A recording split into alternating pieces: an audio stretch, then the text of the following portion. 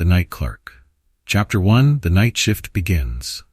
The neon sign flickered, its sickly glow spilling across the worn carpet of the hotel lobby. Benjamin Thompson, hunched over the reception desk, barely noticed the intermittent buzz that accompanied each flicker. His eyes, ringed with dark circles, were fixed on the logbook before him, pen hovering over the page as if afraid to make contact. 11:59 p.m. One more minute and his shift would officially begin. Ben's gaze drifted to the ancient computer monitor, perched precariously on the edge of the desk. Its screen cast a pallid light over his features, accentuating the hollows of his cheeks and the sharp line of his jaw. He looked older than his 28 years, worn down by a life that had taken more than it had given. The digital clock on the monitor ticked over to midnight. With a sigh that seemed to come from the depths of his soul, Ben set down his pen and leaned back in the creaky office chair. The night stretched before him, long and empty, just the way he liked it, or so he told himself. The lobby of the unnamed hotel, locals called it the Old Place, or less charitably, the Haunted Inn, was a study in faded glory. Dusty artificial plants lined one wall, their plastic leaves dulled by years of neglect. Mismatched armchairs, relics of various decades, were arranged in a haphazard semicircle near the entrance. The wallpaper, once a cheery floral pattern, now peeled at the edges, revealing glimpses of cracked plaster beneath. Ben's eyes swept over the familiar scene, cataloging each imperfection with the precision of someone who had spent far too many nights in this very spot. The carpet, threadbare in places, told stories of countless footsteps. The reception desk, its veneer chipped and scratched, bore silent witness to the comings and goings of 1,000 nameless travelers. And then there were the shadows. They seemed to move when he wasn't looking directly at them, shifting and elongating in ways that defied the steady light of the lobby. Ben had long since stopped trying to catch them in the act. Some things, he had learned, were better left unexamined. The air conditioning unit sputtered to life with a wheezing groan, sending a chill through the room. The musty scent of old carpet and stale cigarette smoke intensified, mingling with the faint, sour odor of desperation that seemed to cling to every surface. Ben pulled his faded uniform jacket tighter around his lean frame, the fabric rough against his skin. He remembered when the jacket had been crisp and new, the hotel's logo embroidered proudly on the breast pocket. Now, like everything else in this place, it was a shadow of its former self. Ben reached for the lukewarm coffee that sat forgotten on the desk, grimacing as he took a sip. The bitter liquid did little to chase away the fog of exhaustion that seemed to perpetually cloud his mind these days. How long had it been since he'd had a good night's sleep? Weeks? Months? He couldn't remember. His mind drifted back to the events that had led him here, to this purgatory of night shifts and empty corridors. The string of failed relationships, each ending more spectacularly than the last, the mounting debts, a testament to dreams deferred and opportunities squandered. And finally, the slow, inexorable slide into a bottle, seeking solace in the burn of cheap whiskey. This job, this nighttime exile, was supposed to be a fresh start, a chance to rebuild, to find some semblance of peace in the quiet hours when the rest of the world slept. But as the nights wore on, blending one into another in an endless parade of sameness, Ben found himself wondering if he'd merely traded one form of oblivion for another. With a shake of his head, Ben turned his attention to the bank of security monitors tucked away in the corner of the reception area. Each screen showed a grainy, black-and-white view of the hotel's various spaces, the long, empty corridors, the silent elevator, the deserted parking lot. All quiet, all normal, until it wasn't. A flicker of movement on one of the screens caught Ben's eye. He leaned forward, squinting at the monitor labeled 4th floor hallway. For a moment, he thought he saw a figure walking down the corridor, heading towards room 404. But that was impossible. The 4th floor was closed for renovations. Had been for months. Ben blinked, and the figure was gone. He rubbed his eyes, chalking it up to fatigue and an overactive imagination. It wouldn't be the first time the long, lonely nights had played tricks on him. Still, a nagging sense of unease settled in the pit of his stomach. The phone rang, its shrill tone shattering the silence and making Ben jump. He reached for it with a slightly trembling hand. "Front desk," he answered, his voice rough from disuse. "Ben?" The voice on the other end was familiar, tinged with concern. "It's Edie, just checking in to make sure everything's all right down there." Edith Carter, the hotel manager. Her calls were becoming more frequent lately, always late at night, always with that same underlying tension in her voice. "Everything's fine, Miss Carter," Ben replied, trying to inject some reassurance into his tone. "Quiet night so far." There was a pause, long enough to make Ben wonder if the line had gone dead. Then, "Are you certain, Ben?" "No. Unusual sightings on the cameras? No guests where they shouldn't be?" Ben's breath caught in his throat. He glanced at the monitor showing the 4th floor, the image of that impossible figure flashing through his mind. I'm not sure what you mean, Miss Carter." "This hotel, Ben," Edie's voice lowered, taking on an almost conspiratorial tone. "It has a life of its own, especially at night. Things happen here that can't be explained. Things that shouldn't be possible." A chill ran down Ben's spine. "Miss Carter, keep an eye on things, Ben," she interrupted, her voice suddenly sharp. "Especially late at night. You never know what might turn up on those cameras. And whatever you do, don't go investigating on your own. Some doors are better left unopened." Before Ben could respond, the line went dead with a click. He set the receiver down slowly, his mind reeling from Edie's words. They echoed in his thoughts, mingling with the memory of that impossible figure on the 4th floor camera. Keep an eye on things. Some doors are better left unopened. Ben turned back to the security monitors, his gaze drawn inexorably to the screen showing the 4th floor hallway. The corridor remained empty, the doors to the rooms standing silent sentinel in the gloom. But as he watched, a shadow seemed to detach itself from the wall, sliding across the floor with a fluid grace that made Ben's breath catch in his throat. It paused in front of room 404, lingering for a moment before melting into the darkness. Ben blinked hard, his heart pounding in his chest. When he looked again, the hallway was empty. Just a trick of the light. Just his imagination running wild in the small hours of the morning. It had to be. And yet, as the night wore on and the shadows grew longer, Ben couldn't shake the feeling that something had changed.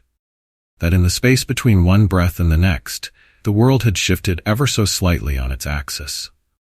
The night stretched before him, long and empty, and full of possibilities he dared not contemplate. The faint sounds of the hotel, the hum of the vending machines, the occasional creak of settling wood, the whisper of wind through poorly sealed windows, seemed to take on a sinister quality, as if the building itself was holding its breath, waiting. And somewhere in the depths of the hotel, beyond the reach of the cameras and the flickering lights, something stirred. The night shift had begun. Chapter 2, The Security Room. The security room was a world unto itself, a cramped space tucked away behind the reception desk like an afterthought. Ben Thompson eased himself into the worn office chair, wincing as it creaked in protest. The room smelled of stale coffee and the faint, acrid scent of old cigarette smoke that seemed to linger despite the fact that Ben had never seen anyone smoke in here. A bank of monitors dominated the far wall, their grainy black and white footage flickering with an almost hypnotic rhythm. Each screen offered a window into a different part of the hotel. The lobby with its faded glory, the long corridors stretching into darkness, the elevator with its mirrors that never seemed to reflect quite right. Ben leaned forward, his eyes scanning each monitor in turn. The events of last night, the figure on the 4th floor, Edie's cryptic warning, had left him on edge. He'd spent the day tossing and turning in his small apartment, unable to shake the feeling that he was missing something important. Now, as the night settled in around him like a heavy blanket, Ben felt the familiar mix of dread and anticipation that had become his constant companions during these long shifts. The clock on the ancient computer read 1:17 a.m. The witching hour, his grandmother used to call it, the time when the veil between worlds was at its thinnest. Ben shook his head, trying to dispel the thought. He was here to do a job, not indulge in superstition. And yet, his contemplation was interrupted by the sound of the lobby door opening. Ben straightened in his chair, surprised by the late-night visitor. On the lobby monitor he watched as Charlie, the hotel's longtime bellhop, sauntered in, his uniform as rumpled as ever. Ben stepped out of the security room, grateful for the distraction. "Charlie, what are you doing here so late?" Charlie's weathered face broke into a grin that didn't quite reach his eyes. "Ah, Benny boy, just finished my shift at the casino. Thought I'd stop by, see how the old girl's holding up." He patted the reception desk affectionately, leaving a handprint in the dust. "You worked here a long time, right, Charlie?" Ben asked, seizing the opportunity to learn more about the hotel's history. Charlie's expression turned wistful. "Longer than I care to admit, kid. Seen a lot of strange things in these halls. You know this place was built on old burial grounds? Least that's what the old-timers used to say." Ben leaned in, intrigued. "What kind of strange things?" Charlie chuckled, but there was an edge to it. "Oh, you know, guests checking out in the middle of the night, no luggage, no word to anyone. Rooms that feel colder than they should, no matter how high you crank the heat. And sometimes—" He lowered his voice conspiratorially. "Sometimes you see things. Things that ain't quite right." A chill ran down Ben's spine. "Like what?" Charlie opened his mouth to respond, but was cut off by the sudden shrill ring of the front desk phone. Ben jumped, his heart racing.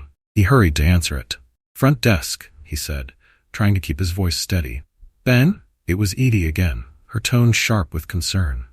"Is everything all right down there? I thought I heard voices." Ben glanced at Charlie, who was now examining the faded tourism brochures with exaggerated interest. "Everything's fine, Miss Carter, just chatting with Charlie. He stopped by after his shift." There was a long pause. When Edie spoke again, her voice was tight.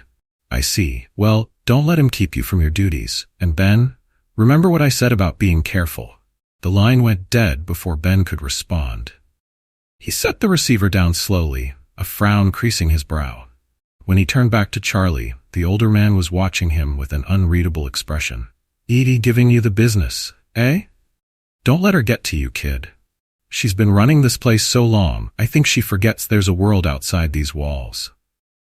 Ben nodded, not sure how to respond. Charlie gave him a pat on the shoulder as he headed for the door. "Take care, Benny boy. And keep your eyes open. This old place, she's got more stories than most folks would believe." As the door closed behind Charlie, Ben felt the weight of solitude settle over him once more. He retreated to the security room, his mind buzzing with questions. Back at his post, Ben pulled out a small notebook from his jacket pocket. The pages were filled with his cramped handwriting, detailing the strange occurrences he'd witnessed over the past few weeks. Shadows moving against the flow of light, doors opening and closing on their own, and always the feeling of being watched. He flipped to a fresh page and began to write. Star 1:45 a.m. Charlie stopped by. Mentioned hotel built on burial grounds, old stories of strange occurrences, cold rooms, guests leaving suddenly. Edie seemed upset by his presence. Connection? As Ben closed the notebook, a flicker of movement on one of the other monitors caught his eye. He looked up sharply, focusing on the screen labeled Lobby. A woman was walking across the faded carpet, her movements fluid and purposeful. She was dressed in a floral sundress that seemed out of place given the late hour and the chill that permeated the old building. As Ben watched, she made her way to the elevator and pressed the call button. Ben frowned. He hadn't heard anyone come in, and he was certain the front door had been locked after Charlie left. How had she gotten inside? He glanced at the logbook on the desk. No new check-ins were recorded. In fact, according to the book, the hotel should be nearly empty tonight, with only a handful of long-term residents occupying rooms on the second floor. The elevator doors slid open with a soft ding that seemed unnaturally loud in the quiet of the night. The woman stepped inside, and just before the doors closed, she looked directly at the camera. For a moment, Ben could have sworn he saw a flicker of recognition in her eyes. Then she was gone, the elevator humming as it carried her up. Ben's heart was pounding as he switched his attention to the elevator camera. He watched as the numbers above the door lit up. 2, 3, 4, 4. The doors opened onto the darkened hallway of the fourth floor, the floor that was supposed to be closed for renovations. The woman stepped out, her bare feet silent on the worn carpet. She walked purposefully down the hall, stopping in front of room 404. Ben held his breath as she reached for the door handle. It turned easily under her hand, as if it had been unlocked and waiting for her. She slipped inside, the door closing behind her with a soft click. For a long moment, Ben sat frozen, his mind struggling to process what he had just seen. Then, with trembling hands, he reached for the logbook again. He flipped through the pages, searching for any mention of room 404, any record of a guest matching the woman's description. Nothing. He turned back to the monitors, his eyes darting between the fourth-floor hallway and room 404. The corridor remained empty, the door to 404 firmly closed. There was no sign of the woman. Ben ran a hand through his disheveled hair, his mind racing. He should call Edie, report what he'd seen. That's what a responsible night clerk would do. But something held him back. The memory of Edie's warning echoed in his mind. Don't go investigating on your own. Some doors are better left unopened. And yet, the mystery of it all pulled at him, a siren song he couldn't resist. He'd taken this job, hoping for peace and quiet, a chance to put his life back together. Instead, he found himself drawn into something he didn't understand, something that both terrified and fascinated him. Before he could talk himself out of it, Ben stood up. He hesitated for a moment, then grabbed the master key from its hook by the door. With one last glance at the monitors, he stepped out of the security room and into the silent lobby. The elevator stood waiting, its doors closed, the indicator light showing it was still on the fourth floor. Ben's finger hovered over the call button, his heart pounding in his chest. This is crazy, he thought. You're imagining things. There's nothing up there. But he knew, with a certainty that chilled him to his core, that he was wrong. There was something up there, something that had been waiting for him all along. With a deep breath, Ben pressed the button. The elevator groaned to life, descending slowly. When the doors opened, he stepped inside, turning to face the mirrors that lined the back wall. His reflection stared back at him, pale and drawn. But for a moment, just as the doors were closing, Ben could have sworn he saw something else in the mirror. A figure standing behind him, indistinct but undeniably there. He whirled around, but the elevator was empty. Just him and his pounding heart and the soft hum of the machinery as it carried him up. The numbers above the door lit up one by one. 2, 3. Ben closed his eyes as the elevator slowed, preparing himself for whatever he might find. 4. The door slid open with a soft ding. Ben opened his eyes, stepping out into the darkened hallway of the fourth floor. The air was different here, heavy and still, carrying the musty scent of disuse. The renovation signs that should have been posted were nowhere to be seen. Instead, the hallway stretched out before him, lined with doors that looked as old and worn as the rest of the hotel. As he walked, Ben couldn't help but recall Charlie's words about the hotel's history. Had people really died here? Were their spirits still wandering these halls? The thought sent a shiver down his spine. Ben's footsteps were muffled by the threadbare carpet as he made his way down the hall. The master key felt cold and heavy in his hand, a constant reminder of the line he was about to cross. As he approached room 404, a chill ran down his spine. The door looked no different from the others, its brass numbers dull in the dim light. But there was something about it, a feeling of wrongness that made the hair on the back of Ben's neck stand up. He raised his hand, hesitating for a moment before knocking softly. "Hello? Is anyone in there?" Silence. Ben took a deep breath, steeling himself. Then, before he could change his mind, he slid the master key into the lock and turned it. The door swung open with a creak that seemed to echo down the empty hallway. Ben stepped inside, fumbling for the light switch. The room was empty. Ben blinked, his eyes adjusting to the sudden brightness. The room looked like any other in the hotel, a queen-size bed with a faded floral bedspread, a small desk, an old TV on a battered dresser. There was no sign that anyone had been here recently. And yet, a faint scent lingered in the air. Something floral and sweet that reminded Ben of summer days and blooming gardens. It was so at odds with the musty smell of the rest of the floor that it stopped him in his tracks. As he stood there trying to make sense of it all, a sound from the hallway made him turn. Footsteps, soft but unmistakable, were approaching the room. Ben's heart leapt into his throat. He looked around frantically, searching for a place to hide. But before he could move, the footsteps stopped, right outside the door. For a long moment, there was only silence. Ben stood frozen, barely daring to breathe. Then slowly, the door began to open. A figure stepped into the room, backlit by the hallway lights. Ben squinted, trying to make out their features. It was the woman from the lobby, her floral dress swaying gently as she moved. She looked directly at Ben, a sad smile playing at the corners of her mouth. "You shouldn't be here," she said softly. "It's not your time yet." Before Ben could respond, the lights flickered. In the brief moment of darkness, the woman vanished. Ben stumbled back, his mind reeling. He rushed to the door, looking up and down the hallway. Empty. With trembling hands, he pulled out his notebook and wrote, 3:15 a.m., room 404. Woman in floral dress. Disappeared. Not imagining things. Charlie's stories about hotel history. Connection? Something is very wrong here. As he made his way back to the elevator, Ben couldn't shake the feeling that he had just stepped over a line, one that he could never uncross. The hotel had shown him a glimpse of its true nature, and nothing would ever be the same. The security room, with its wall of flickering monitors, was waiting for him. But as Ben settled back into his chair, he knew that his real watch had only just begun. The night was far from over, and the hotel had many more secrets to reveal. Chapter 3: The First Encounter. The security room felt smaller than ever, its walls seeming to close in as Ben Thompson leaned forward, his eyes fixed on the grainy monitor labeled 4th floor. His heart raced, palms slick with sweat as he watched the woman in the floral dress walk down the hallway for what felt like the 100th time. He had been rewinding and replaying the footage for hours, searching for what? A clue? An explanation?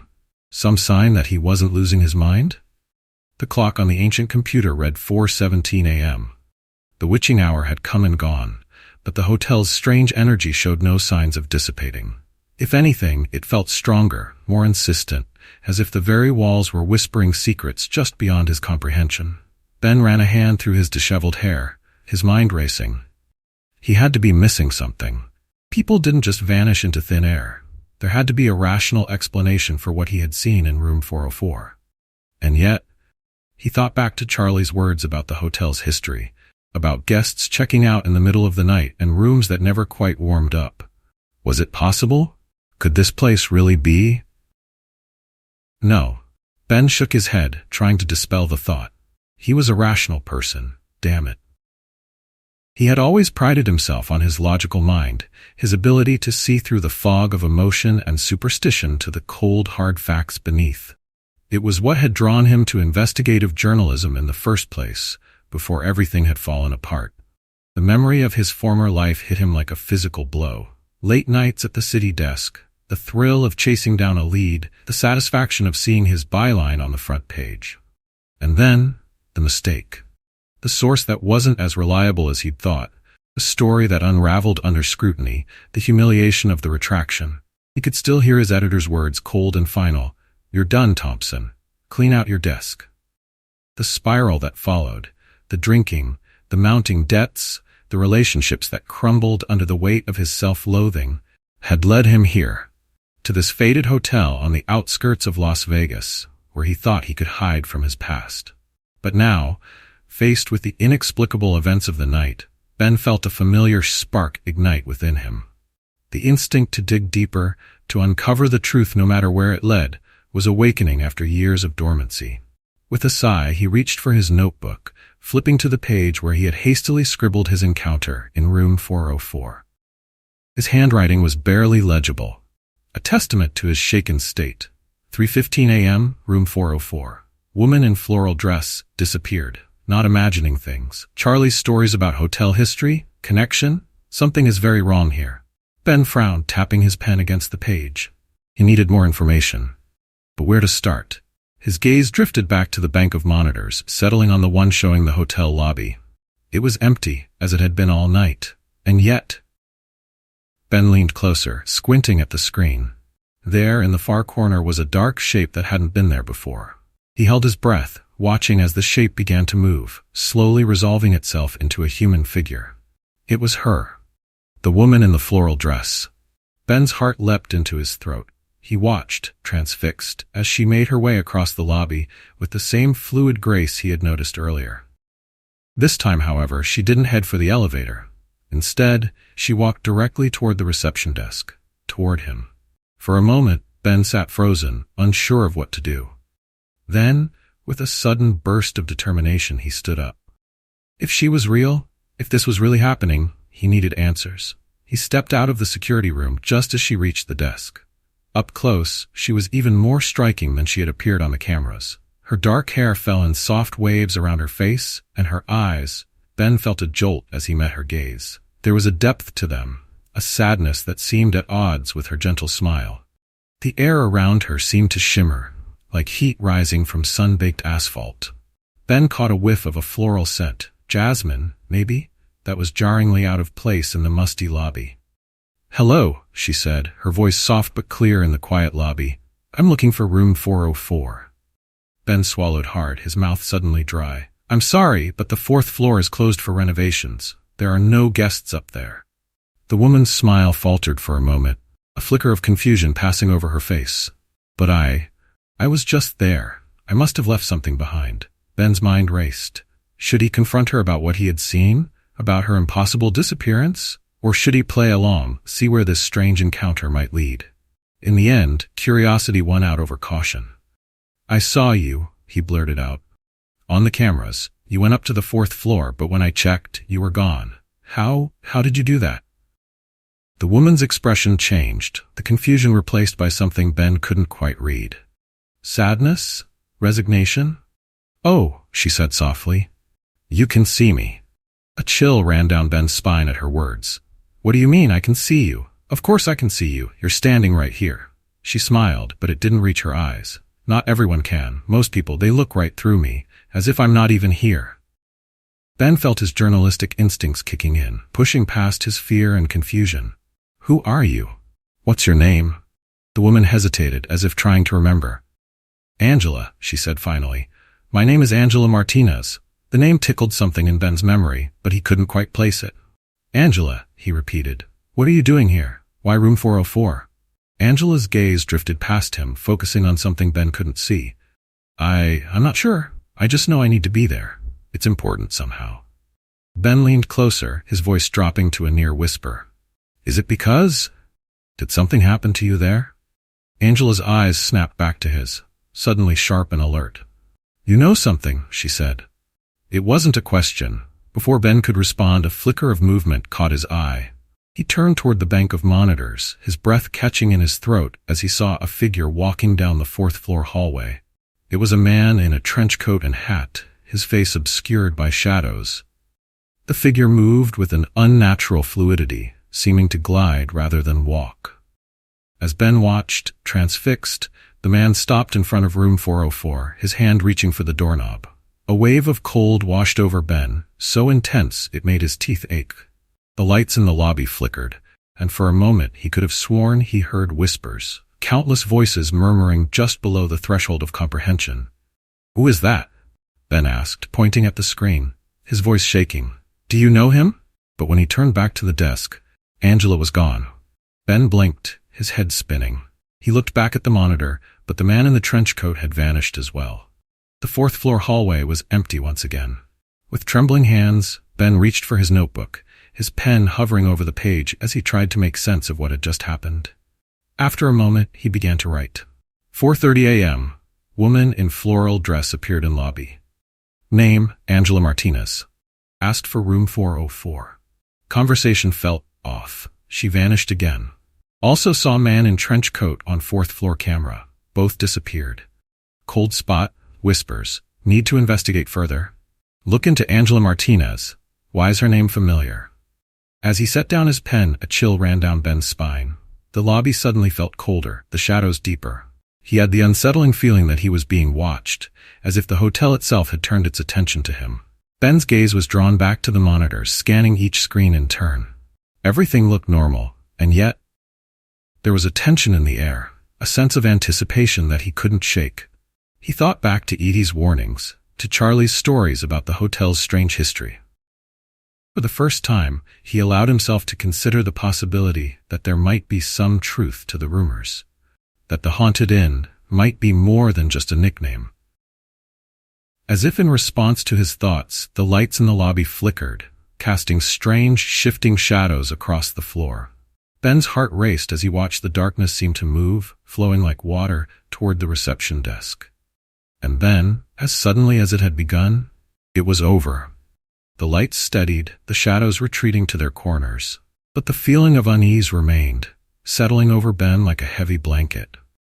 He knew, with a certainty that chilled him to his core, that something had changed.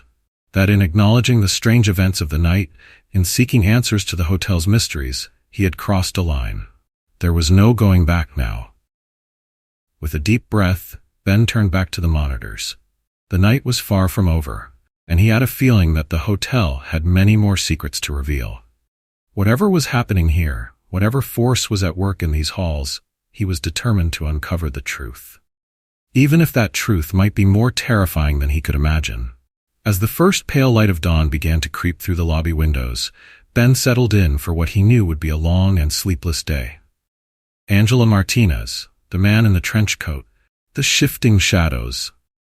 All pieces of a puzzle he was only beginning to understand. He pulled out a fresh page in his notebook and began to write, documenting every detail he could remember. If he was going to solve this mystery, he needed to approach it methodically. No detail was too small, no incident too strange to record. As he wrote, Ben couldn't shake the feeling that he was being watched. He glanced up at the monitors, half expecting to see Angela or the man in the trench coat staring back at him. But the screens showed only empty hallways and silent rooms.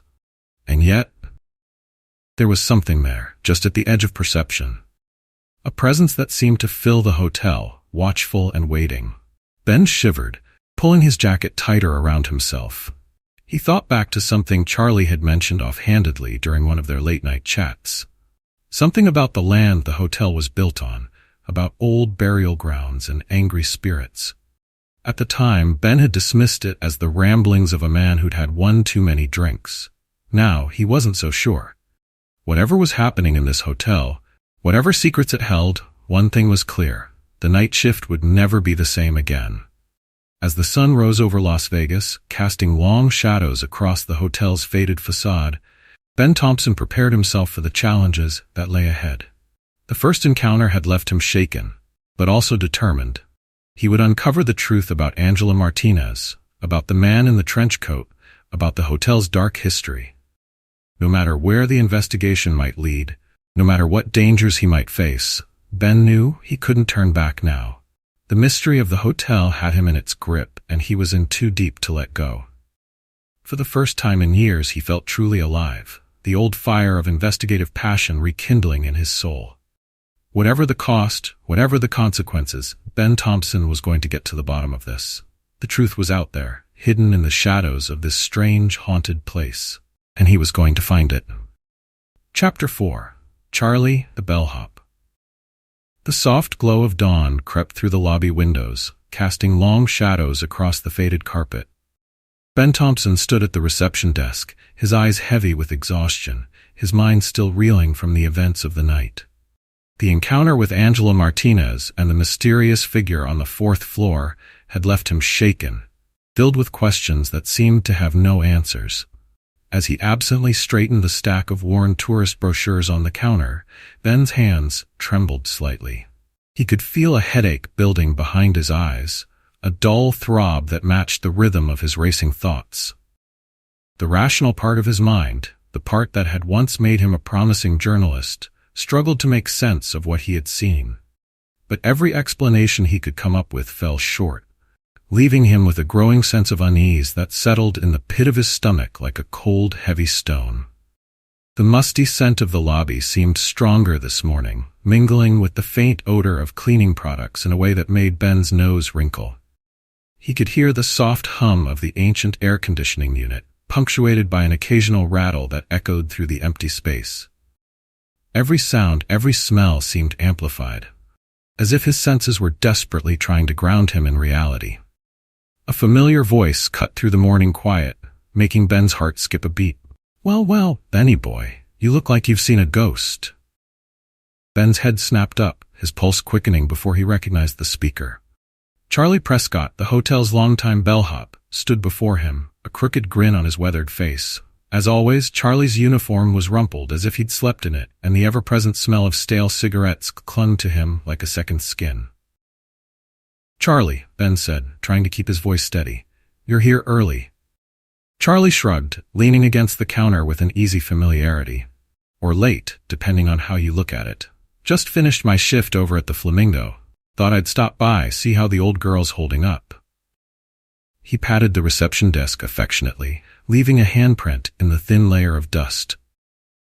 Ben hesitated, eyeing Charlie warily. The older man had always struck him as a bit odd, with his dark humor and cryptic comments about the hotel's history. But now, after the night he'd had, Ben found himself wondering if Charlie might know more than he let on. "Charlie," he began carefully, "how long have you worked here?" The bellhop's grin widened, a glint of something unrateable in his eyes. "Longer than I care to admit, kid. Why do you ask?" Ben took a deep breath, steeling himself. The weight of the night's events pressed down on him, urging him to seek answers, to make sense of the impossible things he'd witnessed. But a small voice in the back of his mind whispered caution, reminding him of the fine line between curiosity and obsession. "Have you ever?"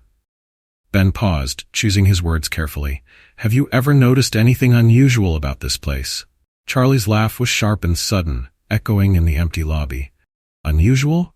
Oh, Benny boy, every hotel's got its quirks. This old girl's no different." He leaned in close, his voice dropping to a conspiratorial whisper. The smell of cigarettes and something else, something old and musty, wafted over Ben, making him suppress a cough.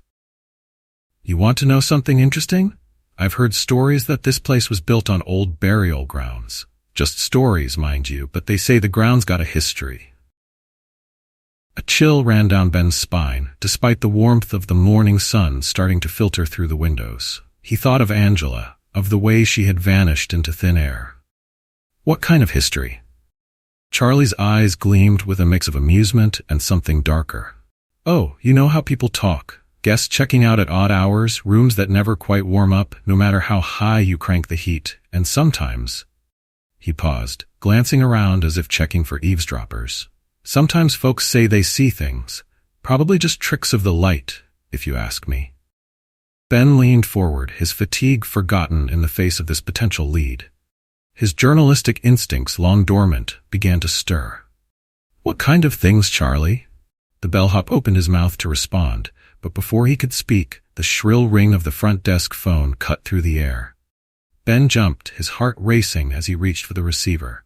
The cool plastic felt almost shockingly real against his skin, a stark contrast to the hazy, dreamlike quality the conversation with Charlie had taken on. "Front desk," he answered, trying to keep his voice steady. "Ben?" Edie's sharp tone crackled through the line. "Is everything all right down there? I thought I heard voices." Ben glanced at Charlie, who was now examining his fingernails with exaggerated interest.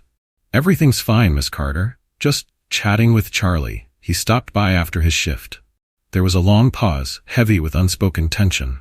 When Edie spoke again, her voice was tight, controlled. "I see. Well, don't let him keep you from your duties. And Ben, remember what I said about being careful."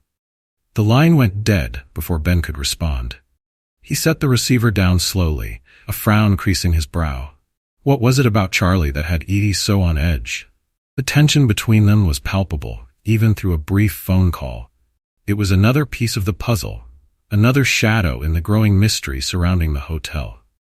When he turned back to the bellhop, Charlie was watching him with an unreadable expression. "Edie giving you the business, eh? Don't let her get to you, kid. She's been running this place so long, I think she forgets there's a world outside these walls." Ben nodded, not sure how to respond. There was something in Charlie's tone, a hint of bitterness perhaps, that made him wonder about the relationship between the bellhop and the hotel manager. But before he could ponder it further, a wave of exhaustion washed over him. The lack of sleep, combined with the stress of the night's events, was starting to take its toll. Charlie seemed to notice. His expression softened slightly, the mischievous glint in his eyes replaced by something that might have been concern. "You look beat, Benny boy. Night shift's not for everyone, you know." Ben ran a hand through his disheveled hair, feeling the grit of dried sweat at the roots. "I'm fine," he muttered, more to himself than to Charlie. "Just a lot on my mind." Charlie stretched, his joints popping audibly in the quiet lobby. The sound made Ben wince, reminding him of how Angela had disappeared, there one moment, gone the next, like a soap bubble bursting. Well, I should be heading out. Got to catch a few winks before my next shift. Charlie turned to go, then paused, looking back at Ben with a grin that didn't quite reach his eyes. Oh, and Benny boy, if you're having trouble sleeping, you might want to try counting sheep. Or doors. I hear room 404's a good place to start. Before Ben could ask what he meant, Charlie was gone, the lobby door swinging shut behind him with a soft thud that seemed to echo in the empty space. Ben stood there for a long moment, his mind racing. Room 404, the same room Angela had been so fixated on, the room where she had vanished before his eyes. The mention of the room brought a fresh wave of unease. Ben could almost feel the weight of the hotel pressing down on him, its walls holding secrets that whispered just at the edge of hearing. The air felt thicker somehow, as if the very atmosphere was trying to tell him something. With trembling hands, he pulled out his notebook and scribbled. 6:30 a.m., Charlie's visit.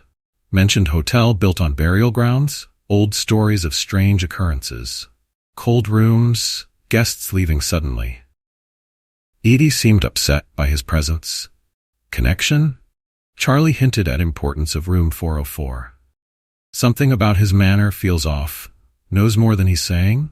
As he closed the notebook, Ben couldn't shake the feeling that he had just been given a piece of a much larger puzzle. But what was the connection between Charlie, Edie, and the strange events of the night? And why did room 404 seem to be at the center of it all? The morning sun climbed higher, its light filling the lobby and chasing away the last of the night's shadows. But for Ben, the mysteries of the hotel only seemed to deepen.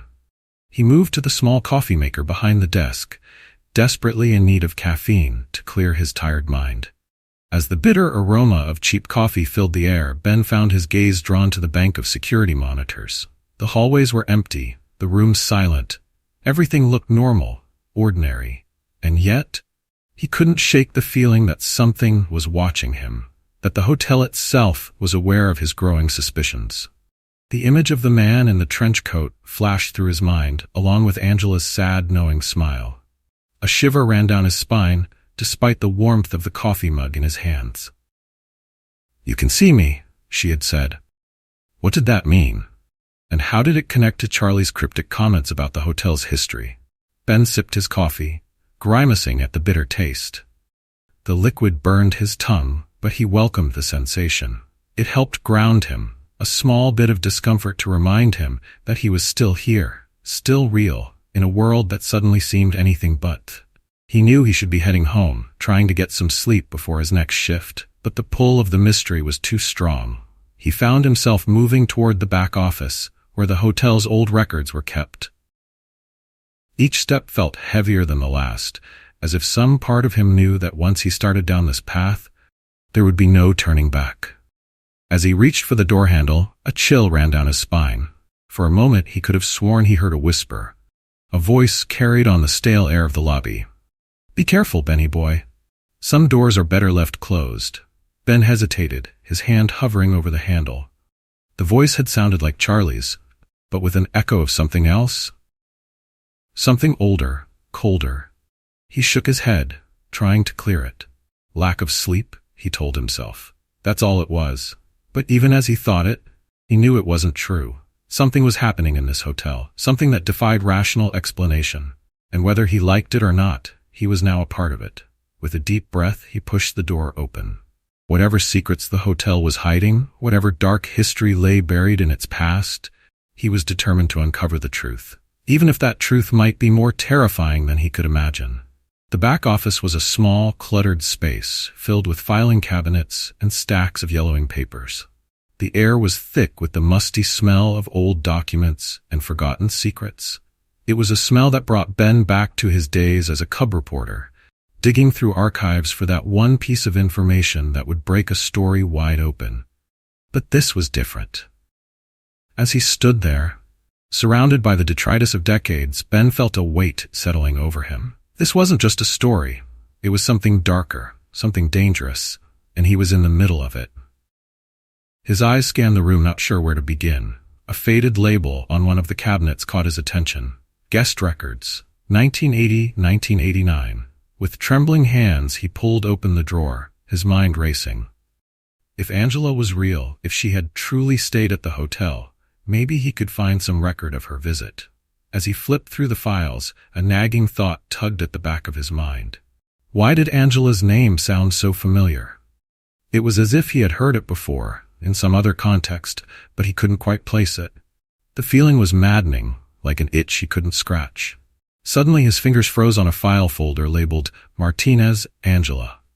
His heart pounding, Ben pulled out the file and opened it. The paper felt brittle under his fingers, as if it might crumble at any moment.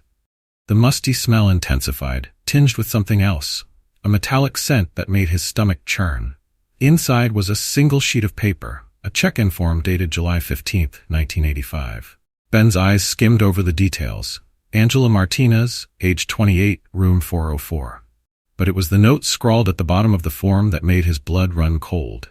Guest found deceased in room on July 18, 1985. Cause of death, homicide. Case unsolved.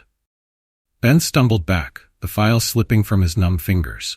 The papers scattered across the floor, a damning constellation of evidence he could no longer ignore. The sound of rustling paper seemed unnaturally loud in the small room, like the whisper of long-buried secrets finally coming to light. Angela Martinez was dead, had been dead for decades, and yet he had seen her, spoken to her, just hours ago. As the realization washed over him, the lights in the office flickered. The temperature seemed to drop, and Ben could have sworn he heard the faint sound of weeping coming from somewhere deep within the hotel. It was a sound of profound sorrow, of a grief so deep it transcended death itself. With shaking hands, he gathered up the papers and shoved them back into the file. He needed to think, needed to make sense of what he had discovered. But one thing was clear. The mystery of the hotel, of room 404, went far deeper than he had ever imagined. As he stepped back into the lobby, Ben's gaze was drawn to the security monitors once again. The familiar flicker of the screens was oddly comforting, a reminder of the mundane in a world that suddenly seemed anything but. And then he saw it. There, on the screen showing the fourth-floor hallway, was a figure. The man in the trench coat. He stood motionless in front of room 404, his face hidden in shadow. As Ben watched, heart pounding, the figure slowly turned to face the camera. The movement was smooth, almost too smooth, like something not quite human. For a moment, just a fraction of a second, Ben could have sworn he saw the man's face. It was a face he recognized, though he couldn't say from where. A face that sent a jolt of terror through him, leaving him cold and shaking. It was a face that didn't belong in this world, or perhaps it belonged too much in ways Ben couldn't begin to understand. Then the figure was gone, the hallway empty once more. Ben blinked, rubbing his eyes furiously. Had he imagined it? Was his tired mind playing tricks on him? But deep down, he knew. It had been real. As real as Angela, as real as the file in his trembling hands. As real as the growing certainty that he was in way over his head. Ben collapsed into the chair behind the reception desk, his mind reeling. The pieces of the puzzle were there, he was sure of it. Angela's death, Charlie's warnings, the strange occurrences in room 404. But how did they all fit together? And more importantly, what was his own role in this unfolding mystery? As the morning light grew stronger, casting long shadows across the lobby, Ben Thompson knew one thing for certain. His life would never be the same again. He had stepped into something dark and ancient, a mystery that had claimed lives and trapped souls. And now, for better or worse, he was a part of it. The next night shift loomed before him, full of possibilities and dangers he could scarcely imagine. But as Ben finally left the hotel, stepping out into the bright Las Vegas morning, he felt a strange mix of fear and exhilaration. It was a feeling he hadn't experienced since his days as a reporter, chasing down leads and uncovering hidden truths. But this was different. This was bigger, more terrifying, and infinitely more personal. Whatever secrets the hotel held, whatever dark forces were at work within its walls, he was determined to uncover the truth, no matter the cost. As he walked away, the hot desert wind whipping at his clothes, Ben didn't notice the figure watching him from the hotel's highest window. A figure in a rumpled bellhop uniform, a crooked grin on his ageless face. Charlie Prescott took a long drag on his cigarette, the smoke curling around him like a shroud. For a moment, just the briefest instant, his form seemed to flicker, like a bad television signal. Then he was solid again, as real as the worn carpet beneath his feet. "Oh, Benny boy," he murmured, his voice barely a whisper on the hot desert wind. "You have no idea what you're getting yourself into." Charlie's eyes, normally twinkling with mischief, now held a depth of sadness that seemed centuries old. He watched Ben's retreating figure, noting the slight slump of his shoulders, the weariness in his step. It was a familiar sight, one he had seen countless times over the years. "They all start out the same," Charlie muttered to himself, taking another drag of his cigarette. "Curious, determined, thinking they can unravel the mystery." He chuckled, but there was no humor in the sound. But the hotel always wins in the end. With a sigh that seemed to come from the very depths of the building, Charlie turned away from the window. The cigarette smoke hung in the air, forming shapes that, if one looked closely, might resemble faces, pained, pleading faces of those long gone. As Charlie moved through the hotel's upper floors, his footsteps made no sound on the worn carpet. He passed by room 404, pausing for a moment to rest his hand on the door. A faint whimper could be heard from within, a sound of eternal sorrow that only he seemed to notice. "I'm sorry, Angela," he whispered. "I'm so sorry." Then, with a soft chuckle that echoed through the empty halls, Charlie faded away, leaving nothing behind but the faint scent of stale smoke and the lingering promise of secrets yet to be revealed. The hotel stood silent in the morning sun, its faded facade hiding untold stories of tragedy and loss. To the outside world, it was just another aging building on the outskirts of Las Vegas, a relic of a bygone era. But within its walls, in the shadows of its rooms and the echoes of its corridors, something stirred. In the lobby, the security monitors flickered, showing empty hallways and silent rooms. But every so often, if one watched closely, a shadow might move where no shadow should be, or a figure might appear for just a split second before vanishing again. And in room 404, the heart of the hotel's mysteries, the air grew colder. The faint sound of weeping could be heard, barely audible even in the stillness of the morning. It was a sound filled with longing, with a grief that transcended death itself. As the day wore on and the hotel's few remaining guests went about their business, oblivious to the forces at work around them, the stage was set for the next act in this unfolding drama. Ben Thompson, the night clerk turned reluctant investigator, would return that evening, drawn back by forces he didn't understand to face horrors he could scarcely imagine. The hotel waited, patient as only something truly ancient can be. It had claimed many souls over the years, trapping them within its walls, feeding off their energy, their fear, their despair. And now it had set its sights on a new target. In the shadows of room 404, something shifted. A presence, neither fully alive nor truly dead, stirred from its slumber. It could sense the approach of night, could feel the weakening of the veil between worlds that came with the setting sun. And it hungered. As the last rays of sunlight faded from the sky, casting long shadows across the desert landscape, the hotel seemed to come alive. The air grew thick with anticipation, with the promise of secrets soon to be revealed and horrors yet to be faced. In his small apartment across town, Ben Thompson tossed and turned in his bed, his sleep plagued by nightmares of endless corridors and faces that melted away as soon as he tried to focus on them. In his dreams, he heard Charlie's voice, echoing with an otherworldly resonance. "Be careful, Benny boy. Some doors are better left closed." But it was too late for caution now. Ben had opened a door that could never truly be closed again. He had taken his first steps down a path that would lead him into the very heart of the hotel's darkness. And the hotel, in all its ancient, malevolent glory, was ready to receive him. As night fell over Las Vegas, the old hotel stood silent and waiting. Its windows gleamed in the neon-lit darkness, a beacon for the lost and the damned. And somewhere within its labyrinthine corridors, in a room that existed in the liminal space between life and death, a clock ticked steadily towards midnight. The night shift was about to begin. Chapter 5, Room 404. The elevator doors slid open with a soft ding that seemed to echo through the empty hallway. Ben Thompson stepped out, his heart pounding in his chest, the master key cold and heavy in his sweating palm. The air on the fourth floor felt different, thicker, heavier, as if the very atmosphere was trying to push him back into the relative safety of the elevator. But there was no going back now. Ben's footsteps were muffled by the threadbare carpet as he made his way down the corridor. The renovation signs that should have been posted were nowhere to be seen. Instead, the hallway stretched out before him, lined with doors that looked as old and worn as the rest of the hotel. Each door he passed seemed to whisper, secrets trapped behind peeling paint and tarnished brass numbers.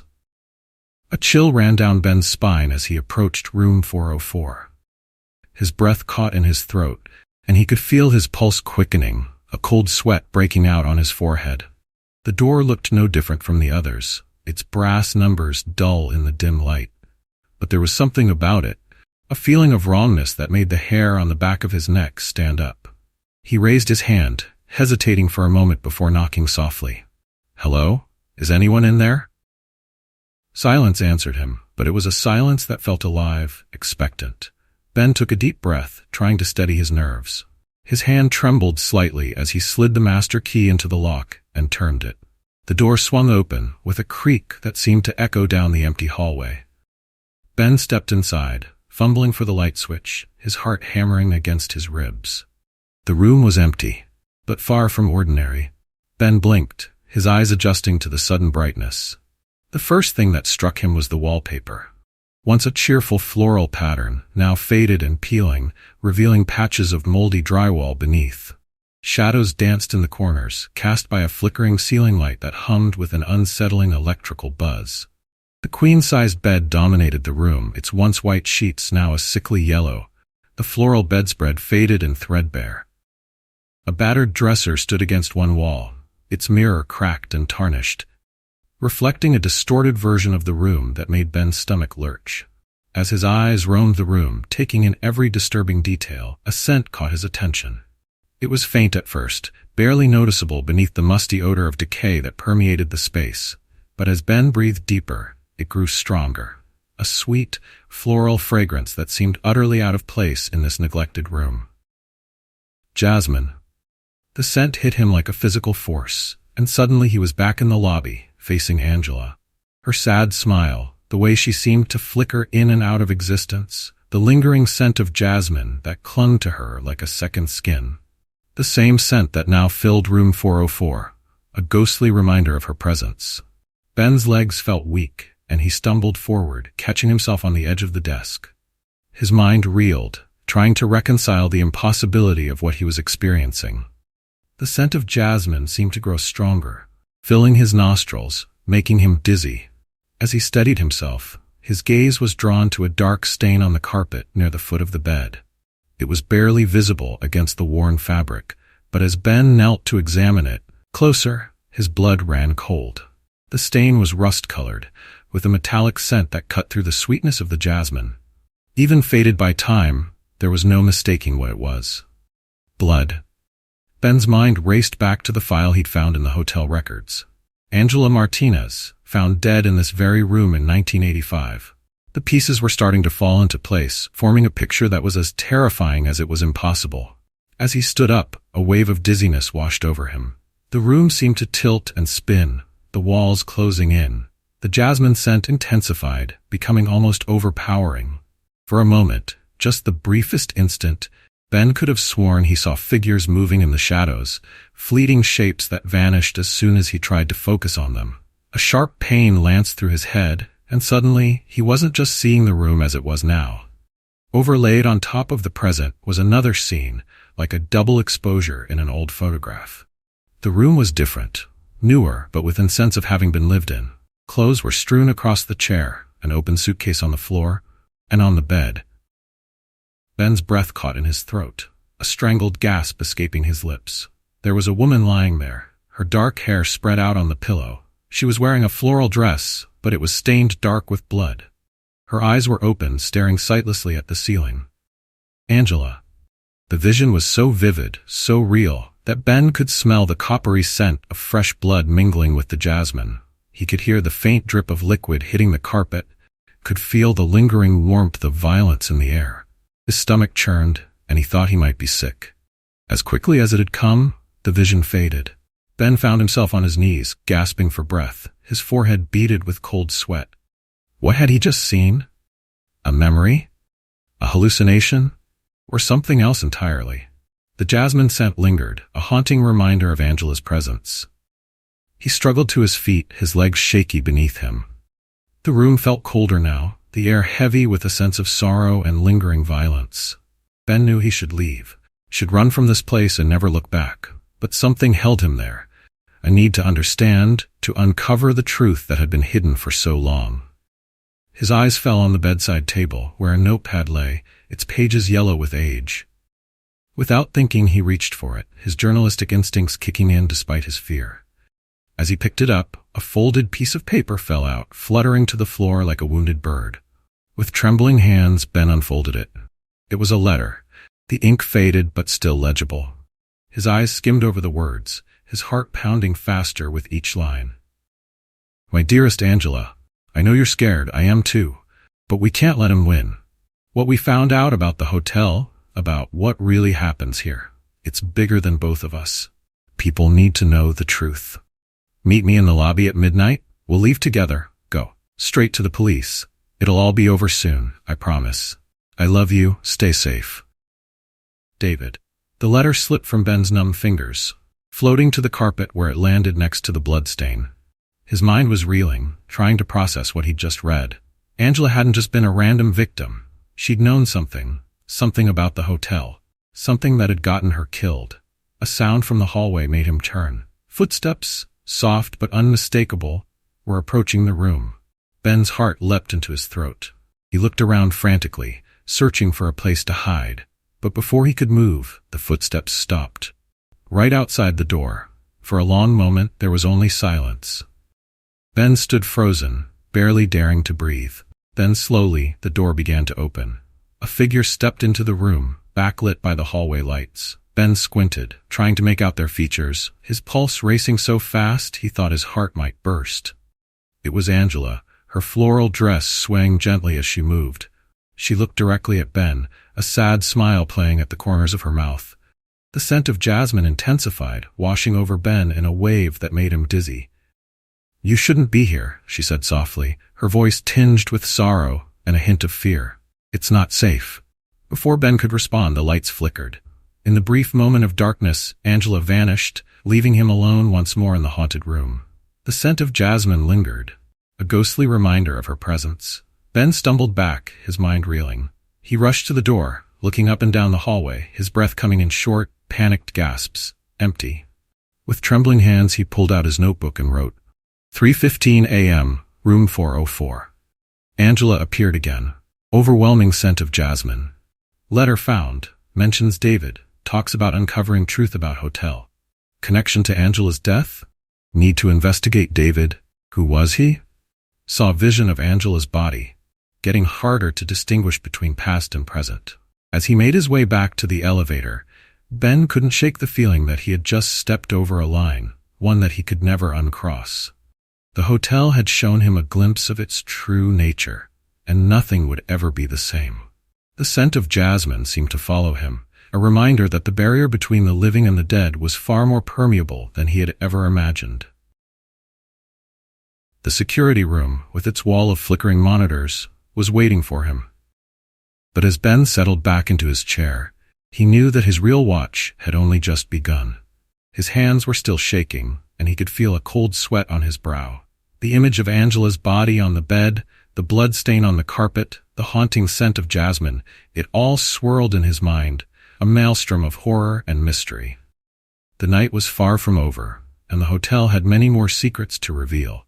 Ben steeled himself, knowing that each revelation would likely bring more terror.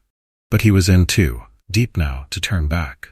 Whatever the cost, he had to uncover the truth about Angela, about David, about the hotel's dark past. As he turned his attention to the monitors, Ben couldn't shake the feeling that he was being watched. The hotel seemed more alive than ever, its dark corridors hiding secrets that were slowly coming to light. And somewhere in the depths of the building, something stirred. Something old and patient and hungry.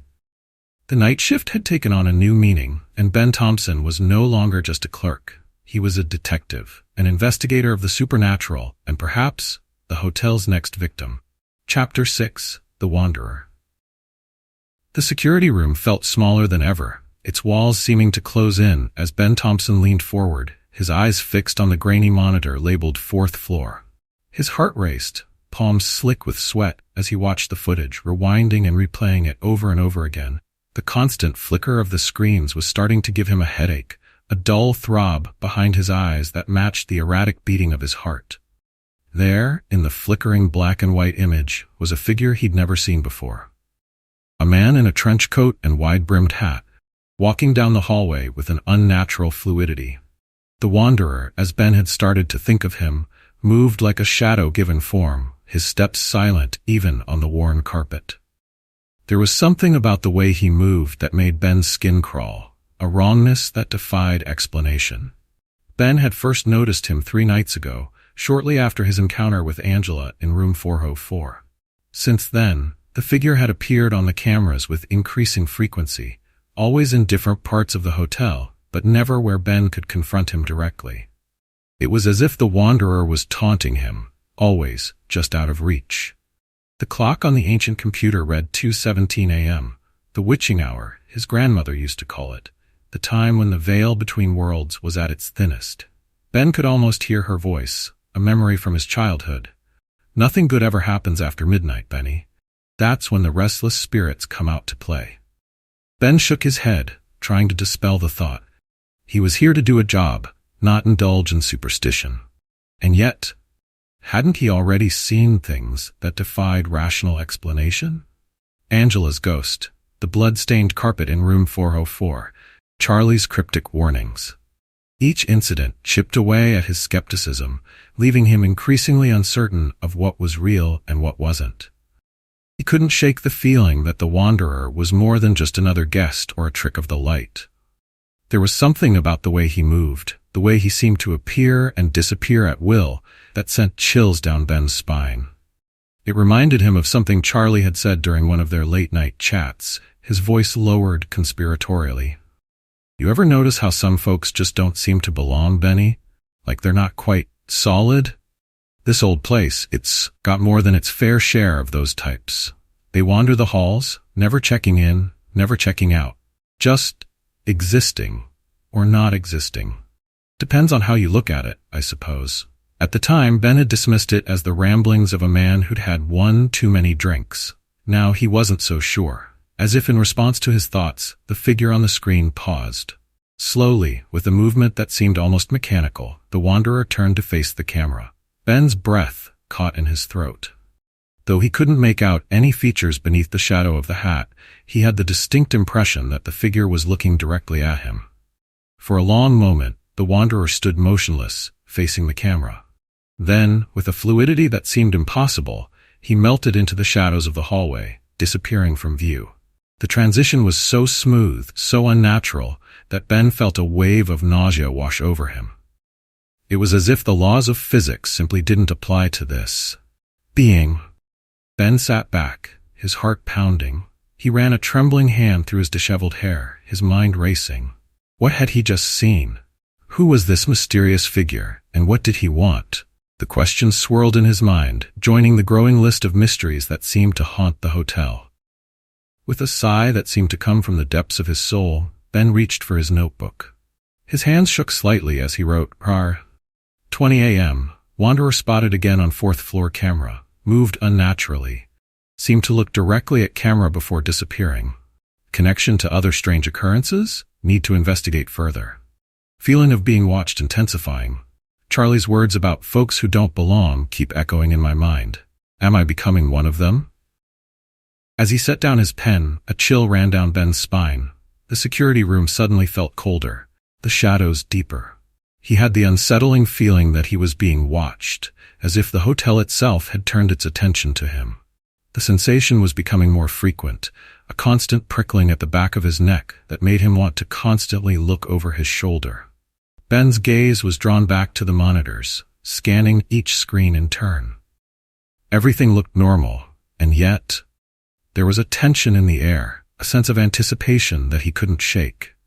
It was as if the entire hotel was holding its breath, waiting for something to happen. He thought back to Edie's warnings, to the way her eyes had narrowed when he'd mentioned the strange occurrences. "Be careful, Ben," she'd said, her voice tight with an emotion he couldn't quite identify. "This place has a way of changing people. The ones who go looking for answers, they don't always like what they find." For the first time, he allowed himself to consider the possibility that there might be some truth to the rumors, that the haunted inn might be more than just a nickname. The thought sent a shiver down his spine, a mixture of fear and excitement. The old investigative instincts that had once made him a promising journalist were stirring, awakening after years of dormancy. As if in response to his thoughts, the lights in the security room flickered, casting strange, shifting shadows across the floor. Ben's heart raced as he watched the darkness seem to move, flowing like water toward him.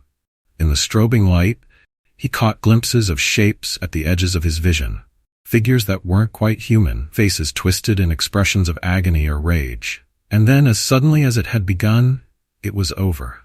The light steadied, the shadows retreating to their corners. But the feeling of unease remained, settling over Ben like a heavy blanket.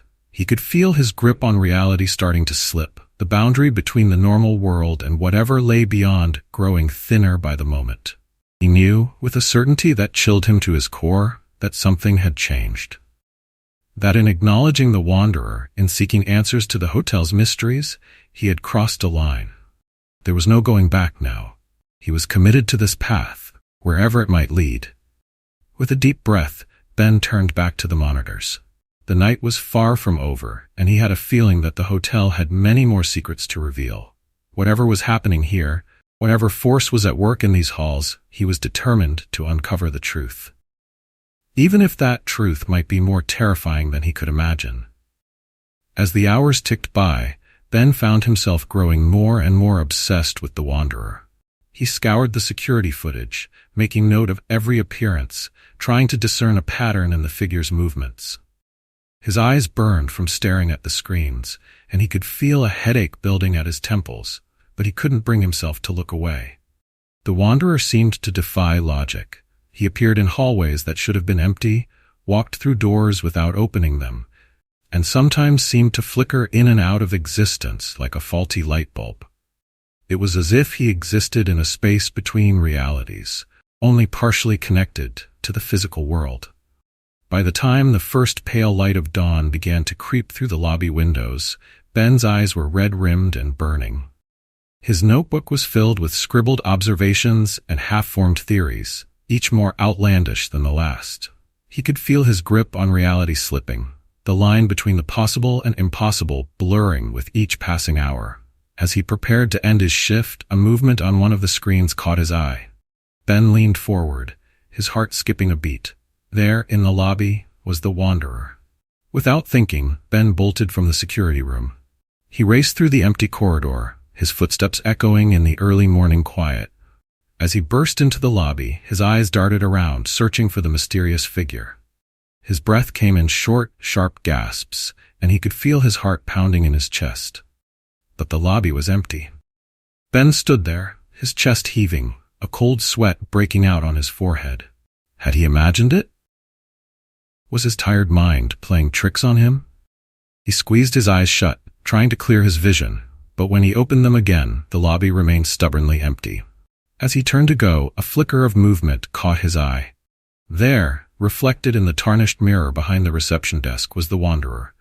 He stood motionless, his face hidden in the shadow of his hat, but Ben could feel the weight of his gaze. It was a palpable thing, heavy with meaning and unspoken threats. Ben whirled around, but the lobby was still empty. When he looked back at the mirror, the Wanderer was gone. The sudden appearance and disappearance left him dizzy and disoriented, his mind struggling to reconcile what he had seen with what he knew to be possible. With trembling hands, Ben reached for his notebook one last time. As he wrote, he couldn't shake the feeling that he was being watched, that the hotel itself was aware of his growing obsession. The pen felt heavy in his hand, and the words seemed to swim on the page as he wrote. 6:05 a.m., saw Wanderer in lobby, disappeared when I arrived. Reflection in mirror but not in room. What is happening to me? Am I losing my mind? The line between reality and whatever this is. It's blurring. I can feel myself changing, becoming something other. Is this what happened to Angela? To Charlie? Am I becoming a part of this place? As he clicked his pen closed, a sound made him freeze. Footsteps, soft but unmistakable, were coming from the direction of the elevators. The sound sent a jolt of terror through him, his body tensing as if preparing for flight. Ben turned slowly, his heart pounding so hard he could feel it in his throat. The elevator doors were closed, the indicator light showing it was still on the 4th floor. But the footsteps were getting closer, echoing in the empty lobby with an unnatural clarity. "Hello," he called out, his voice sounding small and frightened in the empty lobby. "Is someone there?" The footsteps stopped. For a long moment there was only silence, a silence so complete it seemed to press against Ben's eardrums. Then, so quietly he almost missed it, a voice whispered, "Be careful, Ben. Some doors are better left closed." Ben's blood ran cold. He recognized that voice. It was Charlie's. But Charlie wasn't due for his shift for hours. And there was something off about the voice, an echo to it that seemed to come from everywhere and nowhere at once. Before Ben could process what was happening, the lobby was plunged into darkness.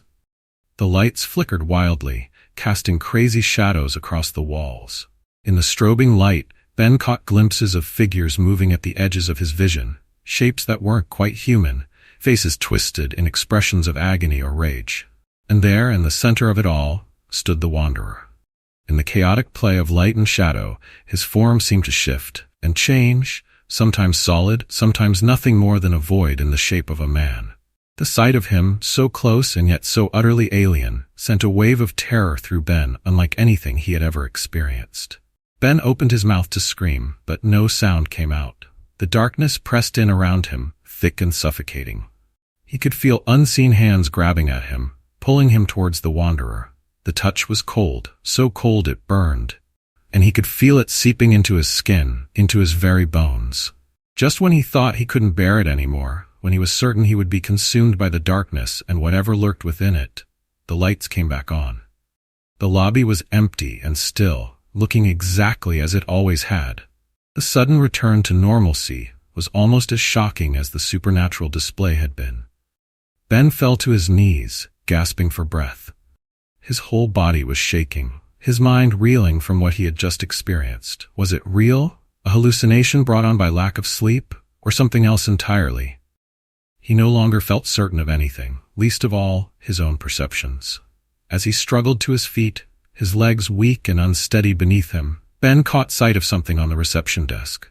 A single playing card lay there, face up. The Queen of Hearts. He was sure it hadn't been there before. With trembling fingers, he picked up the card.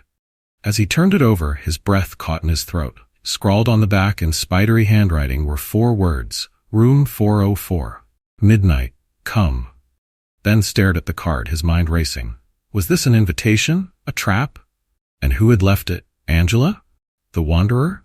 Or something else entirely? The questions swirled in his mind, each one leading to a dozen more, none of them with any satisfactory answers. As he slipped the card into his pocket, Ben knew one thing for certain. Whatever was happening in this hotel, he was now irrevocably part of it. The Wanderer had made sure of that. He could feel it in his bones, a certainty that went beyond mere knowledge. He was changing, becoming something other than what he had been, and there was no going back. With a final glance at the silent lobby, Ben made his way out of the hotel. The morning sun did little to chase away the chill that had settled deep in his bones. As he walked to his car, he couldn't shake the feeling that he was being watched. Every shadow seemed to hide a lurking presence. Every reflection held the potential for terror. From a window high above, a figure in a trench coat and wide-brimmed hat observed Ben's departure. The Wanderer's face was hidden in shadow, but there was an air of satisfaction about him. The piece had been moved, the game set in motion. Now, all that remained was to see how Ben Thompson would play his hand. Would he rise to the challenge, delve deeper into the hotel's mysteries, or would he break under the strain, becoming just another lost soul trapped within these walls? As the hotel settled into its daytime routine, the Wanderer faded from view, becoming one with the shadows that lurked in every corner of the aging building. The invitation had been extended, the challenge issued. At midnight in room 404, the next act of this dark drama would unfold. and Ben Thompson, whether he knew it or not, would be center stage. The hotel held its secrets close, but soon, very soon, the truth would be revealed. And nothing would ever be the same again. Chapter 7. Edie's Cryptic Warnings. The first part of the chapter remains the same, up to the point where Ben leaves Edie's office. We'll add the following sections to address the areas for improvement. As Ben stumbled out of Edie's office, his mind reeled from the weight of her words. The hallway seemed to stretch and distort before him, the faded wallpaper writhing like living things. He leaned against the wall, his breath coming in short, sharp gasps. The cool surface of the wall anchored him, reminding him that he was still in the real world, or at least what he had always thought of as the real world. His thoughts raced, a chaotic whirlwind of fear, disbelief, and a perverse excitement that he couldn't quite suppress. Part of him wanted to run, to flee this place and never look back. But a deeper part, the part that had made him a journalist, that had always pushed him to uncover the truth no matter the cost, whispered that he was on the verge of something monumental. As he made his way back to the reception desk, fragments of Edie's warnings echoed in his mind. This hotel, it has a life of its own. Forces that have been here long before this hotel was built. They're always hungry, always looking for new souls to collect. Each phrase sent a fresh chill down his spine, making the hair on the back of his neck stand up. Ben's eyes darted around the lobby, seeing it with new eyes. The shabby furniture, the worn carpet, the flickering lights, it all seemed sinister now, as if it was just a facade hiding something much darker. He thought he saw shadows moving at the corners of his vision, but when he turned to look, there was nothing there. As he settled back behind the reception desk, Ben pulled out his notebook with trembling hands. He needed to write it all down, to try and make sense of what he'd just heard. But as he put pen to paper, he hesitated. What if Edie was right? What if by investigating, by even acknowledging these strange occurrences, he was putting himself in danger? He thought of Angela, her sad smile and the lingering scent of jasmine. He thought of the Wanderer, that impossible figure that seemed to exist between worlds. And he thought of Charlie, with his knowing smirk and cryptic comments. Were they all trapped here, caught in the hotel's web? And was he destined to join them? Ben shook his head, trying to clear it. He needed facts, something concrete to hold on to in the face of these impossible claims. His journalistic instincts kicking in, he decided to start with the hotel's history. Surely there must be records, newspaper articles, something to corroborate Edie's stories. He opened his laptop, the glow of the screen a stark contrast to the dimness of the lobby. As he began to search, he found himself falling down a rabbit hole of local legends and mysterious disappearances. The hotel, he discovered, had been built in 1947, just as Las Vegas was beginning to boom. But even before the first brick was laid, there were whispers about the land. Local indigenous tribes had warned the developers that the site was cursed, that it was a place where the veil between worlds was thin.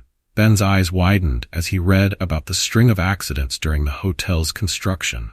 Workers disappearing, only to be found days later with no memory of where they'd been. Strange sounds and apparitions reported by those working the night shift. And most chillingly, the unexplained death of the original owner's son, found in the half-finished lobby with a look of terror frozen on his face. As the years went on, the incidents continued. Guests checking out in the middle of the night, leaving all their belongings behind. Staff members quitting without notice, some claiming they'd seen impossible things in the hotel's halls. And always, there were the stories of room 404. The room where people went in, but didn't always come out. Ben's research was interrupted by the soft ding of the elevator. He looked up, his heart racing, half expecting to see the Wanderer or Angela stepping out. But it was just a guest, an elderly man who nodded politely as he made his way to the front doors. As the doors swung shut behind the man, Ben couldn't shake the feeling that something had changed. The hotel seemed to press in around him, the air thick with unspoken secrets. He could almost feel the weight of all those lost souls, all those dark stories bearing down on him. With a shaky hand, he reached for his notebook again. This time, the words flowed freely. 9:15 a.m. Meeting with Edie. Warnings about hotel's supernatural nature. mentions of souls being collected, people unable to leave. Edie seems scared, but also protective of hotel. Strange occurrence during conversation. Lights flickered, temperature dropped, whispers in walls. Edie said, "It's listening."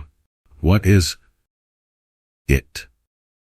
Further research reveals dark history of hotel. Built in 1947 on allegedly cursed land, accidents and disappearances during construction, unexplained death of original owner's son, ongoing incidents with guests and staff, recurring stories about room 404. Need to be careful, but can't stop now. Too many questions left unanswered. Am I already in too deep? What if Edie is right and the hotel never lets go?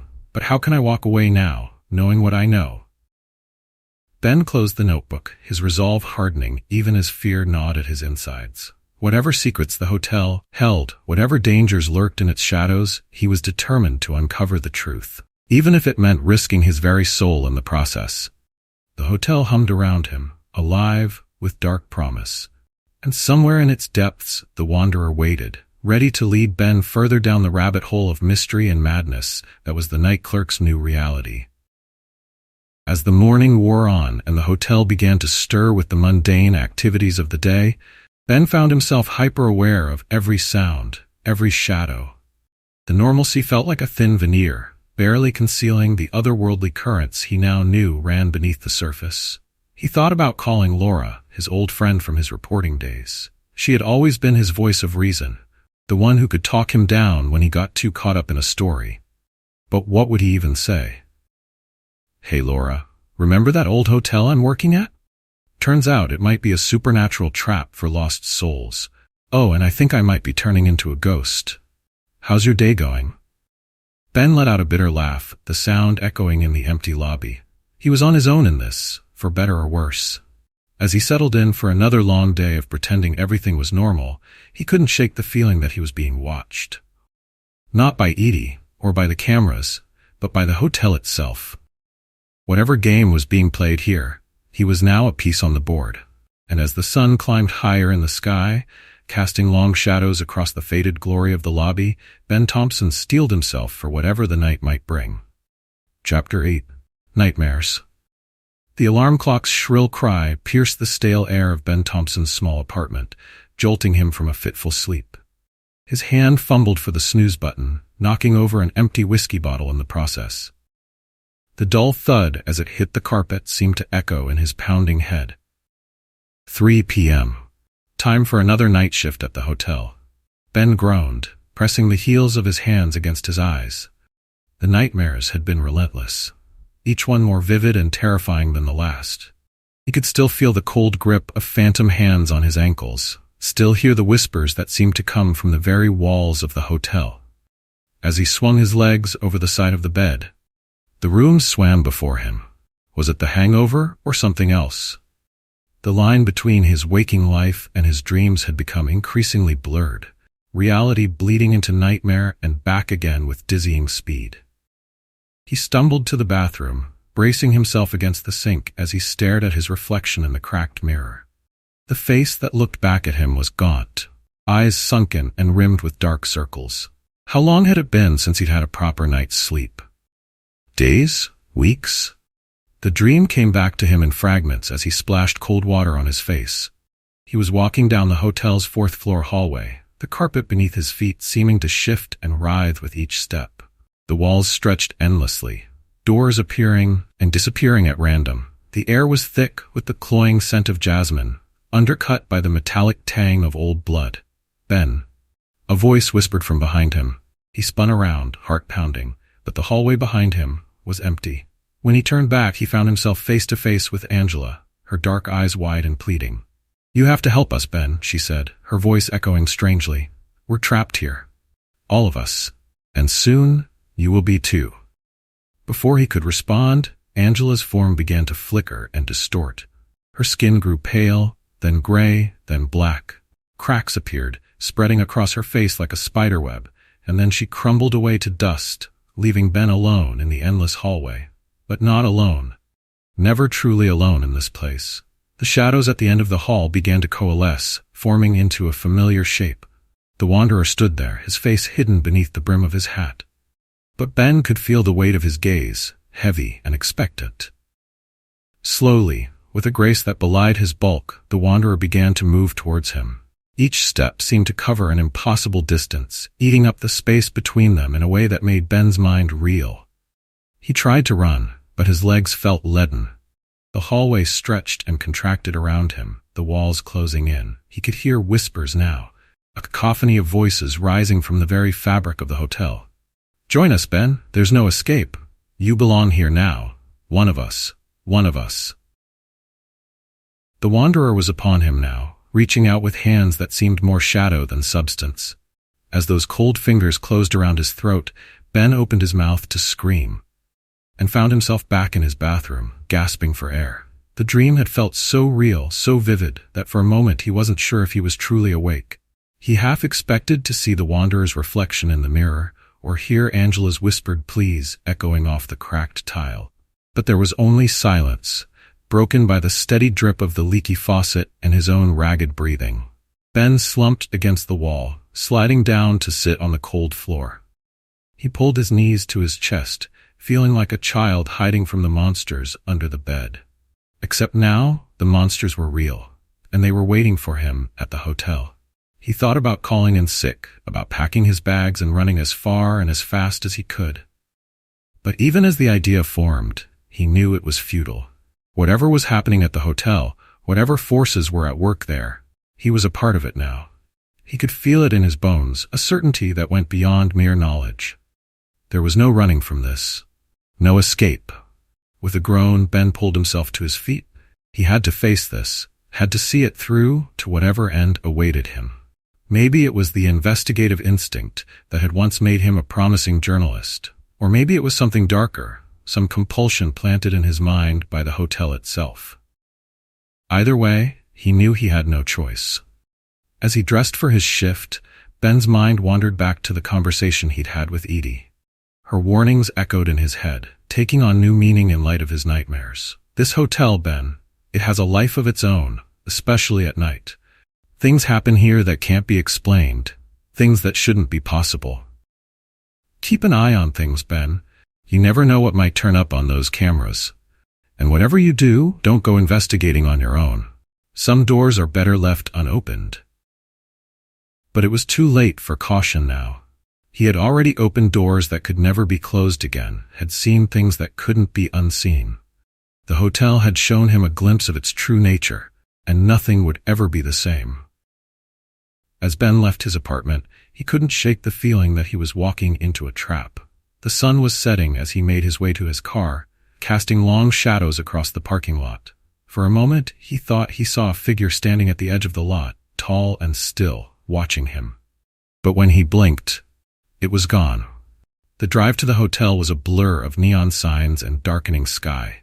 Each mile seemed to stretch endlessly, the desert landscape morphing into something alien and foreboding.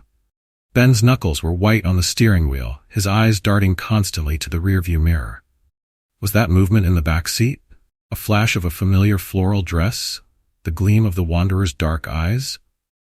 As he approached the hotel, the air in the car grew thick and heavy, carrying the musty scent of old books and decay. Ben's breath fogged the windshield, despite the warm evening air outside. He found himself slowing down, a part of him desperate to delay the inevitable. But the hotel loomed before him, its windows glowing with an eerie inner light that seemed to call to him. Ben was reminded of the moth-eaten textbook from his high school biology class, of deep-sea creatures that used bioluminescence to lure in their prey. Was that what the hotel was doing? Drawing him in, inexorably, to some dark fate? He pulled into the parking lot, the gravel crunching beneath his tires with a sound that seemed unnaturally loud in the stillness of the evening. As he shut off the engine, the sudden silence pressed in on him, broken only by the rapid beating of his own heart. Ben sat there for a long moment, staring at the hotel's faded facade. In the gathering twilight, the windows seemed to glow with an inner light, like eyes peering out into the night. He could almost feel the weight of unseen gazes upon him, watching, waiting to see what he would do. With a deep breath, Ben stepped out of the car. The night air was cool against his skin, carrying the faint scent of desert sage. But as he approached the hotel's entrance, the air changed. It grew thicker, heavier, laden with the musty smell of old carpet and stale cigarette smoke. The scent of jasmine, faint but unmistakable. Ben paused at the threshold, his hand on the door handle.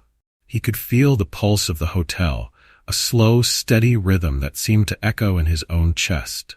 It was waiting for him, he realized. The hotel, the spirits that haunted its halls, the dark forces that Edie had warned him about, they were all waiting for him to take that final step.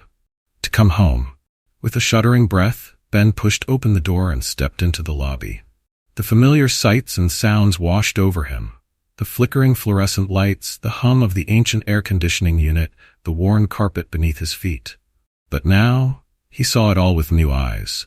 The shadows in the corners seemed deeper, more alive. The air itself felt charged with potential energy, like the moment before a lightning strike. And everywhere he looked, Ben saw hints of the hotel's true nature, peeking through the cracks in reality. A flash of movement in the mirror behind the reception desk. Was that Angela, or just a trick of the light? A whisper of fabric as he passed the old armchairs, the wanderer, or just the settling of old springs? The clinking of glasses from the bar that hadn't served a drink in years.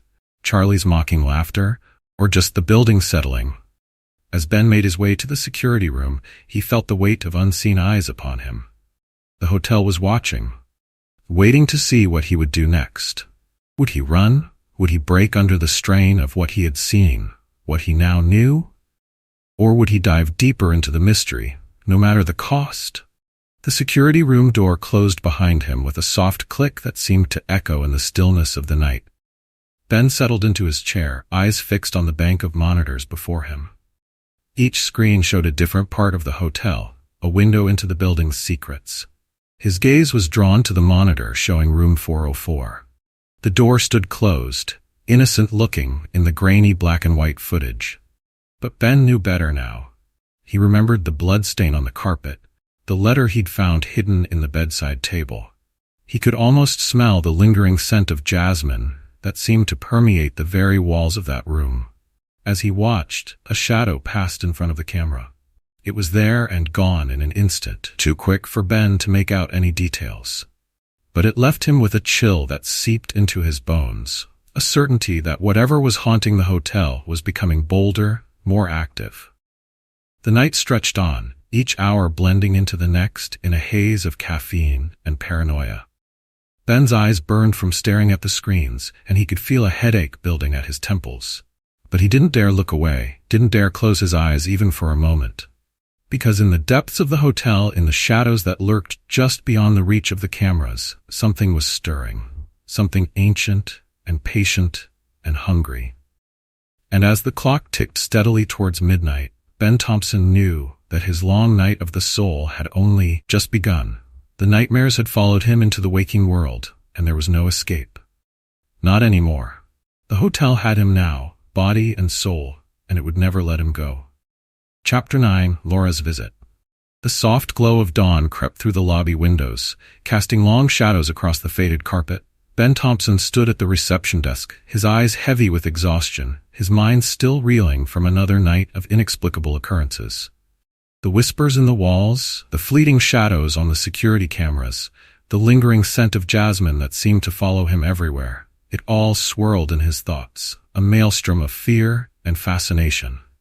As he absently straightened a stack of worn tourist brochures, a memory flashed through his mind. His first day at the hotel, when everything still seemed normal. He'd been so eager then, so relieved to have found a job after the disastrous end to his journalism career. The hotel had seemed like a sanctuary, a place where he could rebuild his life. Now, barely 3 months later, it felt more like a prison, or worse, a tomb. The sudden ring of his cell phone jolted Ben from his reverie, making him jump. His heart raced as he fumbled to answer it, half expecting to hear Angela's ghostly voice or Charlie's mocking laughter. Instead, a familiar voice filled him with a mix of relief and anxiety. "Ben? It's Laura. Are you okay?" Laura Richards. His old friend from his reporting days, the voice of reason who had always been able to talk him down when he got too caught up in a story. The sound of her voice was like a lifeline to the world he'd left behind, a world where hotels didn't breathe and shadows didn't move of their own accord. "Laura," he breathed. suddenly aware of how long it had been since he'd spoken to anyone outside the hotel. I'm fine. What's up? There was a pause on the other end of the line, heavy with unspoken concern. Ben, I've been trying to reach you for days. You haven't been answering your phone, your emails. I was worried. Are you sure you're okay? Ben glanced at the security monitors, his eyes drawn to the screen showing the 4th floor. For a moment, he thought he saw a figure standing in front of room 404, but when he blinked, it was gone. He shook his head, trying to clear it. Yeah, sorry about that. I've been busy. This job, it's intense. Laura's sigh crackled through the phone. Ben, I'm coming to see you. I need to make sure you're all right. Panic surged through him. The thought of Laura here, in this place, exposed to the dark forces that lurked in every shadow. It was too much to bear. No, Laura. You don't have to. I'll be there in an hour, she said, her tone brooking no argument. We need to talk. The line went dead before Ben could protest further. He stared at the phone in his hand, a cold sweat breaking out on his forehead. Laura was coming. Laura with her sharp mind and keen investigative instincts. Laura who knew him better than anyone. Laura who would see right through the facade he'd been struggling to maintain. As if in response to his rising panic, the air in the lobby seemed to thicken. The shadows in the corners deepened, and Ben could have sworn he heard the faint sound of whispers emanating from the walls. The hotel was aware, he realized with a chill. It knew someone was coming. Ben's gaze darted around the lobby, taking in the peeling wallpaper, the threadbare carpet, the ancient furniture that had seen better days. His eyes fell on a faded photograph hanging crookedly on the wall. It showed the hotel in its heyday, sometime in the 1950s. The contrast between the glamorous image and the decaying reality before him was stark. As he straightened the photo, a scrap of paper fluttered to the floor. Ben picked it up, his heart racing as he read the faded handwriting. July 15th, 1956, another disappearance. Room 404. Management insists it's nothing to worry about, but I know better. This place is hungry, and it's only getting started. Ben's mind reeled. The note was dated nearly 30 years before Angela's death. How long had this been going on? How many souls had the hotel claimed over the years? He tucked the note into his pocket, his investigative instincts warring with his growing fear. How could he explain this to Laura? How could he make her understand what was happening here without sounding completely insane? More importantly, how could he protect her from the hotel's influence? The next hour passed in a blur of nervous energy and half-formed plans. Ben straightened up the lobby as best he could, trying to make the place look less like the decaying ruin it was. He brewed a fresh pot of coffee, the bitter aroma a poor mask for the musty scent that seemed to permeate every surface. As he worked, he couldn't shake the feeling of being watched. Every time he turned his back, he expected to see the Wanderer standing there, or Angela's sad eyes peering at him from a mirror. But the lobby remained stubbornly empty, the hotel holding its breath in anticipation. The sound of tires on gravel made Ben's heart leap into his throat. He moved to the entrance, peering out through the grimy glass. Laura's car, a sensible sedan that seemed out of place among the rusty pickups and ancient RVs that usually populated the parking lot, pulled up in front of the hotel. As Laura stepped out of the car, Ben was struck by how normal she looked. Her blonde hair was pulled back in a neat ponytail, her clothes crisp and professional. She was a stark contrast to the faded, time-worn atmosphere of the hotel, like a bright splash of color in a sepia-toned photograph. A memory flashed through Ben's mind. Laura and him, fresh out of journalism school, celebrating their first big story. Her laugh, bright and infectious. The way her eyes lit up when she was on the trail of a lead. The feeling that together, they could take on the world. The Ben in that memory felt like a stranger now. He pushed open the door, wincing at the screech of unoiled hinges. "Laura," he called, trying to keep his voice steady. "It's good to see you." Laura turned, her eyes widening as she took in his appearance. Ben knew he must look a mess. Disheveled, unshaven, with dark circles under his eyes that spoke of too many sleepless nights. He saw the concern flash across her face, quickly masked by a warm smile. "Ben," she said, pulling him into a hug. "God, it's been too long." As they embraced, Ben felt a wave of emotion wash over him. How long had it been since he'd had physical contact with another person? How long since he'd felt anything other than the cold touch of the hotel's ghostly residents? But as quickly as it came, the warmth faded. Ben felt a chill run down his spine, and he could have sworn he heard a faint growl of disapproval emanating from the hotel itself. He pulled away from Laura, perhaps a bit too quickly, and gestured towards the entrance. "Come on in," he said, forcing a smile. "I'll give you the grand tour." As they stepped into the lobby, Ben watched Laura's face carefully. He saw her take in the faded grandeur, the worn furniture, the flickering lights. Her journalist's eyes missed nothing, and he could almost see the questions forming in her mind. "So this is where you've been hiding yourself away," she said, her tone light but her eyes sharp. "It's interesting." Ben let out a nervous laugh. "Yeah, it's seen better days, but it's not so bad once you get used to it." Laura's gaze lingered on the security monitors behind the reception desk. "And how are you liking the night shift?" "It must be quiet." The word hung in the air, laden with unasked questions. Ben swallowed hard, searching for the right words. How could he explain the whispers in the walls, the shadows that moved when no one was looking, the figure of the wanderer that haunted the hallways? "It's different," he said finally. "Gives me a lot of time to think." Laura nodded, but Ben could see she wasn't satisfied with his answer. She moved further into the lobby, her eyes roaming over every detail. When she spoke again, her voice was soft, almost gentle. "Ben, what's really going on here? I've known you for years, and I've never seen you like this. You look haunted." The word sent a shiver through him. If only she knew how accurate that description was. Ben opened his mouth to respond, but before he could, a flicker of movement caught his eye. There, reflected in the mirror behind Laura, was Angela. She stood silent, her dark eyes sad, her floral dress moving in a breeze that didn't exist. As Ben watched, transfixed, she raised a finger to her lips in a shushing motion. "Ben?" Laura's voice snapped him back to reality. "Are you okay? You look like you've seen a ghost." A hysterical laugh bubbled up in Ben's throat, but he managed to choke it down. "I'm fine," he said, his voice strained. "Just tired, I guess. It's been a long night." Laura's frown deepened. "That's what I'm worried about, Ben. You're working yourself to the bone in this place." She gestured around the lobby, her distaste evident. "It's not healthy. You need to get out of here. Get some fresh air, talk to people." As she spoke, the temperature in the lobby seemed to drop. The lights flickered, and Ben could have sworn he heard a low, angry rumble coming from somewhere deep within the building. The hotel was listening, he realized with a jolt of fear, and it didn't like what it was hearing. "It's not that simple, Laura," Ben said, his eyes darting around the room. He could feel the weight of unseen gazes upon them, the air thick with malevolent intent. "I can't just leave. There's something going on here, something I need to figure out." Laura's expression softened. She reached out, placing a hand on his arm. The warmth of her touch was a stark contrast to the chill that had settled over the lobby. "Ben, listen to yourself. You're starting to sound like you did during the Waterton case. Remember how that turned out?" The mention of his greatest professional failure stung, but it also sparked something in Ben.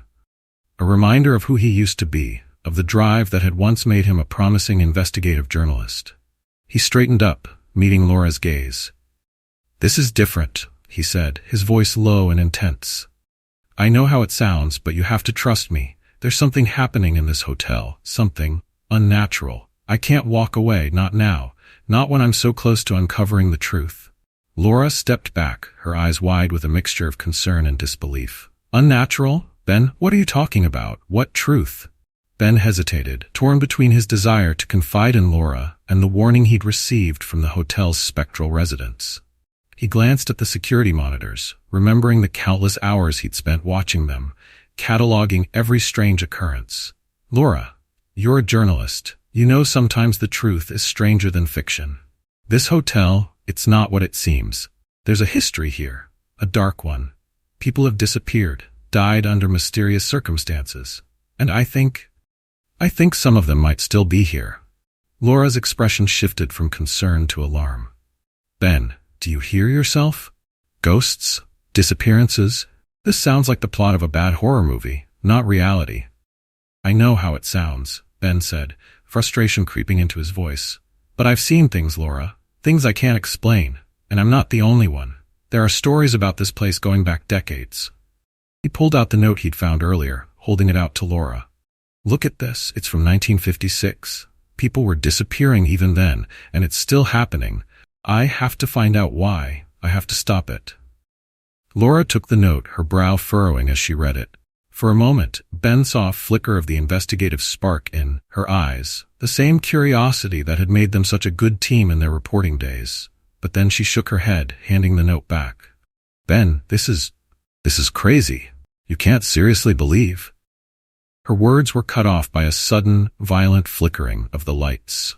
The temperature in the lobby plummeted, their breath visible in the suddenly frigid air. A low, rumbling groan seemed to emanate from the very walls of the hotel. Laura stumbled back, her eyes wide with fear. "What was that, Ben? What's going on?" Ben moved to Laura's side, his eyes scanning the lobby. He could feel the hotel's anger, its possessive rage at having its secrets exposed. "We need to get you out of here," he said, his voice tight with urgency. "Now." As they moved towards the door, a figure appeared in their path. The wanderer stood there, his face hidden in the shadow of his hat, his presence a palpable weight in the room. Laura gasped, her hand tightening on Ben's arm. "Ben," she whispered, her voice shaking. "Who is that?" But Ben couldn't answer.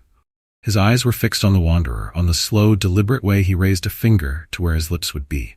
The message was clear. Some secrets were not meant to be shared. With a supreme effort of will, Ben tore his gaze away from the wanderer. He pushed Laura towards the door, his heart pounding in his chest. "Go," he said. "Get out of here. I'll explain everything later, I promise. But right now, you need to leave." Laura hesitated, her gaze darting between Ben and the mysterious figure. "Ben, I can't just leave you here." "You have to," Ben insisted. "Please, Laura, trust me. I'll be fine. I'll call you later, I swear. But you need to go. Now." The urgency in his voice seemed to finally break through Laura's hesitation. With one last worried glance at Ben, she hurried out the door. Ben watched as she got into her car, his heart heavy with the knowledge that he might never see her again. As the sound of Laura's car faded into the distance, the oppressive atmosphere in the lobby lifted slightly. The wanderer was gone, leaving no trace of his presence. But the warning lingered, a cold knot of fear in Ben's stomach. He turned back to the reception desk, his mind reeling from what had just happened. The hotel had made its position clear. Ben was part of it now, or better or worse.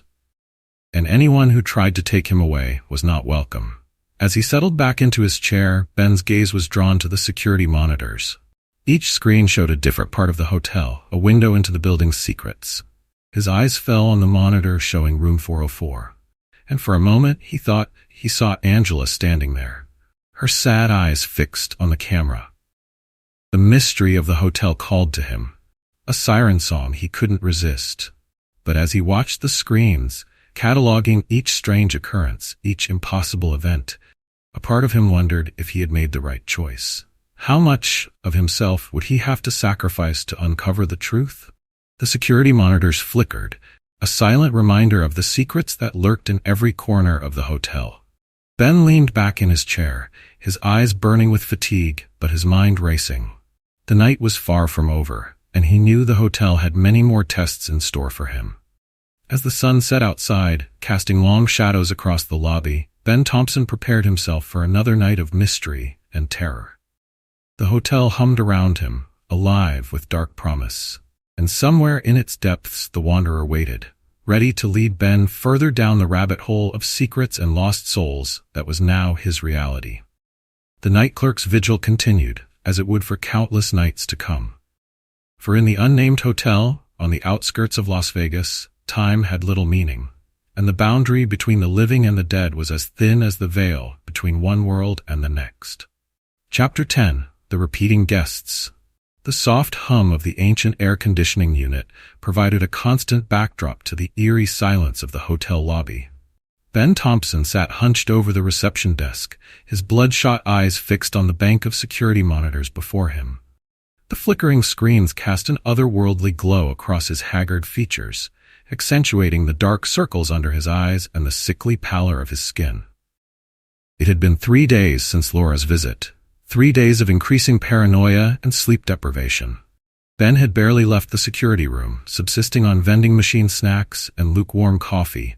His once crisp uniform hung loosely on his frame, wrinkled and stained. A thin sheen of sweat covered his forehead, despite the chill in the air. He knew he was pushing himself too hard, knew that his grip on reality was becoming more tenuous with each passing hour. But he couldn't stop now. Not when he was so close to unraveling the hotel's mysteries. As he stared at the screens, something caught his eye.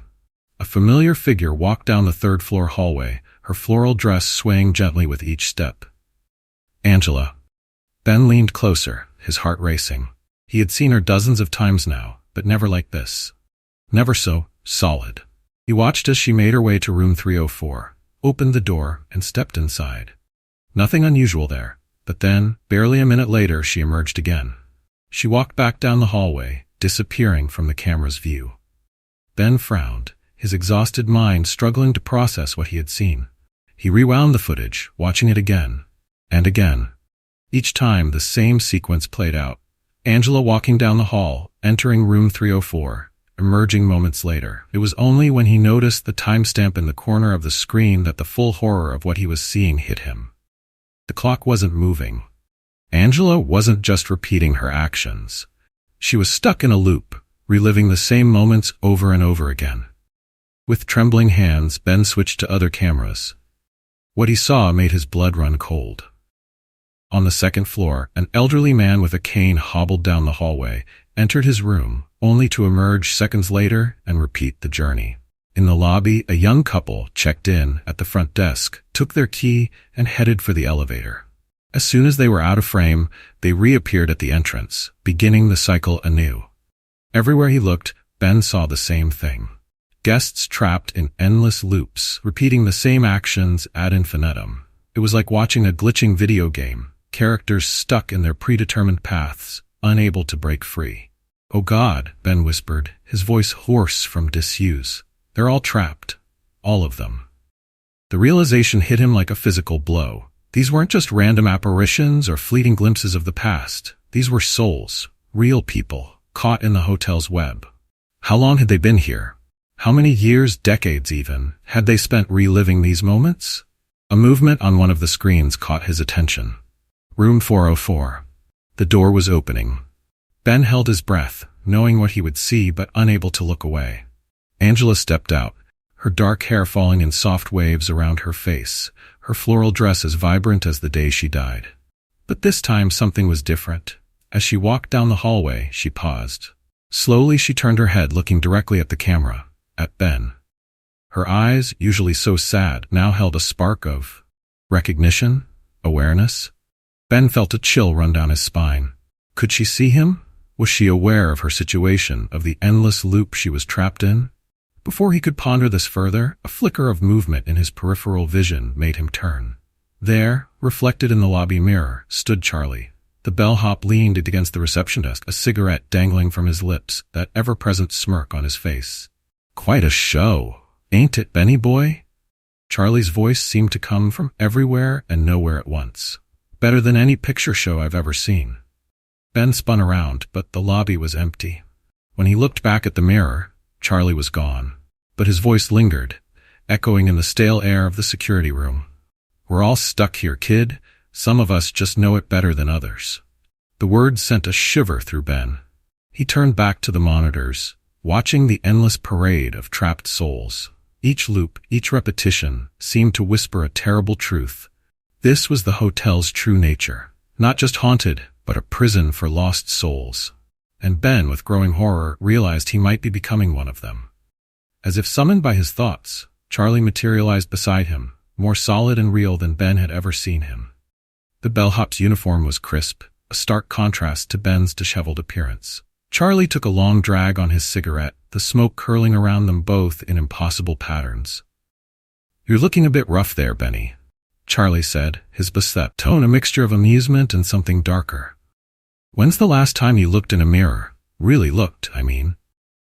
Ben shook his head, trying to clear the fog that seemed to have settled over his mind. "What are you talking about, Charlie? I'm fine. I'm just investigating."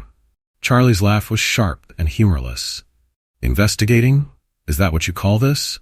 He gestured at the monitors, at the endless loops playing out before them. Looks to me like you're just as stuck as the rest of us, going through the motions, day after day, night after night, always searching, never finding. Ben wanted to argue, to deny Charlie's words, but something held him back. A nagging doubt that had been growing in the back of his mind, a feeling that something wasn't quite right with his own perception of time and reality. "How long have I been here, Charlie?" he asked, his voice barely above a whisper. Charlie's smirk faded, replaced by an expression of something like pity. "Longer than you think, kid, a lot longer." The words hung in the air between them, heavy with implication. Ben's mind raced, trying to piece together fragments of memory that suddenly seemed just out of reach. His first day at the hotel, the string of strange occurrences, his growing obsession with the building's mysteries. How long had it really been? "I don't understand," Ben said, his voice shaking. "I'm not. I can't be." Charlie placed a hand on Ben's shoulder, the touch unexpectedly warm and solid. "It's okay, Benny. It happens to all of us eventually. The hotel, it has a way of making you forget, of making you relive the same moments over and over until you can't tell what's real anymore." Ben's gaze was drawn back to the monitors, to the endless parade of trapped souls. With growing horror, he realized that he recognized more of them than he should. The elderly man with the cane, the young couple in the lobby. Hadn't they checked in recently? Or was it months ago? Years? A wave of dizziness washed over him, and Ben stumbled, catching himself on the edge of the desk. The room seemed to spin around him, the boundaries between past and present, reality and illusion, blurring until he could no longer tell where one ended and the other began. "Easy there, kid," Charlie said, steadying him. "First time's always the roughest, but don't worry, you'll get used to it. We all do, in the end." As the vertigo subsided, Ben found himself looking at his own reflection in the security monitors. The face that stared back at him was haggard, pale, with a haunted look in its eyes that spoke of years, not days, of torment. How had he not noticed before? How long had he really been here, trapped in this endless night shift?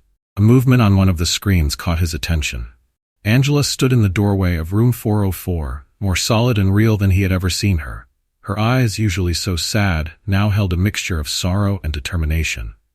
"It's time, Ben," she said softly, her voice somehow carrying through the speakers. "You need to remember." Ben shook his head, backing away from the monitors. "No, I'm not like you. I'm still alive. I can leave whenever I want."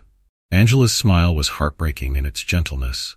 "Oh, Ben, don't you remember? You're already part of the hotel. You have been for a long time." A flood of memories suddenly assaulted Ben's mind. His arrival at the hotel, not 3 months ago, but years. The night he died, caught in the crossfire of a robbery gone wrong, his spirit trapped and confused, taking up the role of Night Clerk in an endless loop. The fleeting moments of awareness, quickly swallowed by the hotel's power. Ben fell to his knees, his mind reeling. "No," he whispered. "It can't be. I can't be." But even as he denied it, he knew it was true. He was just another ghost, another trapped soul in the hotel's collection. His investigation, his desperate search for the truth, was just part of his loop. A different loop than the others, perhaps, but a loop nonetheless. Charlie knelt beside him, his usual smirk replaced by a look of genuine sympathy. "I'm sorry, kid. I tried to warn you in my own way, but the hotel, it's too strong. It keeps us all trapped in one way or another." Ben looked up at him, tears streaming down his face. "What do we do now? How do we escape?" Charlie's smile was sad but determined. "We keep trying, we keep fighting. Maybe one day we'll find a way out. Or maybe—" He glanced towards the doorway, where the shadowy figure of the Wanderer now stood. "Maybe we'll find a way to live with our fate." As the reality of his situation settled over him, Ben felt a strange calm descend. The panic faded, replaced by a grim determination. If he was trapped here, if this was to be his eternity, then he would make the most of it. He would continue his investigation, not to escape, but to understand, to help the others if he could, to find meaning in this purgatory. The night clerk would remain at his post, watching over the lost souls of the unnamed hotel. But now he understood that he was one of them. The watcher and the watched, the investigator and the mystery, all bound together in the endless night of the hotel's embrace. The security monitors flickered, showing the endless loops of the trapped guests. But now, Ben saw them with new eyes, not just as subjects of investigation, but as companions in this strange afterlife. As Charlie helped him to his feet, as Angela watched from the screens, as the Wanderer observed from the shadows, Ben knew that his greatest challenge was just beginning. He had unraveled the mystery of the hotel, only to find himself at the center of it. The night shift, it seemed, would last for eternity. But in that eternity, perhaps there was still hope. Hope for understanding, for connection, for some kind of meaning in this liminal existence.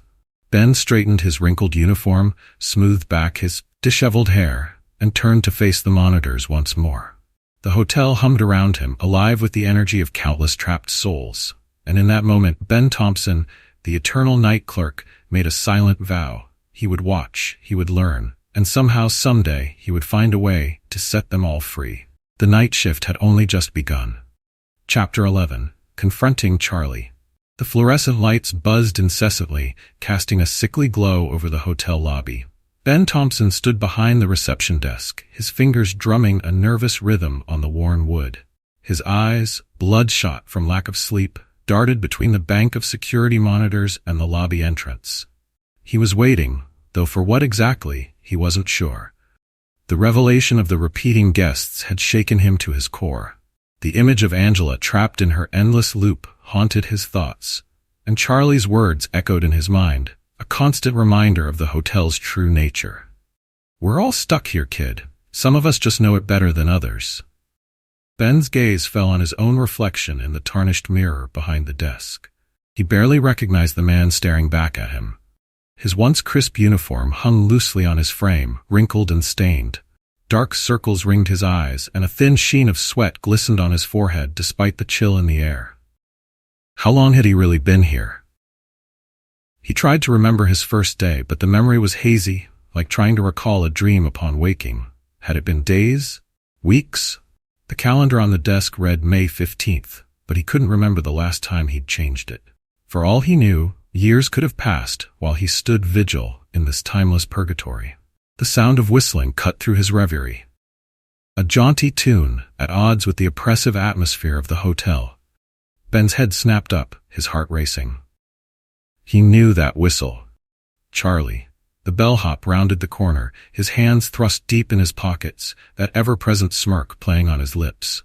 He nodded at Ben as he approached the desk, as casual as if they were meeting for coffee instead of in a hotel that defied the laws of reality.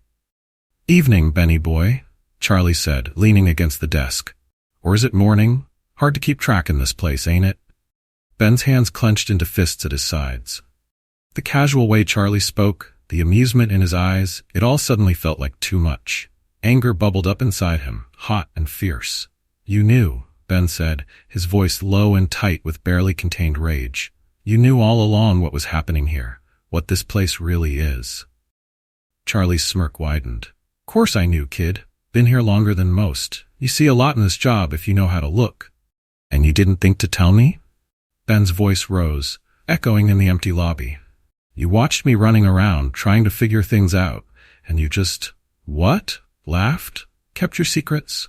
Charlie's expression softened slightly, a hint of something, like pity creeping into his eyes. "Would you have believed me if I'd told you? Really?" The question hit Ben like a physical blow. Would he have believed it? The hotel that trapped souls, the endless loops, his own condition. It all seemed so impossible, so far beyond the realm of normal reality. Even now, part of him wanted to deny it, to cling to the belief that this was all some elaborate hoax or a stress-induced hallucination. I don't know," Ben admitted, the fight draining out of him. He slumped against the desk, suddenly feeling every hour of his seemingly endless vigil. "But you could have tried. You could have helped me." Charlie sighed, pulling a pack of cigarettes from his pocket. He offered one to Ben, who shook his head. With a shrug, Charlie lit up, the smoke curling around him in impossible patterns that seemed to defy the laws of physics.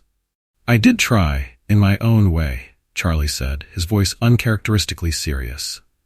"All those little hints, the stories about the hotel's history. I was trying to prepare you, kid. But the hotel, it doesn't like its secrets getting out, and it's got ways of making sure they stay hidden." As if to emphasize Charlie's point, the lights flickered ominously. The shadows in the corners of the lobby seemed to deepen, writhing like living things. Ben felt a chill run down his spine as he watched a dark tendril creep across the floor, only to disappear when he blinked. The hotel was listening, he realized with a start. It was always listening. Ben's mind raced, thinking back to all the conversations he'd had with Charlie over the past, however long it had been. The cryptic comments, the dark humor, the way he always seemed to know more than he was letting on. Had it all been a twisted attempt at guidance? But why? Ben asked, frustration creeping back into his voice. Why all the secrecy? Why not just tell me outright? Charlie took a long drag on his cigarette, the ember glowing an unnatural blue in the flickering light. Because knowledge is dangerous in this place, Benny. The more you know, the more the hotel takes notice. And trust me, you don't want that kind of attention. The temperature seemed to drop several degrees, and Ben could have sworn he heard whispers emanating from the walls. Not just random noise, but words, barely audible. Careful, Charlie. Some secrets are not yours to share. What do you mean? Takes notice? Ben asked, his voice barely above a whisper. It's just a building, isn't it? Charlie's laugh was sharp and humorless. Oh, Benny, if only it were that simple. This place, it's alive in its own way. It feeds on the souls it traps, on their fear and confusion and despair, and the ones who start to figure things out, they're the sweetest meal of all. To illustrate his point, Charlie gestured towards the potted plant in the corner of the lobby. As Ben watched, the leaves began to wilt and brown, as if weeks of decay were happening in seconds. But more disturbingly, he could hear a faint, agonized whimper coming from the plant, a sound no vegetation should be able to make. Everything here is alive, Charlie continued, his voice low and intense. The walls, the floors, the very air you breathe. It's all part of the hotel, and it's all hungry. Ben felt his stomach lurch, a wave of nausea washing over him. He thought of Angela, of the elderly man with the cane, of all the other souls he'd seen trapped in their endless loops. Were they all just food for this place? But you know, Ben said, his mind latching onto this apparent contradiction. You're aware of what's happening, so why hasn't the hotel consumed you? Charlie's smirk returned, but there was no humor in it. It was a cold, bitter expression that spoke of years of torment. Who says it hasn't, kid? Maybe this is just what's left of me, the bits the hotel couldn't quite digest. Or maybe I'm just another part of its game, a level boss for the newbies to overcome. Charlie's form seemed to flicker for a moment, like a bad television signal. For a split second, Ben saw something else standing there. A skeletal figure in a bellhop uniform, its empty eye sockets filled with a hungry, eldritch light. Then Charlie was back, looking as solid as ever, but the image left Ben shaken to his core. The casual way Charlie spoke about his own possible non-existence sent a chill down Ben's spine. He opened his mouth to respond, but before he could, a movement on one of the security monitors caught his eye. Room 404. The door was opening. Both Ben and Charlie turned to watch as Angela stepped out into the hallway. But this time something was different. Instead of walking down the corridor as she always did, she stood still, her gaze fixed directly on the camera. On them. Well, would you look at that? Charlie murmured, his eyes wide with surprise. Seems like Angie's becoming more aware. That's interesting. Ben felt a spark of hope flare in his chest. Does that mean she might be able to break free? To escape her loop?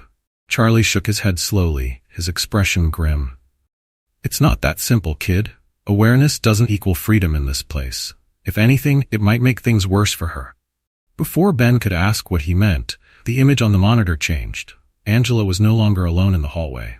The Wanderer stood behind her, his face hidden in the shadow of his hat. He placed a hand on Angela's shoulder, and she seemed to flicker, like a bad television signal.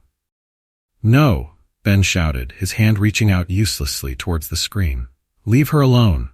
But it was too late. In the blink of an eye, both Angela and the Wanderer were gone. The hallway was empty once more, as if they had never been there at all. Ben whirled on Charlie, grabbing the front of his uniform. What just happened? Where did they go? Charlie didn't resist, his expression a mixture of pity and resignation. The hotel noticed her, kid. When we get too aware, when we start to remember too much, it resets us, puts us back at the beginning of our loops. Ben released Charlie, stumbling back as the implications of what he'd just witnessed sank in. So that's it. We're all just trapped here forever, being reset whenever we get close to the truth? Charlie straightened his uniform, his usual smirk nowhere to be seen. Not necessarily forever. There might be a way out, but it's dangerous, and the price, well, let's just say it's steeper than most are willing to pay. Ben's head snapped up, hope warring with suspicion in his eyes. What way out? Why haven't you mentioned this before? Charlie held up his hands in a placating gesture. Easy, kid. Like I said, it's dangerous, and it's not something you can just jump into. You need to be ready to understand what you're really up against. Ben took a deep breath, trying to calm his racing heart. He thought of Angela, of all the other lost souls trapped in the hotel, of himself, caught in an endless night shift that he was only now beginning to understand. "Tell me," he said, his voice steady with newfound determination. "Tell me everything." Charlie studied him for a long moment, as if weighing his worth. Finally he nodded. "All right, Benny boy, but remember, you asked for this, and once you know, there's no going back." Charlie's eyes darted around the lobby, as if checking for eavesdroppers. When he spoke again, his voice was barely above a whisper. "The hotel? It's not just a building, it's a living entity, older than you can imagine. It exists in a space between worlds, feeding on the energy of lost souls. But it's not invincible. There's a weak point, you might say, a way to disrupt its power." Ben leaned in, his heart racing. "What is it? How do we find it?" Charlie's expression was grave. "It's not about finding it, kid. It's about becoming it. The hotel's power, it's tied to a central point, a nexus of energy. And that nexus, it needs a guardian." Understanding dawned on Ben, cold and terrifying. "The Wanderer," he breathed. Charlie nodded. "Got it in one, kid. The Wanderer is the key to the hotel's power, and also its greatest weakness. If someone were to replace the Wanderer, take on that role, they might be able to change things, maybe even set the souls free. But," Ben prompted, sensing there was more. Charlie's laugh was bitter. "But it's a one-way trip, kid. Whoever becomes the new Wanderer, they're bound to the hotel forever. No escape, no rest, just endless wandering, watching over the lost souls, but never able to truly help them. It's a fate worse than what we've got now, in many ways." As Charlie spoke, the hotel seemed to hold its breath. The lights dimmed, the shadows deepened, and the air grew thick with anticipation. Ben listened intently, his mind reeling with each new revelation. The true nature of this hotel, the forces that powered it, the delicate balance between awareness and oblivion that all its inhabitants walked. And as the night wore on, Ben Thompson felt himself changing. The naive night clerk was gone, replaced by someone harder, more determined. Someone ready to face the truth, no matter how terrifying it might be. "I'll do it," Ben said, his voice barely a whisper. "If it means saving the others, I'll become the Wanderer." Charlie's eyes widened in surprise, then narrowed with something like respect. "Don't be too hasty, kid. It's not as simple as just deciding. There's preparations to be made, trials to face, and even if you succeed, well, let's just say the current Wanderer might not be too keen on being replaced." Ben nodded, a grim determination settling over him. "Then tell me what I need to do." "Whatever it takes, Charlie. I'm ready." As Charlie began to outline the dangerous path ahead, the hotel creaked and groaned around them. The game had changed, and Ben was finally ready to play. Chapter 12: The Basement. The ancient elevator groaned as it descended, the cables creaking ominously in the shaft. Ben Thompson stood rigid, his hand gripping the tarnished brass railing, his knuckles white with tension. The dial above the door ticked down. 1GB. With a final shudder, the elevator came to a stop. The doors opened with a reluctant wheeze, revealing the yawning darkness of the hotel basement. Ben hesitated, the hairs on the back of his neck standing on end. The air that wafted from the open doors was thick with the scent of mold and decay, undercut by something metallic that made his stomach churn. It smelled old. Impossibly old. Charlie's words echoed in his mind. "If you want answers, kid, you gotta go to the source. The basement, that's where it all started, but be careful. The hotel doesn't like people poking around down there." Taking a deep breath, Ben stepped out of the elevator. The moment his foot touched the concrete floor, The elevator doors slammed shut behind him with a finality that made him jump. The car ascended, leaving him alone in the oppressive darkness. What am I doing down here? Ben thought, his heart racing. This is madness. I should be running as far from this place as I can, not diving deeper into its secrets. But even as the thought crossed his mind, he knew he couldn't turn back. He was in too deep now, tied to the hotel and its mysteries in ways he was only beginning to understand. Ben fumbled for his flashlight, his hands shaking slightly. The beam cut through the gloom, revealing a vast space filled with the detritus of decades. Old furniture loomed like sleeping beasts, covered in sheets that might once have been white but were now a uniform gray. Dust motes danced in the flashlight beam, giving the air a thick, soupy quality. As Ben moved deeper into the basement, his footsteps echoing hollowly, he couldn't shake the feeling that he was being watched. The shadows seemed to move at the edge of his vision, retreating whenever he turned to look directly at them. The darkness pressed in around the small circle of his flashlight, hungry and alive. His beam fell on a stack of old boxes, their cardboard disintegrating with age. Faded lettering on the side caught his eye. Hotel Records, 1947 to 1960. Ben's heart raced. The hotel's early years when the strange occurrences had first begun. With trembling hands, he opened the top box. The scent of old paper and ink wafted up along with something else, the faint, sweet smell of jasmine. Angela's scent. Ben's breath caught in his throat as he lifted out a leather-bound ledger. The pages were yellow with age, the handwriting spidery and faded. But as Ben flipped through, certain entries leapt out at him. May 15, 1948, another disappearance in room 404. Guest checked in, never checked out. Room found empty, all belongings still present. Management insists on keeping it quiet. December 3, 1952, strange noises reported from the walls. Engineer found nothing. Guests continue to complain of whispers and scratching sounds.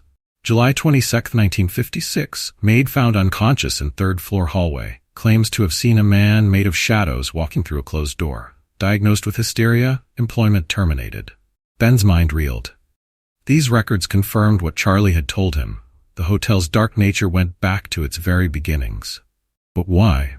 What had happened here to turn a simple building into a trap for lost souls?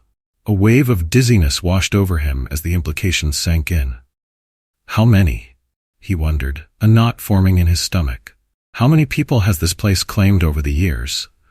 And how many more will it take if I don't find a way to stop it? A flicker of movement caught his eye. Ben looked up, his flashlight beam darting around the cluttered space. For a moment, he thought he saw a figure standing between two covered pieces of furniture. Tall, unnaturally still, with a wide-brimmed hat. "Hello?"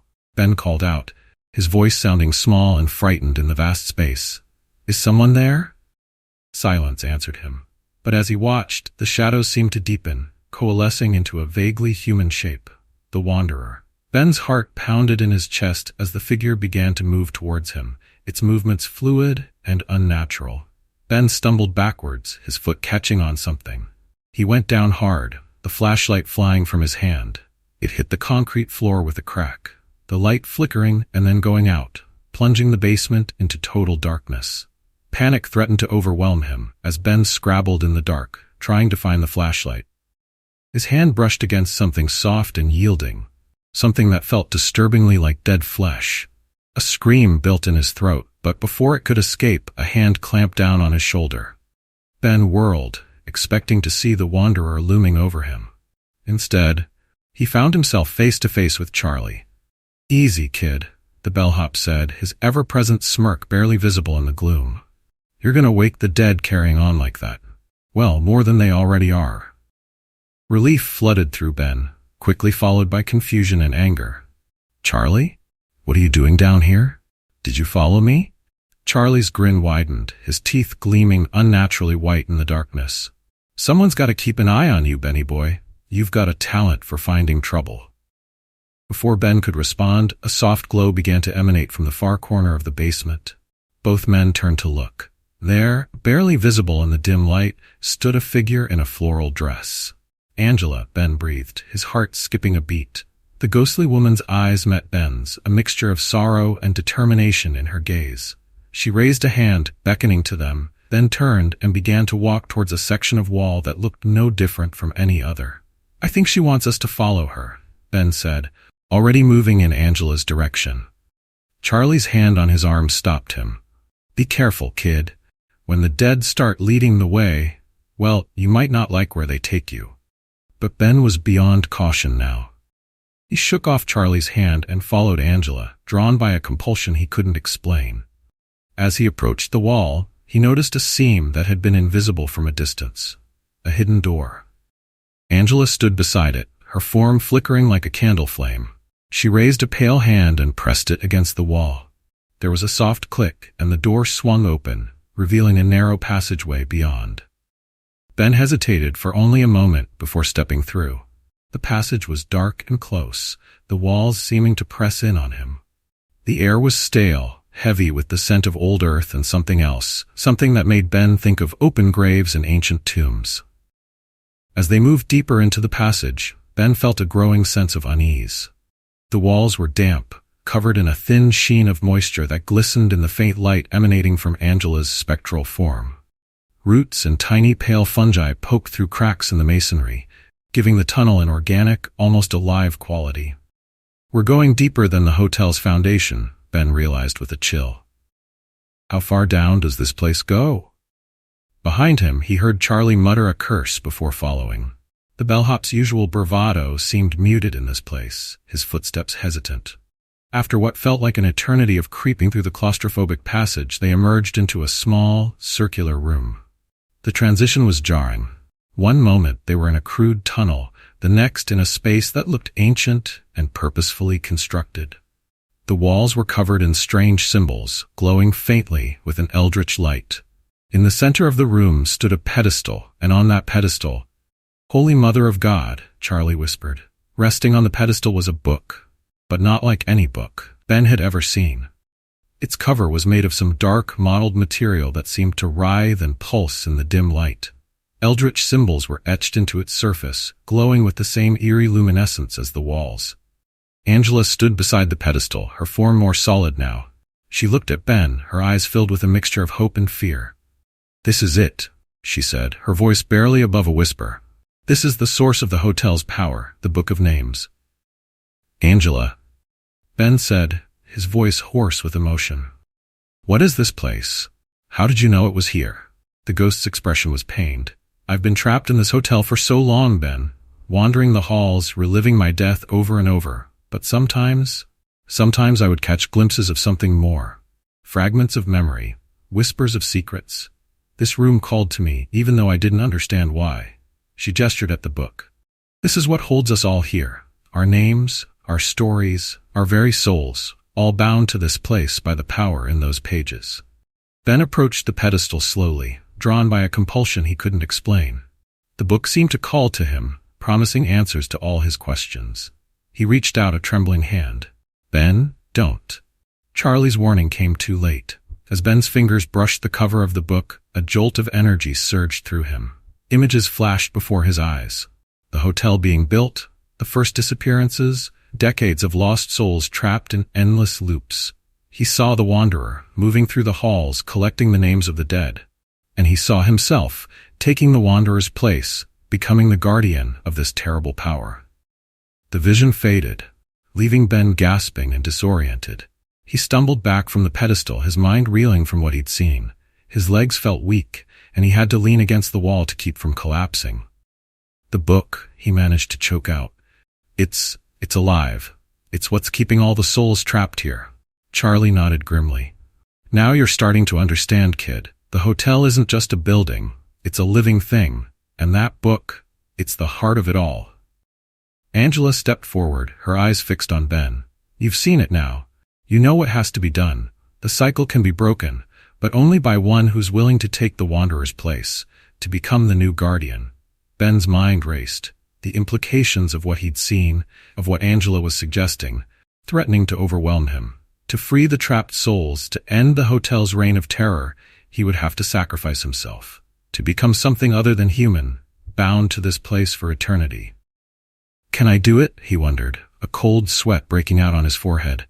"Can I give up everything? My life, my future, my very humanity, to save these lost souls? And if I don't, can I live with myself knowing I left them trapped here forever? As if sensing his thoughts, the book on the pedestal pulsed with dark energy. The symbols on its cover seemed to writhe, forming and reforming into shapes that hurt Ben's eyes to look at. It was an invitation, a challenge, a dare. Ben turned to Charlie, hoping for some word of advice, some hint of what to do. But the bellhop's face was uncharacteristically serious, his usual smirk nowhere to be seen. "It's your choice, kid," Charlie said softly, "but whatever you decide, it's going to change everything." The weight of the decision pressed down on Ben, as heavy as the tons of earth and concrete above them. In this hidden chamber, deep in the bowels of the hotel, he stood at a crossroads. One path led to freedom for the trapped souls, but at a terrible cost. The other led back to the endless loop of the night shift, to countless souls trapped in limbo, to a horror that would claim victims for eternity. As Ben stood there, caught between two impossible choices, the book pulsed again. And somewhere in the hotel above, the wanderer paused in his endless journey, sensing that the game was about to change. The night shift, it seemed, was far from over. And Ben Thompson, the reluctant night clerk turned potential savior, faced the most important decision of his life, an afterlife. Chapter 13, The Growing Obsession. The soft glow of the security monitors bathed the small room in an eerie, bluish light. Ben Thompson sat hunched over the desk, his bloodshot eyes fixed on the screens before him. The clock on the wall ticked steadily towards 3 a.m., but time had long since lost all meaning for the night clerk. Days blended into nights, each shift indistinguishable from the last. How long had he been here? Weeks? Months? The calendar on the wall still showed May, but Ben couldn't remember the last time he'd bothered to flip a page. For all he knew, years could have passed while he sat vigil in this timeless purgatory. His appearance had deteriorated along with his grip on reality. His once crisp uniform hung loosely on his frame, wrinkled and stained. A thin sheen of sweat covered his forehead despite the chill in the air, and his hands trembled slightly as he scribbled notes in a worn notebook. The pages were filled with his cramped handwriting, detailing every strange occurrence he'd witnessed over the past, however long it had been. Shadows moving against the flow of light, doors opening and closing on their own, and always, the feeling of being watched. But it was the loops that fascinated him most, the endlessly repeating patterns of the hotel's ghostly residents. Angela, walking down the fourth-floor hallway, entering room 404, only to emerge moments later and begin the cycle anew. The elderly man with the cane, hobbling from the elevator to his room on the second floor, over and over again. The young couple, eternally checking in at the front desk, never reaching their destination. Ben had mapped out their routines, timing each loop down to the second. He'd started to see patterns within patterns, a complex dance of souls trapped in the hotel's web.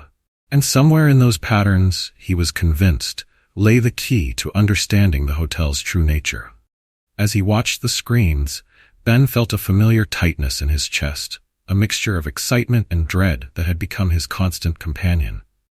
The investigative instincts that had once made him a promising journalist were in overdrive, fueled by the supernatural mystery surrounding him.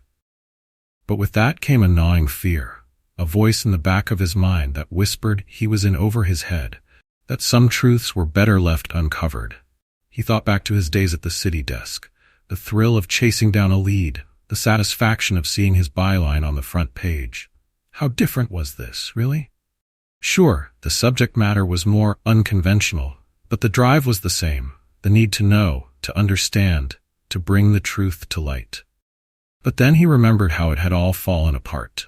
The source that wasn't as reliable as he'd thought, the story that unraveled under scrutiny, the humiliation of the retraction, the spiral that followed, the drinking, the mounting debts, the relationships that crumbled under the weight of his self-loathing.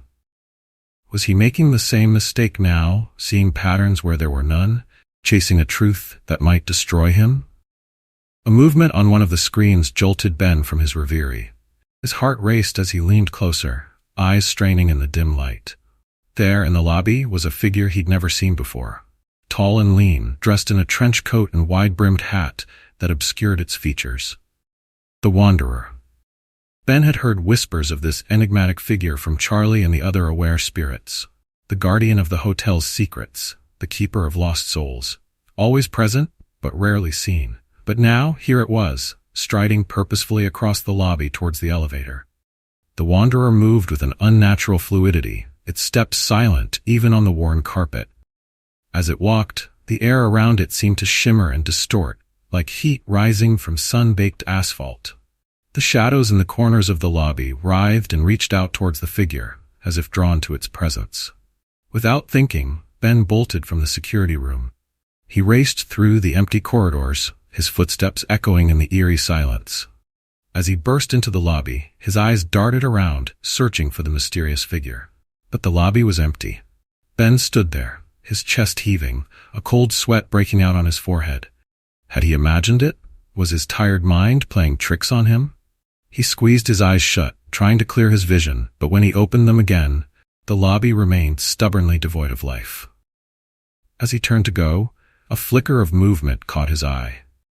There, reflected in the tarnished mirror behind the reception desk, was the wanderer.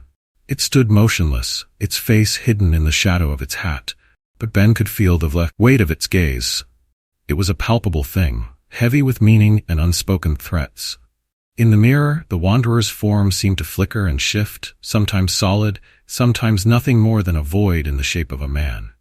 The sight of it, so close and yet so utterly alien, sent a wave of terror through Ben unlike anything he had ever experienced. Ben whirled around, but the lobby was still empty. When he looked back at the mirror, the wanderer was gone. The sudden appearance and disappearance left him dizzy and disoriented, his mind struggling to reconcile what he had seen with what he knew to be possible. "You're losing it, Thompson," he muttered to himself, running a trembling hand through his disheveled hair. "Seeing things that aren't there.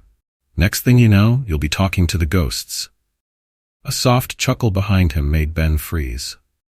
"Bit late for that, isn't it, Benny boy?" Ben turned slowly, his heart pounding. Charlie stood there, leaning casually against the reception desk, a cigarette dangling from his lips. The bellhop looked the same as always, his uniform crisp and neat, a stark contrast to Ben's disheveled appearance. "Charlie," Ben said, his voice hoarse from disuse. I didn't hear you come in." Charlie's smile widened, but it didn't reach his eyes. "Course you didn't, kid. I've been here all along, just like you, just like all of us." Something about the way Charlie said it sent a chill down Ben's spine. He opened his mouth to respond, but before he could, the lights in the lobby flickered ominously. The temperature seemed to drop several degrees, and Ben could have sworn he heard whispers emanating from the walls. Charlie's expression turned serious, all traces of his usual smirk gone. "You're getting too close, Benny. The hotel doesn't like it when people start asking too many questions, when they start noticing things they shouldn't." Ben felt a surge of frustration and fear. "But I have to know, Charlie. I have to understand what's happening here. The loops, the ghosts, the wanderer. It all means something. I know it does." His voice cracked with emotion, the weight of his obsession pressing down on him. "I can't just ignore this. I'm a journalist, damn it. Or I was. It's who I am. I can't turn my back on a story, especially not one like this." Charlie sighed, stubbing out his cigarette on the desktop. "Knowledge is dangerous in this place, kid. The more you know, the more the hotel takes notice. And trust me, you don't want that kind of attention." As if to emphasize Charlie's point, the shadows in the corners of the lobby seemed to deepen and writhe. Ben felt a wave of vertigo wash over him, the room seeming to tilt and shift around him. For a moment, he could have sworn he saw other figures standing in the lobby. Angela, her sad eyes fixed on him, the elderly man with the cane, looking lost and confused, the young couple, forever frozen in the moment of check-in. The spectral figures moved in their endless loops, but this time, Ben could see more detail than ever before. Angela's floral dress rippled with a phantom breeze, the pattern shifting and changing with each step. The elderly man's cane left indentations in the carpet that faded moments later. The young couple's voices echoed faintly, snippets of their eternal check-in conversation hanging in the air like mist. Then, as quickly as it had begun, it was over. The lobby snapped back into focus, empty save for Ben and Charlie. But the feeling of otherworldly presence lingered, a weight pressing down on Ben's shoulders. "What's happening to me, Charlie?" Ben asked, his voice barely above a whisper. "Am I going crazy?" Charlie's expression softened, a hint of pity creeping into his eyes. "Nah, kid. You're just starting to see things as they really are. It's not an easy thing, realizing the truth about this place, about yourself." The implication of Charlie's words made Ben's blood run cold. "What do you mean, about myself? Charlie, what aren't you telling me?" But Charlie was already walking away, heading towards the elevator. "Get some rest, Benny boy," he called over his shoulder. "And do yourself a favor, stop digging. Some secrets are better left buried." With that, Charlie stepped into the elevator. As the doors closed, Ben could have sworn he saw the bellhop's form flicker and change, becoming for just a moment a skeletal figure in a moldering uniform. Then the elevator doors shut with a soft ding, and Ben was alone once more. Shaken, Ben made his way back to the security room. But as he settled into his chair, his gaze drawn inexorably back to the bank of monitors, he knew he couldn't stop. Not now.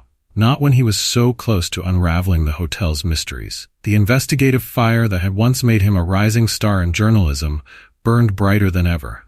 But this time, the story wasn't just about uncovering the truth. It was about understanding his own place in this supernatural narrative. What had Charlie meant about realizing the truth about himself? Was he somehow connected to the hotel's dark nature in ways he had yet to comprehend? He pulled out his notebook, his pen hovering over a fresh page. After a moment's hesitation, he began to write. 3:15 a.m. Saw the Wanderer in lobby. Disappeared when approached. Reflection in mirror, but not in room. Wanderer's appearance more detailed. Form shifts and distorts. Shadows seem drawn to it. Possible connection to hotel's power? Charlie appeared. Warned about digging too deep. Mentioned realizing the truth about this place. About yourself. What did he mean? Am I more involved in this than I realize?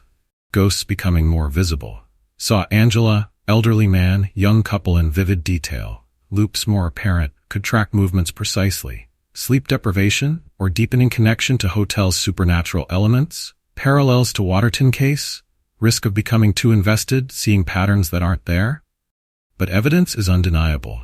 Need to approach with journalistic rigor. Gather facts, corroborate sightings, interview aware spirits if possible.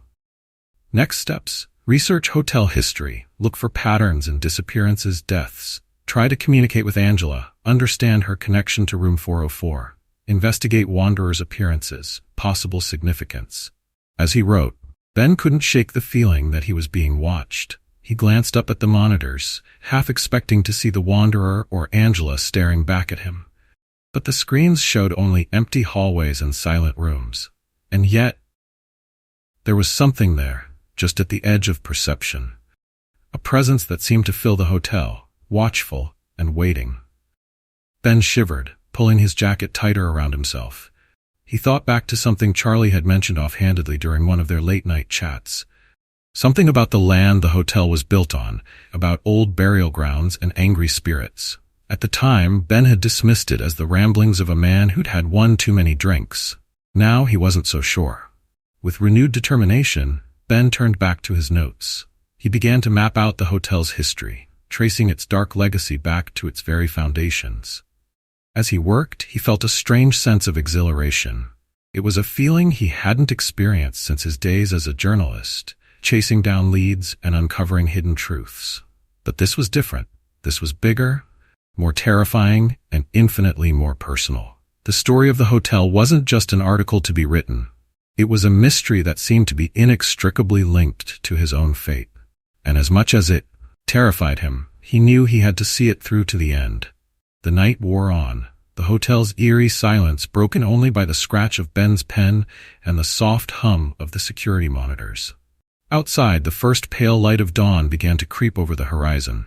But in the windowless security room, time had no meaning. Ben Thompson, the night clerk turned reluctant investigator, continued his vigil. The mystery of the hotel had him in its grip, and he was in too deep to let go. Whatever the cost, whatever the consequences, he would uncover the truth. About the hotel, about the lost souls trapped within its walls, and about himself.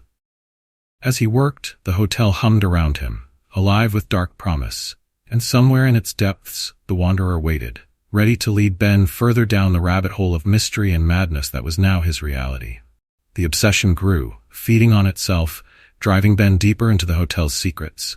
And with each revelation, each piece of the puzzle that fell into place, Ben Thompson moved one step closer to a truth that would shatter his world forever.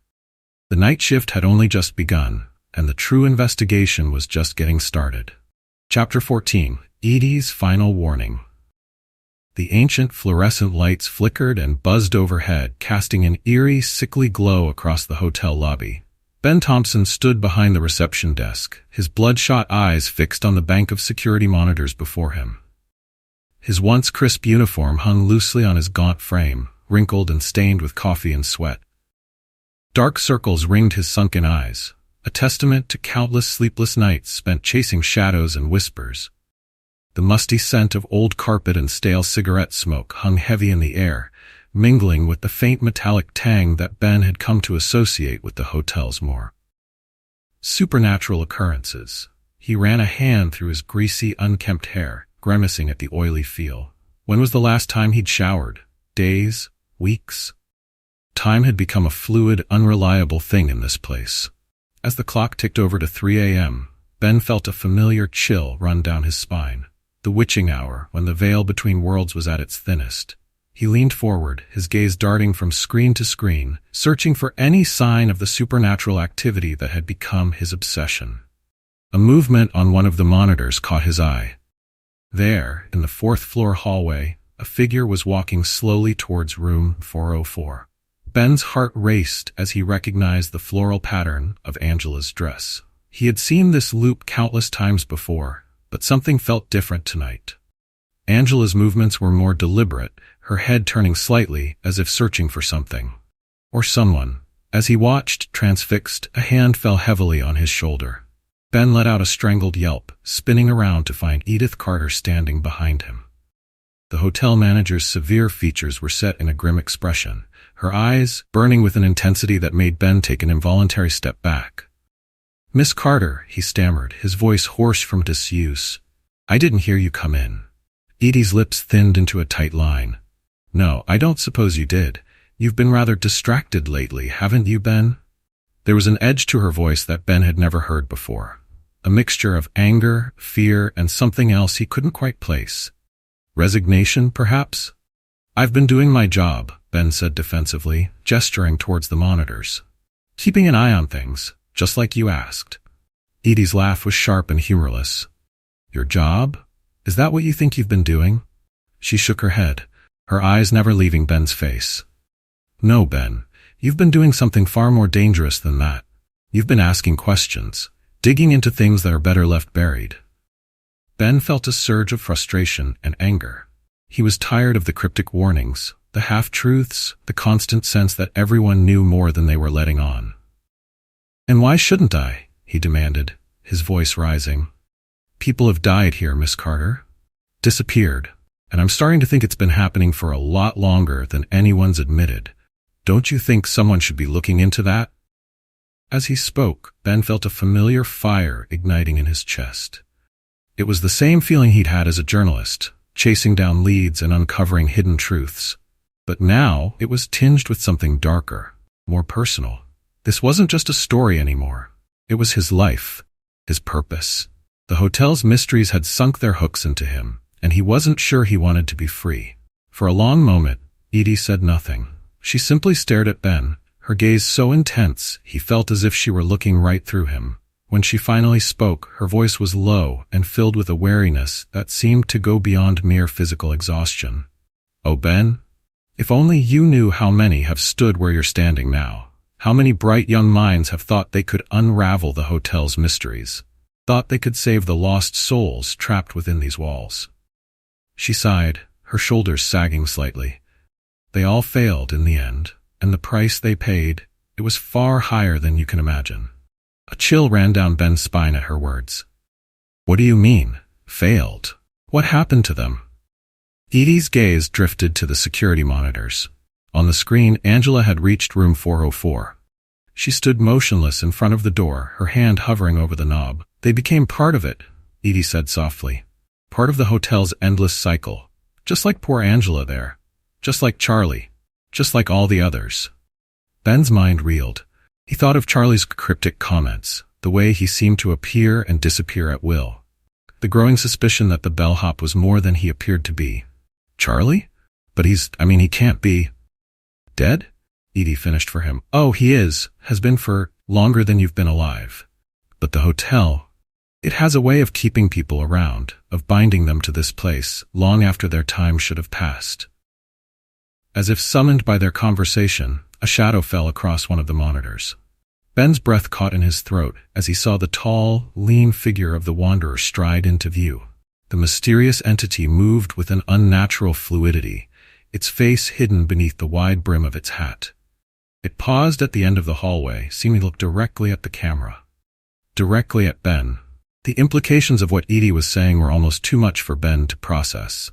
He thought of all the strange occurrences he'd witnessed, the fleeting glimpses of impossible things. Had they all been real? Had he been interacting with ghosts and spirits this entire time?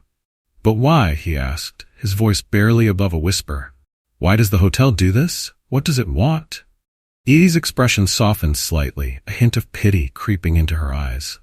Want? Oh, Ben, the hotel doesn't want anything. It simply is. A place where the veil between worlds is thin, where the living and the dead exist side by side. It's been this way since long before the first brick was laid. She gestured around the lobby, taking in the faded grandeur of the hotel. This building, this business, it's just a facade, a way to hide the truth from those who aren't ready to see it. But you, Ben, you've seen too much already, and I'm afraid there's no going back now. Ben's heart was pounding in his chest, a cold sweat breaking out on his forehead. He thought of his endless night shifts, the way time seemed to blur and in impossible ways. Just yesterday he could have sworn he saw the minute hand on the lobby clock move backwards for a full hour. The growing sense that he was becoming untethered from reality pressed down on him like a physical weight. What are you saying, Miss Carter? That I'm becoming like them? Like Charlie and Angela? Edie didn't answer immediately. Instead, she reached into her pocket and pulled out an old, tarnished key. She held it out to Ben, her eyes never leaving his face. This is your last chance, Ben. Your last opportunity to walk away from all of this. Take this key, go up to room 404, and leave. Don't look back, don't ask any more questions, just go, and never return. Ben stared at the key, his hand trembling as he reached for it. But as his fingers brushed the cool metal, he hesitated. The key seemed to pulse with an otherworldly energy, both alluring and terrifying. And if I don't? If I stay? Edie's expression was grim. Then you'll become a part of this place. Forever. The night shift will never end, Ben. The mysteries will never be fully solved. You'll be trapped in an endless loop, just like all the others, preserved in time as an echo of your former self. Is that really what you want? Ben's mind raced. He thought of his life before coming to the hotel, the failed career, the broken relationships, the sense of purposelessness that had driven him to take this job in the first place. And he thought of what he'd experienced here. The terror, yes, but also the exhilaration of uncovering hidden truths. The sense that he was on the verge of something profound, something that went beyond the mundane world he'd always known. What if I could solve it? He asked, a desperate edge to his voice. What if I could find a way to free the trapped souls, to end the hotel's cycle? Edie laughed, but it was a sad sound, devoid of any real humor. Oh, Ben, how many times do you think I've heard those exact words? How many eager young souls have stood where you're standing, convinced they could be the one to unravel the mystery? She shook her head. It never ends well. Never. As if to emphasize her point, the lights in the lobby flickered ominously. The temperature seemed to drop several degrees, and Ben could have sworn he heard whispers emanating from the walls. Not just random noise, but words, barely audible. Stay. Join us. One of us. The air grew thick and heavy, pressing down on Ben with an almost physical force. He felt dizzy, disoriented, as if the very fabric of reality was warping around him. On the security monitors he saw impossible things. Hallways that stretched into infinity, doors that opened onto vast starlit voids, guests whose features blurred and shifted like smoke. Edie's eyes widened, and for the first time Ben saw real fear in her expression. "It's aware," she whispered. "It knows we're talking about it." Ben, you need to decide now. Take the key and leave, or stay and become a part of this. There's no more time. Ben's hand closed around the key, the metal cold against his palm. He thought of Laura, of the life he could return to if he left now. But then he looked at the security monitors, at Angela standing motionless in front of room 404, at all the lost souls trapped in their endless loops. And he thought of himself, of the man he had been before coming to the hotel, and the man he was becoming. The night clerk who saw beyond the veil, who walked the thin line between the world of the living and the realm of the dead. Could he really turn his back on that, on the purpose he'd found in unraveling these mysteries? With a deep breath, Ben made his decision. He set the key down on the reception desk, his hand steady and his voice firm. I'm staying, Miss Carter. I have to see this through. I have to try to help them. Edie closed her eyes, a look of profound sadness crossing her face. Then may God have mercy on your soul, Ben Thompson, because the hotel certainly won't. As she turned to leave, Edie paused, looking back at Ben one last time. Whatever happens now, remember this, the hotel has a life of its own. It's always listening, always watching. Be careful what you say, what you think, and whatever you do, don't trust the wanderer. He's not what he seems. With those final cryptic words, Edie walked out of the lobby. The heavy front door swung shut behind her with a sound of terrible finality. Ben was left alone in the oppressive silence of the hotel, the weight of his decision settling over him like a shroud. He turned back to the security monitors, his eyes drawn once more to room 404. Angela was gone, her loop completed for now. But as he watched, the wanderer appeared in the hallway. It stood motionless for a moment, then turned slowly, its hidden gaze seeming to lock directly on the camera. On Ben. A chill ran down Ben's spine as he remembered Edie's parting words. Don't trust the wanderer. He's not what he seems. As if in response to his thoughts, the wanderer began to move, gliding down the hallway with that same unnatural fluidity. It was coming closer, Ben realized with a start, coming for him. The night stretched out before him, long and dark and full of secrets. Ben Thompson settled in for another endless shift, knowing that his journey into the heart of the hotel's mysteries had only just begun. The decision had been made, the die cast. There was no turning back now. As the clock ticked steadily towards dawn, its hands occasionally moving in impossible directions, the hotel hummed with dark energy. The walls seemed to breathe, shadows danced at the corners of Ben's vision, and the air itself felt alive with malevolent intent. Somewhere in the twisting corridors that seemed to rearrange themselves when no one was looking, the wanderer moved inexorably closer. Drawn to the man who had chosen to stay, to seek the truth no matter the cost. The night shift continued, as it always had, as it always would. And Ben Thompson, the reluctant night clerk turned investigator of the supernatural, steeled himself for whatever terrors and revelations the coming hours might bring. The game had changed, the stakes raised, and the hotel, that eternal prison of lost souls, settled in to watch as its newest player took his place on the board. Ben reached for his notebook, determined to document everything he'd learned, everything he'd experienced. As he put pen to paper, he couldn't shake the feeling that he was writing more than just notes. He was writing his own story now, adding his chapter to the hotel's dark anthology. And as the wanderer's footsteps echoed in the distance, growing ever closer, Ben Thompson prepared to face whatever came next. For better or worse, he was part of the hotel now, and he would uncover its secrets, no matter the cost to his sanity, his humanity, or his very soul. The night shift had only just begun. Chapter 15, The Encounter with Angela. The ancient elevator groaned as it ascended, its cables creaking ominously in the shaft. Ben Thompson stood rigid, his hand gripping the tarnished brass railing, his knuckles white with tension. The dial above the door ticked upward. 1, 2, 3, 4. With a final shudder, the elevator came to a stop. The doors opened with a reluctant wheeze, revealing the fourth-floor hallway. Ben hesitated, the hairs on the back of his neck standing on end. The air that wafted from the open doors was thick with the scent of decay, undercut by something floral that made his stomach churn. Jasmine.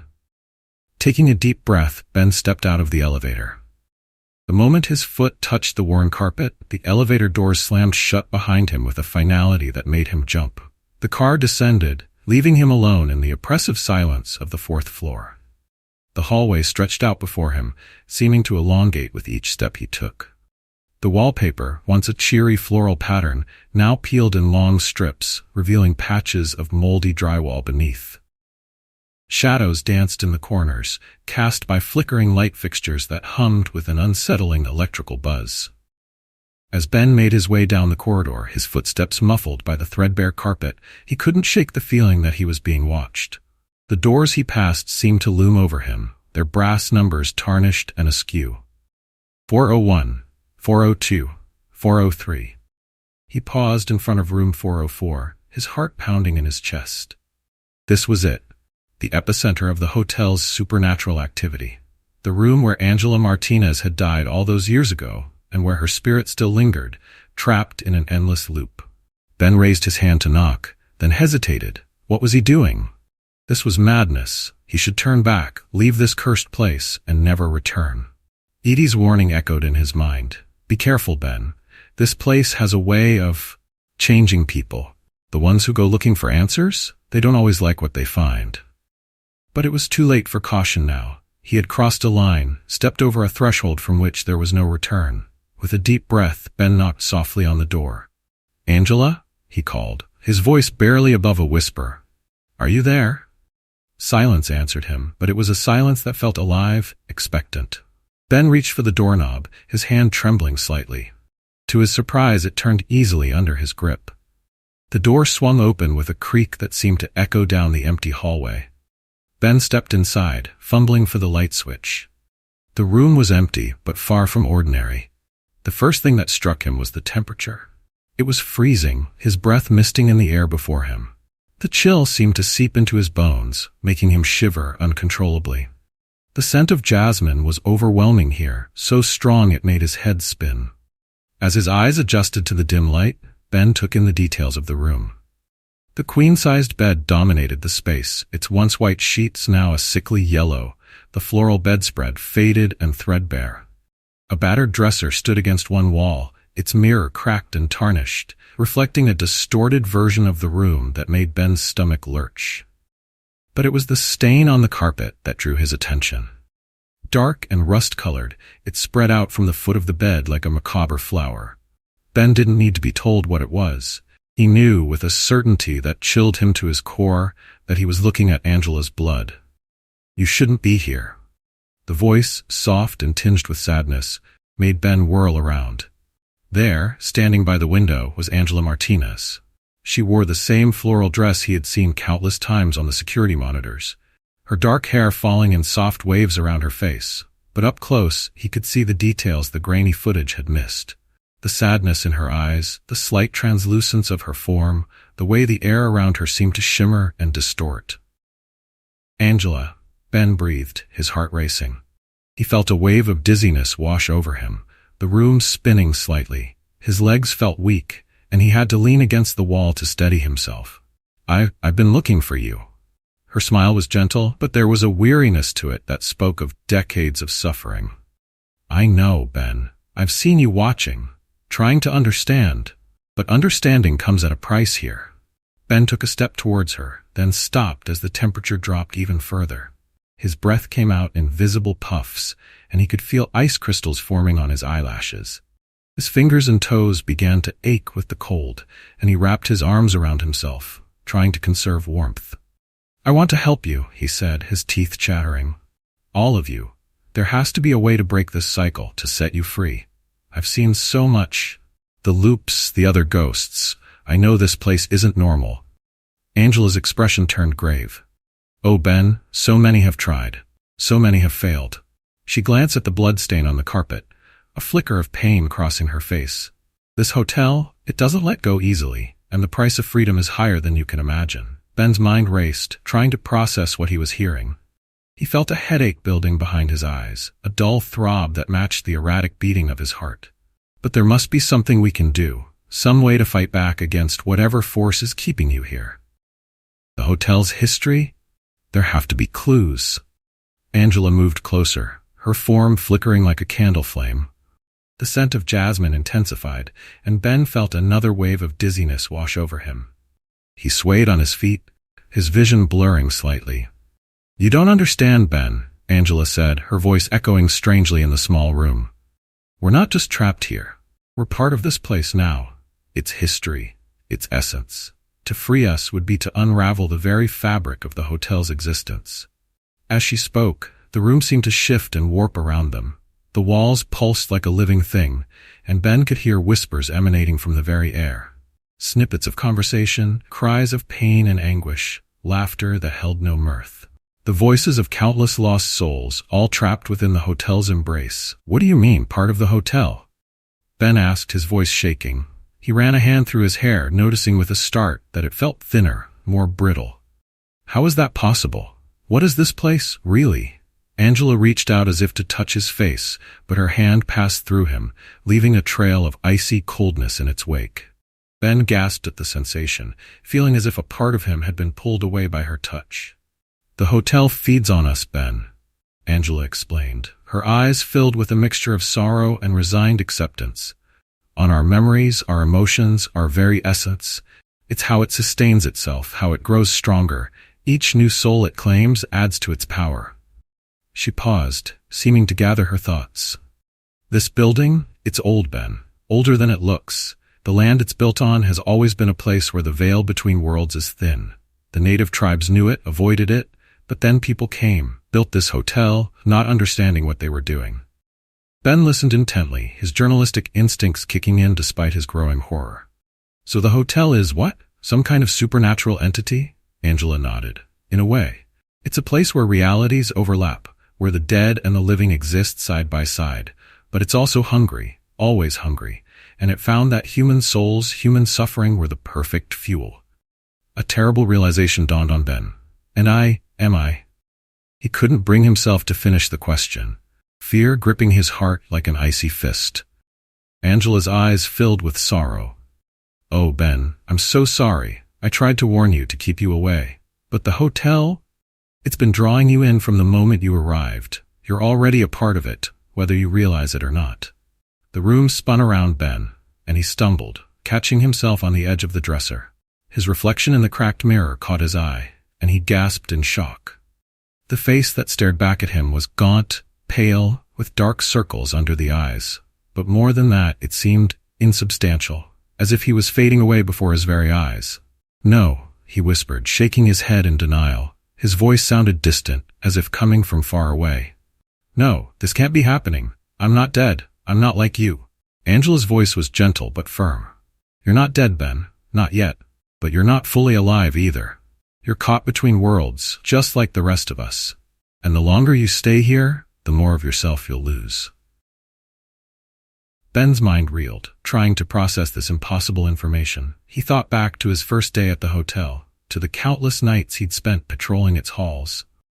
Had he ever truly left? Had he been trapped here all along, going through the motions of a life he no longer lived? "What about the others?" he asked, desperation creeping into his voice. He could feel his grip on reality slipping, memories of his life before the hotel becoming hazy and indistinct. "Charlie, Edie, are they all?" Angela nodded, her form flickering as she moved around the room. "Charlie's been here longer than most. He's adapted, in his own way, found a role for himself in the hotel's ecosystem.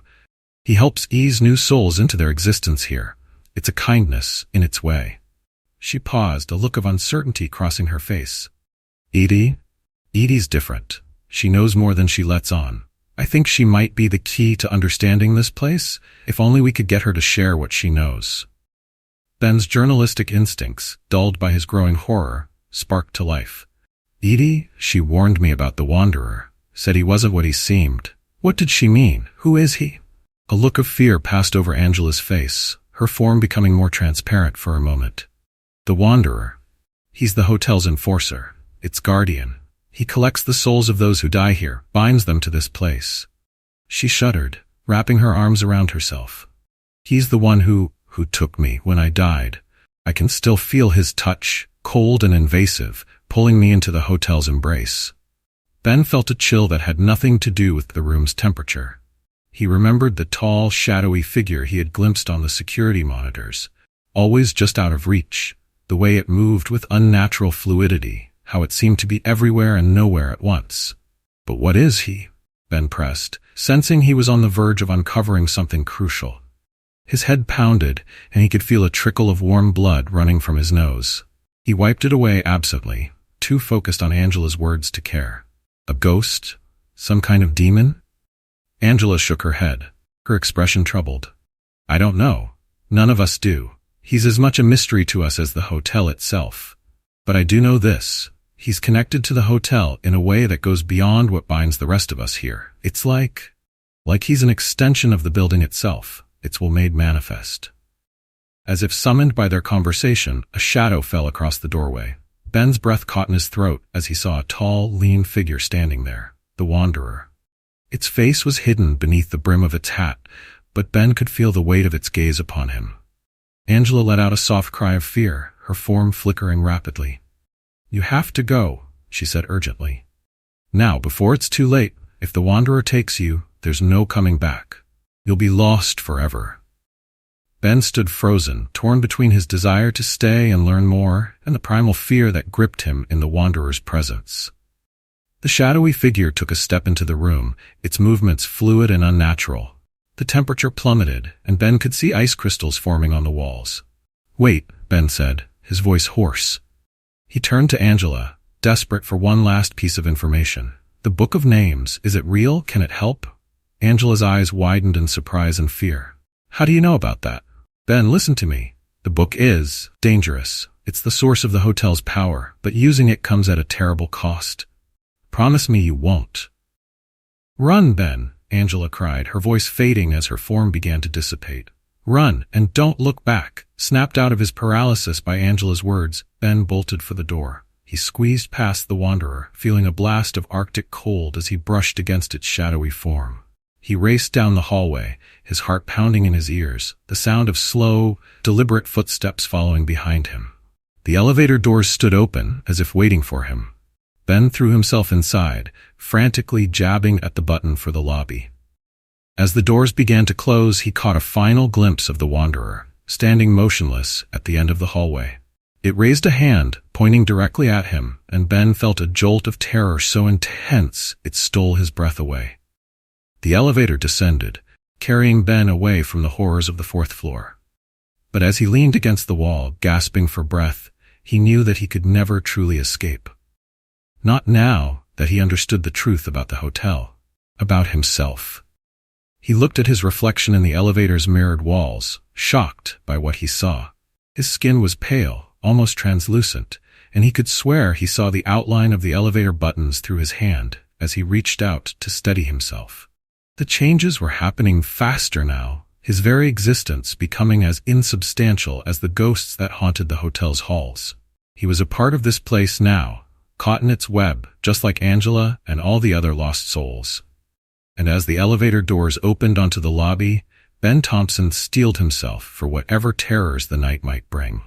For he knew, with a certainty that chilled him to his core, that his journey into the heart of the hotel's mysteries had only just begun. The night shift stretched out before him, endless and full of secrets waiting to be uncovered. And somewhere in the twisting corridors above, the Wanderer continued its relentless patrol, ever watchful, ever hungry for new souls to claim. Ben's encounter with Angela had changed everything. The line between the living and the dead, between reality and nightmare, had blurred beyond recognition. And as he made his way back to the security room, his mind reeling from all he had learned, Ben couldn't shake the feeling that he was walking a path from which there was no return. The hotel's dark embrace tightened around him, a silent promise of the horrors and revelations yet to come. The night was still young, and the true nature of his role in the supernatural drama was only beginning to unfold. As he settled back into his chair in the security room, Ben pulled out his notebook with trembling hands. He had to write it all down, to try and make sense of what he'd just experienced. But as he put pen to paper, he realized with a start that he could see the desk through his hand, his very existence fading like a photograph left too long in the sun. Time was running out. If he was going to uncover the truth about the hotel, about the Book of Names, about his own fading existence, he would have to act fast. The next shift was about to begin, and with it, a descent into horrors beyond imagining. Ben Thompson, the night clerk turned reluctant investigator of the supernatural, took a deep breath and prepared to face the long night ahead. The hotel hummed around him, alive with dark promise and hungry for the secrets yet to be revealed. Chapter 16. The Elevator Incident. Ben Thompson stumbled out of room 404, his legs barely supporting him. The hallway twisted before his eyes, the worn carpet seeming to writhe beneath his feet. He pressed a hand against the peeling wallpaper, trying to steady himself. The scent of jasmine clinging to his clothes like a ghostly perfume. His mind raced, replaying his encounter with Angela. The weight of her revelations pressed down on him, making it hard to breathe. The hotel's true nature, the trapped souls, his own fading existence. It was all too much to process at once. The elevator stood at the end of the corridor, its doors open in silent invitation. Ben pushed himself off the wall and lurched towards it, desperation lending strength to his wobbly legs. As he crossed the threshold, he caught sight of his reflection in the mirrored interior and froze. His face was pale, almost translucent. He could see the outline of the back wall through his cheek, a sight that sent a jolt of terror through him. Ben raised a trembling hand to his face, his fingers passing through his skin like it was made of mist. "What's happening to me?" he whispered, his voice cracking with fear. The doors slid shut with a soft ding that seemed to echo in the oppressive silence. Ben jabbed at the button for the lobby, his heart racing as his finger passed through the illuminated plastic. He stared at his hand in horror, flexing his fingers as if to reassure himself they were still there. As the elevator began its descent, Ben leaned against the back wall, closing his eyes and taking deep breaths. He tried to calm his racing thoughts, to make sense of everything Angela had told him. But each revelation seemed to spawn a dozen new questions, each more terrifying than the last. When he opened his eyes, he found himself face to face with Charlie. Ben let out a strangled yelp, pressing himself against the wall. Charlie? Where? How? He couldn't even form a coherent question, his mind reeling from the bellhop's sudden appearance. Charlie's familiar smirk seemed more sinister than ever in the harsh fluorescent light. "Having a rough night, Benny boy?"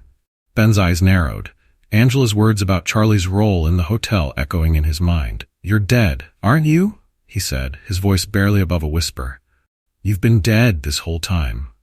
A flicker of surprise passed over Charlie's face, quickly replaced by his usual sardonic expression. "Dead alive. Those words don't mean much in this place, kid. But yeah, I've been around a lot longer than you might think."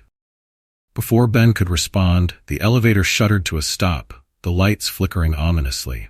He glanced at the floor indicator, his stomach dropping when he saw they were stuck between the third and second floors.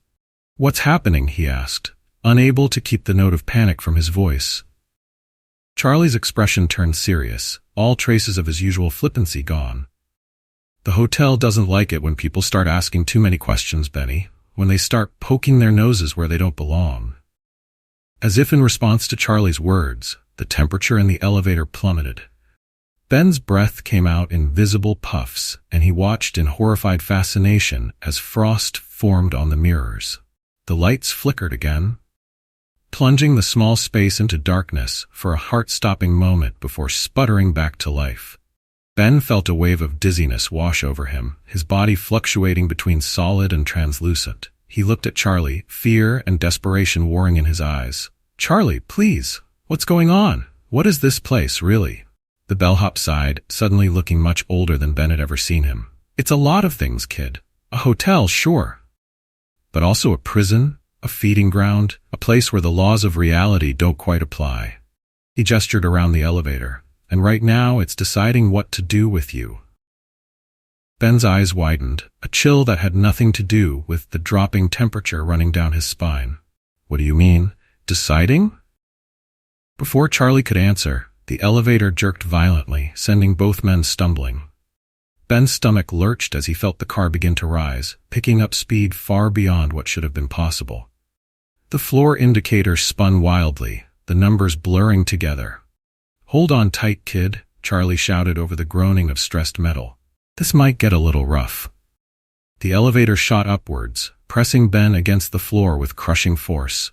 His vision began to darken around the edges, and he could feel blood trickling from his nose. Just when he thought he might pass out, the car came to an abrupt stop. For a moment, everything was still. Then, with a sound like tearing metal, the elevator began to fall. Ben screamed, his voice lost in the rush of air as they plummeted. Charlie stood calmly in the corner, watching him with a mixture of pity and resignation. The mirrors on the walls cracked and shattered, raining glass down on them. Ben threw his arms up to protect his face, but the shards passed right through him, leaving him unharmed. As they fell, the walls of the elevator seemed to melt away, revealing glimpses of impossible things. Ben saw flashes of other rooms, other times. A young couple in 1950s clothing, dancing to silent music.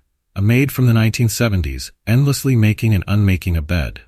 A businessman from the 1980s, pacing back and forth, talking angrily into a brick-sized cell phone. And woven through it all, like a dark thread in a tapestry, was the Wanderer. Ben caught glimpses of the tall, shadowy figure, always at the edges of these scenes, watching, waiting. The loops, Ben gasped, realization dawning through his terror. We're seeing all the trapped souls, all at once. Charlie nodded grimly. Now you're getting it, kid. This is what the hotel really is. A collection of moments, of lives, all trapped in amber. And it's always hungry for more. The elevator continued to fall, but the sensation changed. Instead of plummeting straight down, they seemed to be spiraling, the car spinning as it descended. Ben felt a wave of vertigo wash over him, his sense of up and down completely disoriented. Through the chaos, he noticed something strange. The scenes they were passing began to look familiar. He saw himself checking in on his first day, looking hopeful and nervous. He saw his countless nights in the security room, watching the monitors with growing obsession. He saw his conversations with Charlie, with Edie, with Angela. Are these my memories? He asked, his voice barely above a whisper. Charlie's expression was grim. In a way, the hotel, it's going through your highlight reel, you might say, deciding if you're worth keeping around. Ben's mind reeled, a complex mix of emotions washing over him. Fear, certainly, but also a deep sadness for the life he'd left behind, the person he used to be. And underneath it all, a growing anger at the hotel, at the forces that had brought him to this point. But I'm not dead, he said, his voice stronger now, fueled by a sudden surge of defiance. Not like the others, I'm still alive, aren't I? The bellhop's laugh was bitter. Oh, Benny, you haven't been fully alive for a long time now. The hotel's been feeding on you, bit by bit, ever since you took this job. And now? Now it's deciding whether to finish the job or spit you back out. As if to emphasize Charlie's point, Ben's body began to flicker in and out of existence. One moment he was solid, the next he was as translucent as Angela had been in room 404. He could feel himself unraveling, his very essence scattering like mist in the wind. Panic threatened to overwhelm him, but Ben pushed it down, drawing on a well of strength he didn't know he possessed. No, he said, his voice quiet but firm. No, I won't let it take me. I have to find a way to stop this. To free the souls trapped here, to free myself. The moment the words left his mouth, everything changed. The elevator's fall slowed, then stopped altogether. The walls solidified, the broken mirrors knitting themselves back together. The temperature rose, the oppressive cold giving way to the more familiar mustiness of the hotel. Charlie looked at Ben with newfound respect and perhaps a hint of hope. Well, I'll be damned.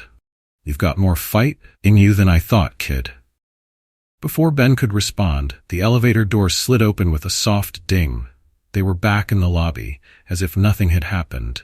Ben stumbled out on shaky legs, his mind struggling to process what he'd just experienced. He looked down at his hands, relieved to see they were solid again, though still paler than normal. He could feel the change in himself, a new awareness of the hotel's presence pressing against his consciousness. Charlie followed, straightening his rumpled uniform. Looks like the hotel's decided to keep you around, Benny boy, at least for now. Ben turned to the bellhop, a mixture of gratitude and suspicion in his eyes. Why did you help me, Charlie? Why do you care what happens to me? Charlie's usual smirk returned, but there was a sadness behind it now. Maybe I'm tired of watching good people get chewed up by this place, or maybe I just like having someone new to talk to. Either way, don't mistake this for mercy.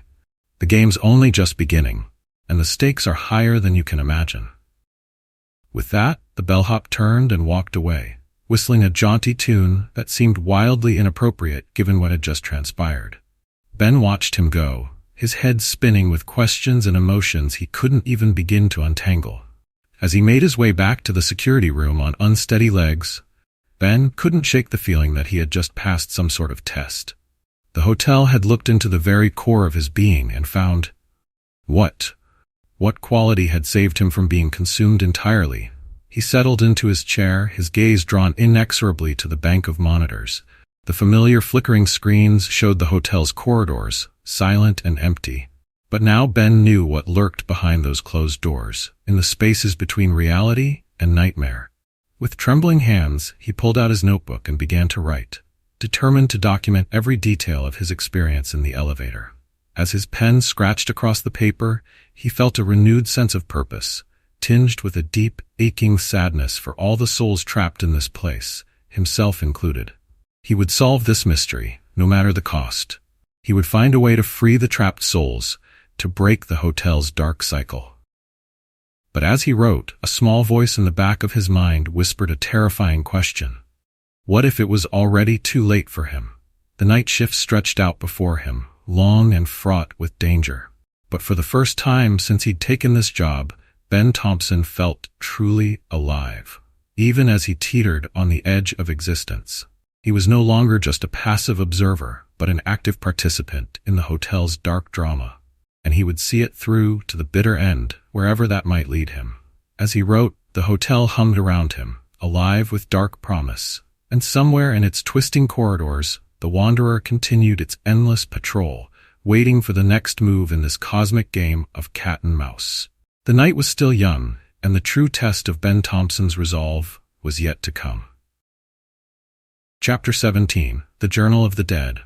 The soft glow of the ancient desk lamp cast long shadows across the cramped office, illuminating dust motes that danced in the stale air. Ben Thompson hunched over the battered metal desk, his bloodshot eyes fixed on the leather-bound journal before him.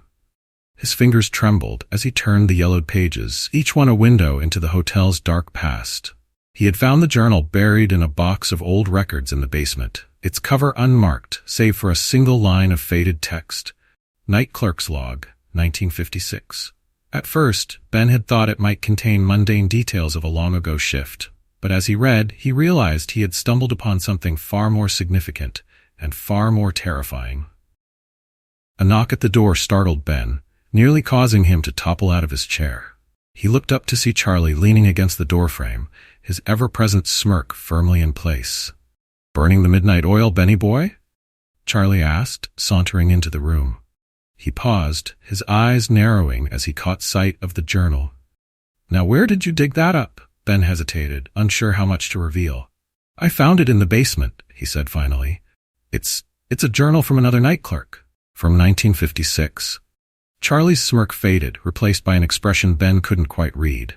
"Thomas Blackwood," he said softly. "Now there's a name I haven't heard in a long time." Ben's eyes widened. "You knew him?" Charlie chuckled, but there was no humor in it. "Kid, I've known every night clerk this place has ever had, and outlived most of them, too." The casualness with which Charlie spoke of his impossible age sent a shiver down Ben's spine. He turned back to the journal, flipping to one of the earlier entries. May 15th, 1956. "There's something wrong with this place. I've tried to ignore it, to tell myself it's just my imagination running wild during the long night shifts, but I can't deny it anymore. The whispers in the walls, the shadows that move when no one's looking, the guests who check in but never check out. It's all real. And I think I'm the only one who sees it." Ben looked up at Charlie. He saw it too. All of it. Just like me. Charlie nodded, his expression uncharacteristically serious. Thomas was a good man, sharp, observant, too observant for his own good in the end. As Ben continued to read, he felt the weight of the hotel's presence growing stronger. The air seemed to thicken, and he could have sworn he heard whispers just at the edge of hearing. He wiped a thin sheen of sweat from his forehead, his hand shaking slightly. "You don't look so hot, kid," Charlie observed. "Maybe you should take a break, get some fresh air." Ben shook his head vehemently. "No, I need to finish this. I need to understand."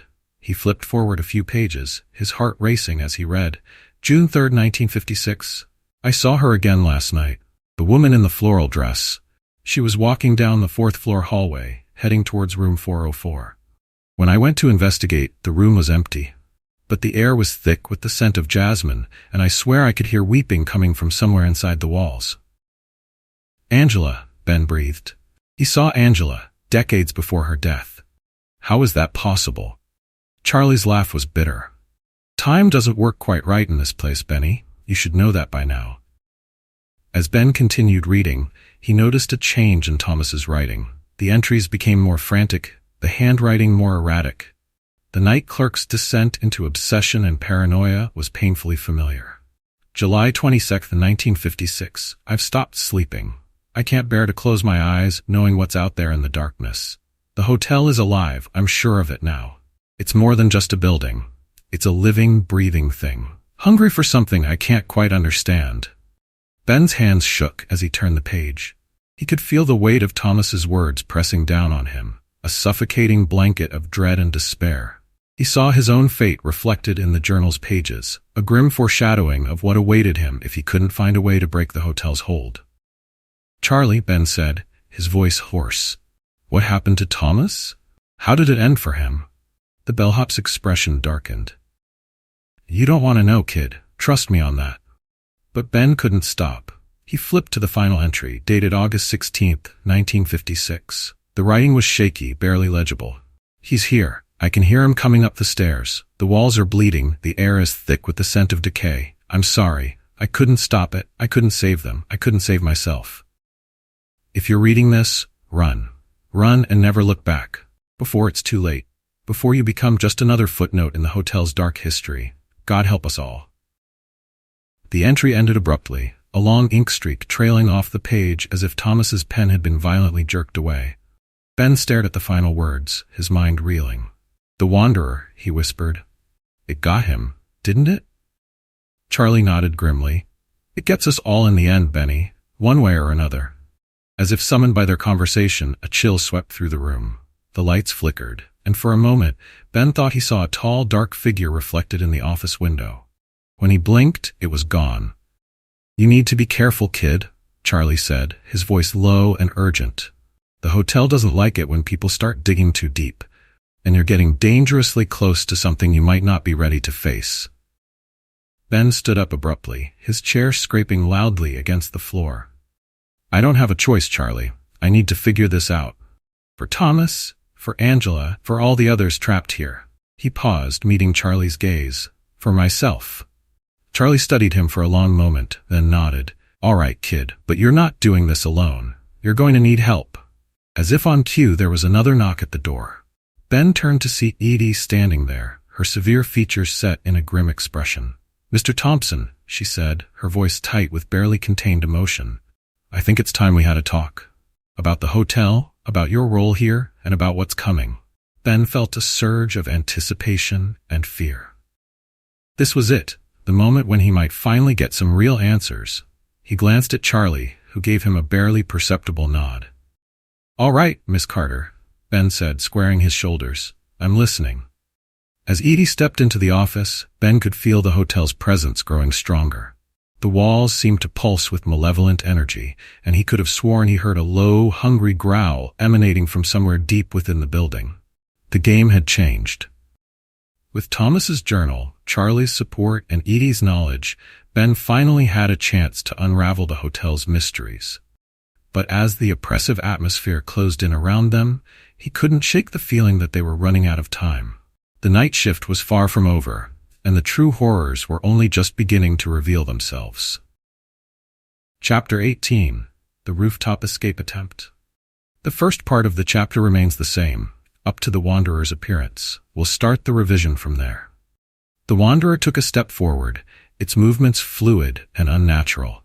The temperature on the roof plummeted, and Ben could see his breath misting in the suddenly frigid air. Angela's form flickered rapidly, her edges blurring like a fading photograph. She reached out to touch Ben's arm, but her hand passed through him, leaving a trail of icy coldness in its wake. What are you? Ben demanded, his voice stronger than he felt. What do you want from us? For a long moment there was only silence. Then a voice that seemed to come from everywhere and nowhere at once filled Ben's mind. I am the collector, the guardian, the one who keeps the balance. Ben's head spun, the voice reverberating through his very being. He stumbled back, catching himself on the parapet. The rough concrete beneath his fingers seemed to pulse, as if the entire building was alive and breathing. Balance? What balance? Between worlds, between life and death, between what was and what will be. Angela moved closer to Ben, her fear palpable. Her form wavered like a mirage, sometimes solid, sometimes transparent. Please, she whispered, her voice echoing strangely in the still air. Don't anger it. You don't know what it's capable of. But Ben pressed on, driven by a need for answers that outweighed his fear. And the hotel? What is it really? The Wanderer's form seemed to grow, stretching impossibly tall, its shadow engulfing them. The very fabric of reality appeared to warp around it, the Las Vegas skyline in the background twisting and distorting like a reflection in a funhouse mirror. A gateway, a prison, a feeding ground for forces beyond your comprehension. Images flashed through Ben's mind, the hotel's construction, decades of lost souls, the dark energy that pulsed beneath its foundations. He saw the Book of Names, its pages filled with countless lives, countless stories, all bound together in a tapestry of sorrow and regret. The visions were so vivid, so real, that Ben could almost feel the weight of the book in his hands, could almost smell the musty odor of its ancient pages. And me? Ben asked, his voice barely above a whisper. What am I in all of this? The Wanderer was silent for a long moment. When it spoke again, there was something almost like pity in its otherworldly voice. A catalyst. A potential. A choice. Before Ben could ask what it meant, the Wanderer raised a hand. The air around them began to shimmer and distort, reality bending in ways that made Ben's mind reel. The rooftop beneath his feet seemed to dissolve, the solid concrete turning to mist. Ben! Angela cried out, reaching for him. Her fingers brushed his for a moment, solid and real, before she too began to fade away. The world twisted and folded in on itself, and Ben felt himself falling through layers of reality, through time and space and memory. The Wanderer's final words echoed in his mind as the rooftop faded away. The night is long, Benjamin Thompson, and your journey has only just begun. Ben plummeted through the void, images and sensations assaulting him from all sides. He saw flashes of the hotel's history, of lives lived and lost within its walls. He felt the weight of countless souls, their hopes and fears and regrets pressing in on him. He saw himself, countless versions of himself, walking the hotel's halls. In some, he was the night clerk, diligently monitoring the security cameras. In others, he was a guest, blissfully unaware of the supernatural forces swirling around him. And in some, he was something else entirely. A figure of shadow and mist, moving through the hotel with the same eerie grace as the Wanderer. As he fell, Ben felt himself changing, his very essence shifting and reforming. He was more than just a man now, more than just a trapped soul. He was a nexus point, a fulcrum upon which the fate of the hotel and all its inhabitants might turn. And through it all, a single thought burned in his mind: the Book of Names. The key to unraveling the hotel's mysteries, to freeing the trapped souls, and perhaps to saving himself. The fall seemed to last an eternity and no time at all. Ben's sense of self fluctuated wildly. One moment, he was acutely aware of every cell in his body, every synapse firing in his brain. The next, he was diffuse, spread thin across the hotel's entire history, a whisper of consciousness barely clinging to cohesion. As suddenly as it had begun, the fall ended. Ben found himself back in the lobby, sprawled on the worn carpet in front of the reception desk. The familiar hum of the ancient air conditioning unit filled the air, a stark contrast to the cosmic drama that had just unfolded on the rooftop. He pushed himself to his feet, his legs shaky but his resolve stronger than ever. His body felt strange, as if it didn't quite fit him anymore. He looked down at his hands, half expecting them to be transparent or misshapen. They looked normal enough, but there was an odd, shimmering quality to them, as if they weren't quite solid. Ben made his way to the large mirror behind the reception desk, studying his reflection with a mixture of fascination and fear. His face looked the same as ever, but there was something different in his eyes. A depth, a knowledge that hadn't been there before. As he watched, his image seemed to flicker, showing glimpses of other versions of himself. The scared young man who had first taken the night clerk job, the hardened investigator he had become, and something else, something not quite human, with eyes that glowed with an inner light.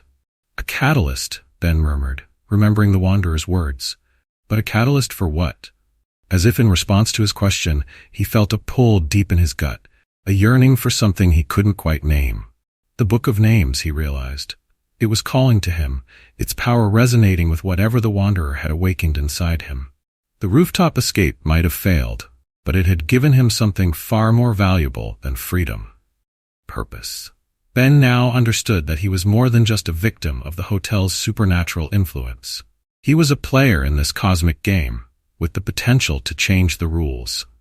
He made his way back to the security room, his mind racing with plans and possibilities. Each step felt more confident, more purposeful. The hotel's whispers, which had once terrified him, now seemed almost comprehensible, a language he was on the verge of understanding. As he settled into his chair, eyes fixed on the bank of monitors, Ben Thompson felt the full weight of his new role settle upon him.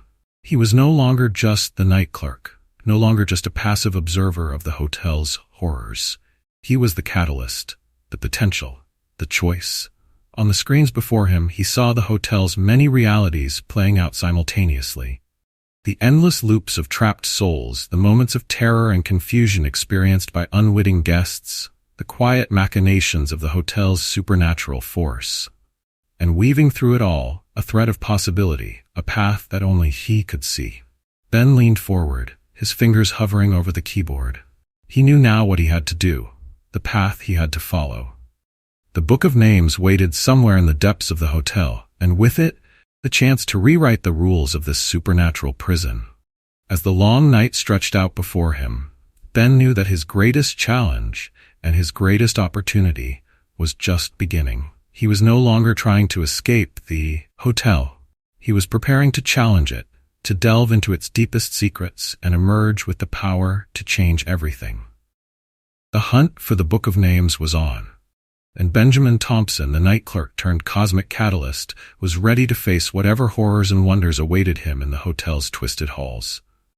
With a deep breath, he began to type, documenting everything he had experienced, everything he had learned. Each word felt charged with potential, as if the very act of recording his story was changing the hotel's reality. The night shift continued, as it always had, as it always would. But now, for the first time since he had taken this job, Ben felt truly alive. The game had changed, and he was no longer just a pawn. He was a player, and he intended to win. Chapter 19, Edie's Truth. The ancient fluorescent lights buzzed overhead, casting a sickly glow across the hotel lobby. Ben Thompson stood behind the reception desk, his fingers drumming a nervous rhythm on the worn wood. His eyes, bloodshot from lack of sleep, darted between the bank of security monitors and the lobby entrance. He was waiting, though for what exactly, he wasn't sure. The revelation of the repeating guests had shaken him to his core. The image of Angela, trapped in her endless loop, haunted his thoughts. And Charlie's words echoed in his mind, a constant reminder of the hotel's true nature. "We're all stuck here, kid. Some of us just know it better than others." As if summoned by his thoughts, the lobby doors swung open with a creak that seemed to echo through the empty space. Edith Carter strode in, her severe features set in a grim expression. She moved with purpose, her eyes fixed on Ben with an intensity that made him take an involuntary step back. "Mr. Thompson?" Edie said, her voice tight with barely contained emotion.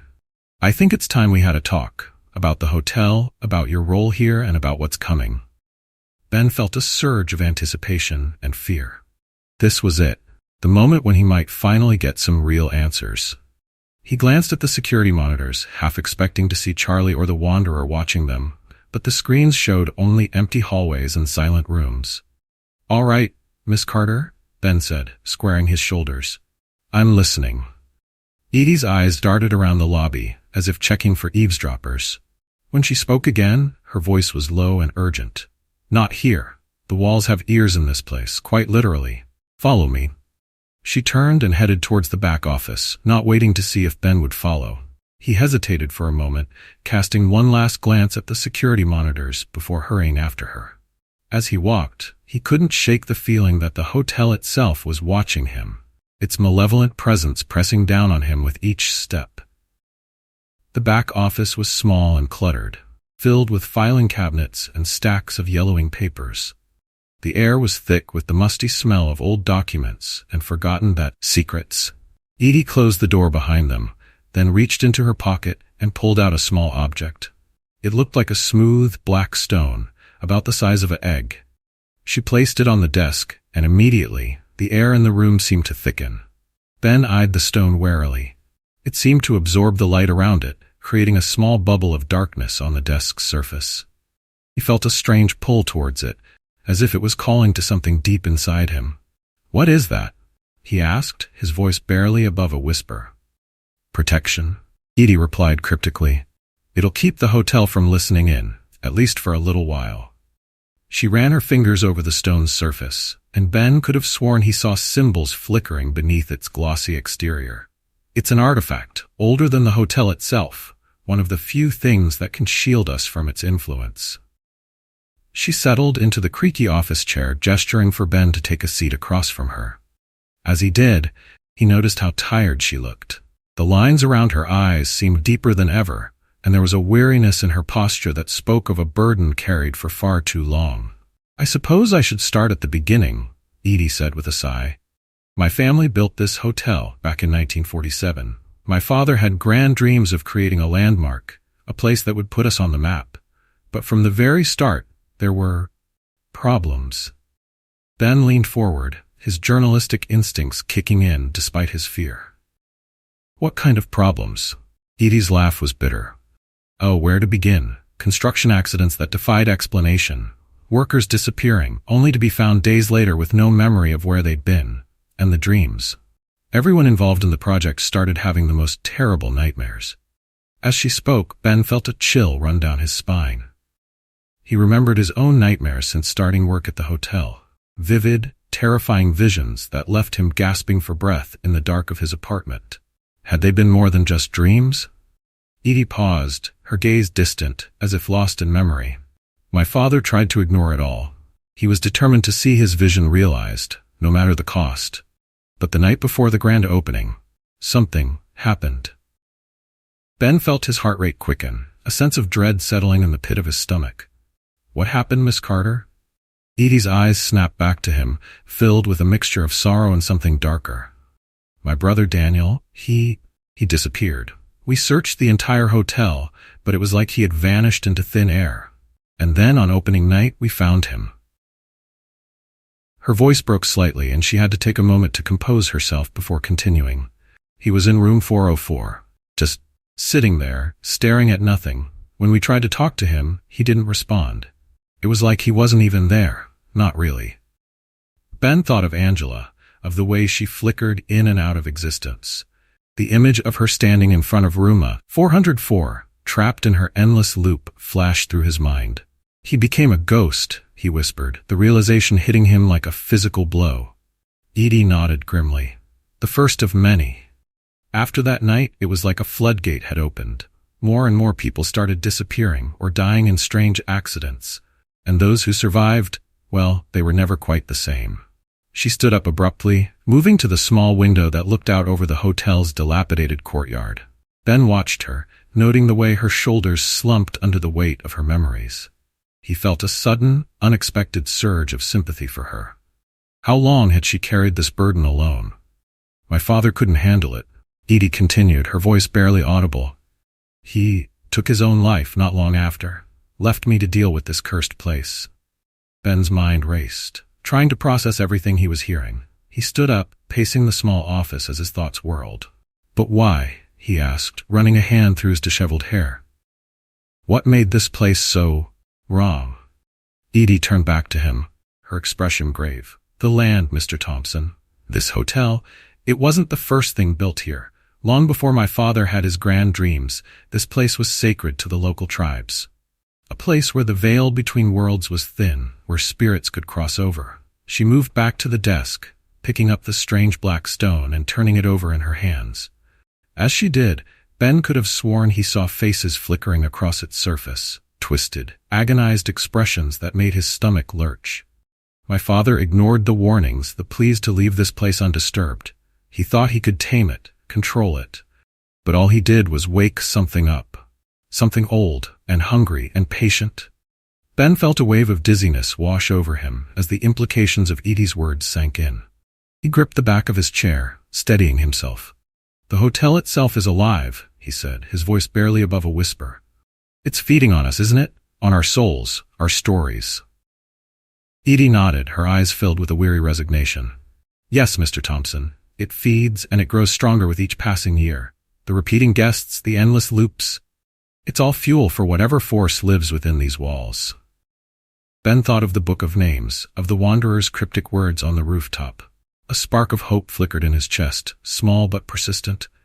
But there has to be a way to stop it, right? To free all the trapped souls?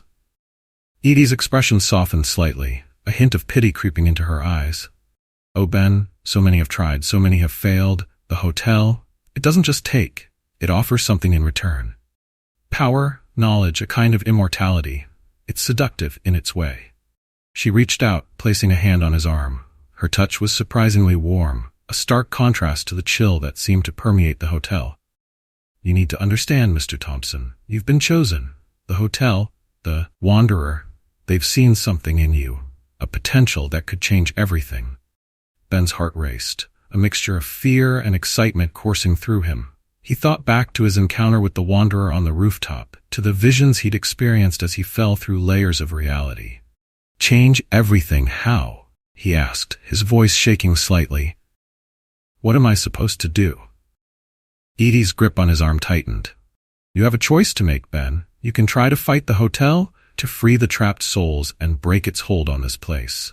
Or—" She trailed off, her gaze distant once more.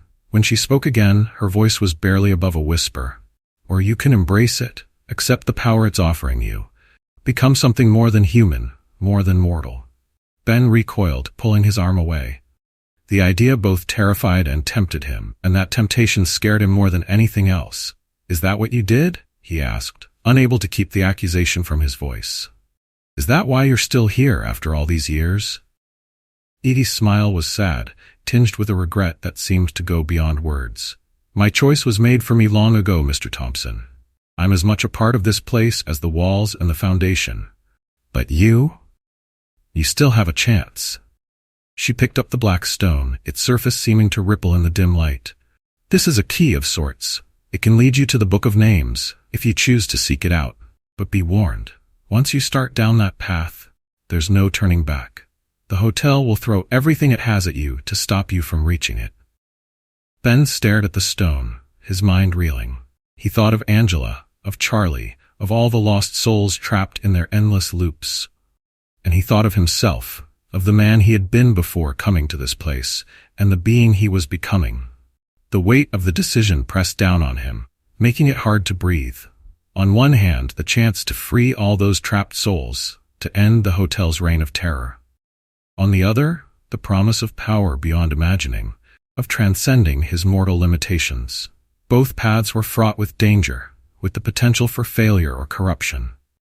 Ben closed his eyes, trying to center himself. He thought of his life before the hotel. The failed career, the broken relationships, the sense of purposelessness that had driven him to take this job in the first place. And he thought of what he'd experienced here. The terror, yes, but also the exhilaration of uncovering hidden truths. The sense that he was on the verge of something profound, something that went beyond the mundane world he'd always known. With a deep breath, he opened his eyes and reached out, taking the stone from Edie's hand. It felt warm to the touch, pulsing with a strange energy that seemed to resonate with something deep inside him. "I'll do it," he said, his voice steady despite the turmoil in his gut. "I'll find the Book of Names, and I'll find a way to end this, to free everyone." As he spoke the words, Ben felt something shift inside him. A sense of purpose, of destiny, settled over him like a mantle. Whatever came next, he knew he was committed to this path. Edie nodded, a mixture of pride and sorrow in her eyes. "I hope you succeed where so many have failed, Mr. Thompson. But remember, the night is long and full of terrors. Trust no one, not even yourself. The hotel has a way of twisting the truth, of making you see what it wants you to see. She stood up, straightening her jacket with a gesture that seemed to belong to a much younger woman. I've told you all I can for now. The rest is up to you. Good luck, Ben. You're going to need it. As Edie turned to leave, Ben felt a sudden urge to stop her, to ask her one last question. Miss Carter, he called out. All these years, all the people you've seen come and go, why did you never leave? Why stay and watch it all happen? Edie paused at the door, her hand on the knob. When she looked back at him, her eyes were filled with an ancient sadness. Because someone has to remember, Mr. Thompson. Someone has to bear witness to the stories of the lost, to keep their memories alive, even if it's only in this liminal space between life and death. With those final cryptic words, Edie walked out of the office. The door closed behind her with a soft click that seemed to echo in the suddenly oppressive silence. Ben sat there for a long moment, the black stone warm in his hand, his mind reeling from everything he had learned. The weight of his task pressed down on him, a burden that seemed almost too heavy to bear. He turned the stone over in his hands, watching the play of light across its surface. What secrets did it hold? What horrors would he face on the path to the Book of Names? And most terrifying of all, what would he become in the process? But as he stood up, slipping the stone into his pocket, he felt a strange sense of purpose settling over him. He was no longer just the night clerk, no longer just a passive observer of the hotel's horrors. He was a player in this cosmic game, with the potential to change the rules. As he made his way back to the lobby, the hotel seemed to pulse around him, alive with dark promise and hungry for the secrets yet to be revealed. The hunt for the Book of Names was on, and Benjamin Thompson was ready to face whatever horrors and wonders awaited him in the twisted halls of this supernatural prison. The night shift continued, as it always had, as it always would. But now, for the first time since he had taken this job, Ben felt truly alive. The game had changed, and he was no longer just a pawn, he was a player, and he intended to win. Chapter 20. The Final Confrontation with Charlie. The ancient fluorescent lights flickered overhead, casting an eerie, sickly glow across the hotel lobby. Ben Thompson stood behind the reception desk, his fingers drumming a nervous rhythm on the worn wood. His eyes, bloodshot from lack of sleep, darted between the bank of security monitors and the black stone that now sat before him, pulsing with an otherworldly energy. Edie's revelations still echoed in his mind, each word a weight pressing down on his shoulders. The true nature of the hotel, the choice that lay before him, the daunting task of finding the Book of Names. It was almost too much to process. And yet, beneath the fear and uncertainty, a spark of determination burned bright. He had made his choice. Now, he had to see it through. As he stared at the black stone, Ben felt a strange, tingling sensation in his fingertips. It had been growing stronger over the past few days, a subtle vibration that seemed to resonate with the hotel's otherworldly energy. He flexed his fingers, watching as small arcs of bluish electricity danced between them. Another change, another sign that he was becoming something more. Or less than human. The soft ding of the elevator pierced the oppressive silence, making Ben's heart skip a beat. He looked up, his hand instinctively closing around the black stone as the doors slid open with a wheeze of tired machinery. Charlie sauntered out, his bellhop uniform as crisp and neat as ever, a stark contrast to Ben's disheveled appearance. The ever-present smirk played on Charlie's lips, but there was something different in his eyes, a sharpness, a hunger that sent a chill down Ben's spine. Well, well, Benny boy, Charlie drawled, approaching the desk with an easy grace that seemed almost predatory. Looks like you've had quite the enlightening chat with our dear Miss Carter. Ben's grip on the stone tightened, its warmth pulsing against his palm like a second heartbeat. You knew, he said, his voice low and accusing. You knew all along what this place really was, what it was doing to people. Charlie's smirk widened, but it didn't reach his eyes. Those remained cold, calculating. Course I knew, kid. Been here longer than most, remember? You see a lot in this job if you know how to look. And you never tried to stop it? Ben asked, unable to keep the anger from his voice. All those people, trapped in their loops, their souls feeding this thing. And you just watched it happen? Charlie's laugh was sharp and humorless. Stop it? "Oh, Benny, you still don't get it, do you?" He leaned across the desk, his face inches from Ben's. "I'm not just a part of this place. I am this place." As he spoke, Charlie's form seemed to flicker and distort. For a moment, Ben saw beyond the affable bellhop facade to something ancient and hungry. Charlie's eyes glowed with an eldritch light, and his smile was full of teeth far too sharp to be human. Ben stumbled back, his heart pounding in his chest. What are you?" Charlie straightened up, his form solidifying once more. But now that Ben had seen beyond the illusion, he couldn't unsee the otherworldly quality that clung to the bellhop like a second skin. "I'm the hotel's appetite, kid. It's hunger given form." Charlie spread his arms wide, gesturing to the lobby around them. "All this, the decaying grandeur, the trapped souls, the endless night, it's all part of the feeding grounds. And you, Benny boy, you're the newest morsel on the menu." Ben's mind raced, pieces falling into place with terrifying clarity. Every interaction he'd had with Charlie, every cryptic comment and knowing smirk, took on a sinister new meaning. "You've been, what? Grooming me? Preparing me to be consumed?" Charlie's grin was predatory. "Oh, it's so much more than that. You're special, Ben. The hotel, it likes you. You've got a spark, a potential that we haven't seen in a long, long time." He took a step closer, his eyes fixed on the stone in Ben's hand. "And now, with that little trinket Edie gave you, you're finally ready to take your place in the grand design." "And what exactly is this grand design?" Ben pressed, trying to keep his voice steady. "Why me? Why now?" Charlie's eyes gleamed with a mixture of hunger and excitement. "Because, Benny boy, you're the key to expanding our reach. This hotel, it's just the beginning.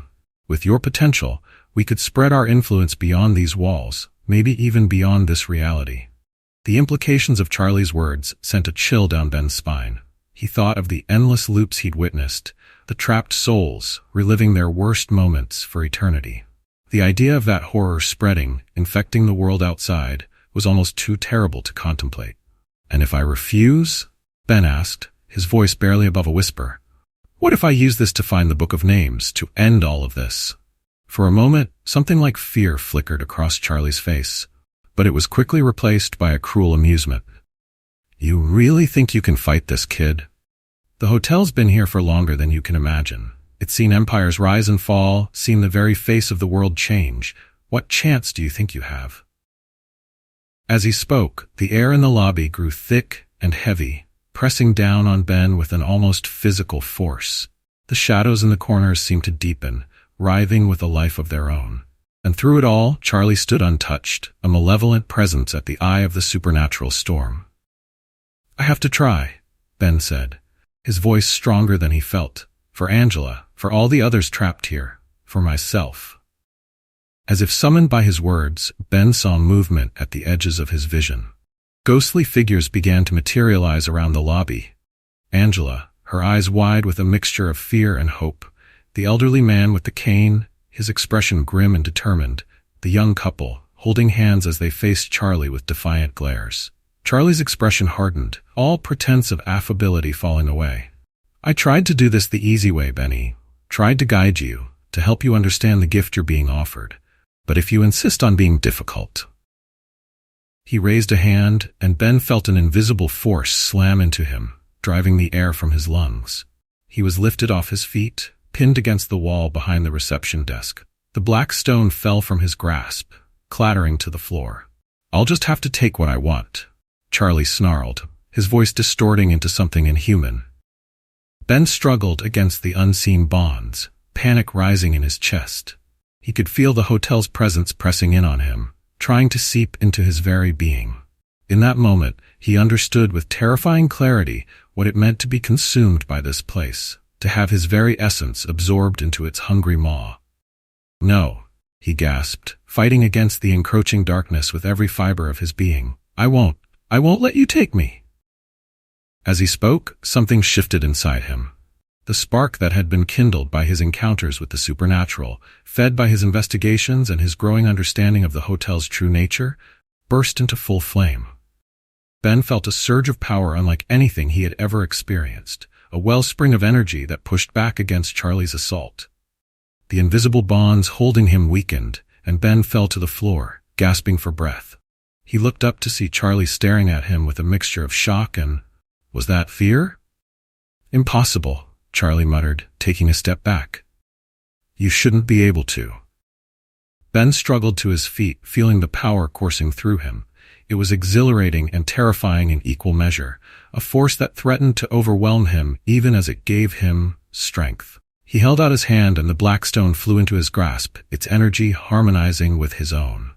I told you, Ben said, his voice resonating with newfound power. I won't let you take me, and I won't let you keep hurting people. Charlie's face contorted with rage, his form flickering between his human guise and something monstrous and alien. You think you can fight me, boy? Fight us? We are eternal, endless. We are the hunger that devours worlds.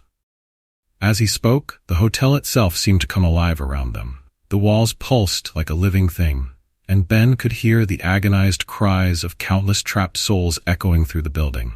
The very fabric of reality seemed to warp and twist, bending to Charlie's will. But Ben stood his ground, the black stone glowing with an intense light in his hand. He felt the presence of the other spirits around him, lending him their strength, their hope. Angela stepped forward, placing a ghostly hand on his shoulder. We're with you, Ben, she said, her voice stronger than he had ever heard it. All of us. You're not alone in this fight. Ben nodded, drawing strength from their support. He thought of all the lives this place had consumed, all the stories left unfinished. He thought of the world outside, unknowingly at risk from the hotel's insatiable hunger, and he thought of himself, of the man he had been and the being he was becoming. No more, Ben said, his voice calm and filled with resolve. This ends now. He raised the stone, feeling its power connecting with his own. A beam of pure energy shot forth, striking Charlie square in the chest. The bellhop let out an inhuman shriek, his form dissolving into a writhing mass of shadows and gnashing teeth. The lobby became a battleground, reality itself bending and breaking around them as Ben and the entity that had been Charlie clashed. Furniture flew through the air, paintings peeled themselves from the walls, and the very floor beneath their feet rippled like water. Through it all, Ben stood firm, channeling the power of the stone and his own newfound abilities.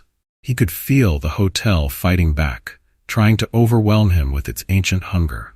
But with each passing moment, he grew stronger, more in tune with the forces he was wielding. The spirits of the trapped souls joined the fray, their ethereal forms swirling around Charlie, hampering his movements and weakening his attacks.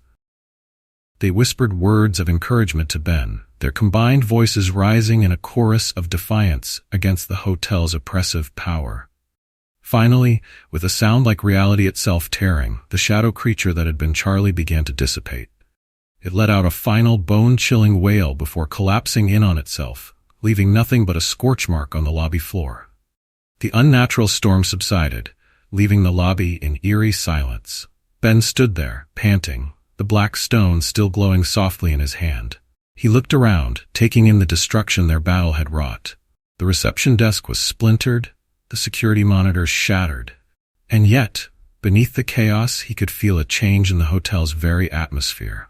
The oppressive weight that had been a constant presence since he first took the night clerk job felt lighter somehow.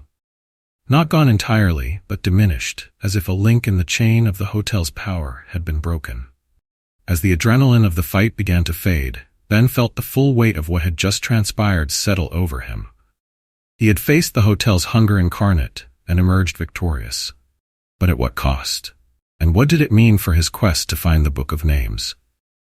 He looked down at the black stone, its surface now marred with hairline cracks. Whatever power it had helped him tap into, it had taken a toll on the artifact. But more than that, Ben could feel the change in himself. The power he had wielded was now a part of him, for better or worse. Angela approached him, her form more solid than he had ever seen it. Her eyes were wide with a mixture of awe and cautious hope. You did it, Ben, she said softly. You actually did it. But what happens now? Ben took a deep breath, trying to center himself amidst the swirling emotions and lingering energy of the confrontation. Now, he said, his voice filled with determination, we find the Book of Names. We end this, once and for all. As he spoke, Ben could feel the weight of the other spirits' gazes upon him. They looked to him now, not just with hope, but with something approaching reverence. It was a responsibility he had never asked for, a burden he wasn't sure he was ready to bear. But as he stood there, surrounded by the souls he had sworn to save, Ben knew there was no turning back. The hotel's hunger may have been diminished, but it was far from defeated. The true battle was just beginning. He looked down at the cracked black stone, then back up at the gathered spirits. His voice was quiet, but filled with unwavering resolve as he spoke. "This is just the beginning. I promise you, I will find a way to set you all free, no matter what it takes." As the words left his mouth, Ben felt them settle into place like a vow, binding him to this path he had chosen. The night was still young, and the hotel's mysteries were far from unraveled. But for the first time since he had taken this job, Benjamin Thompson felt truly alive, truly purposeful. The hunt for the Book of Names would continue, and with it, the chance to rewrite the rules of this supernatural prison once and for all. Chapter 21. Ben's Death Uncovered. The ancient fluorescent lights flickered overhead, casting an eerie, sickly glow across the hotel lobby. Ben Thompson stood behind the reception desk, his fingers drumming a nervous rhythm on the worn wood. His eyes, bloodshot from lack of sleep, darted between the bank of security monitors and the cracked black stone that now sat before him, its otherworldly energy diminished but still palpable. As he stared at the stone, a memory flickered through his mind. A gunshot, a searing pain in his chest, the taste of copper in his mouth.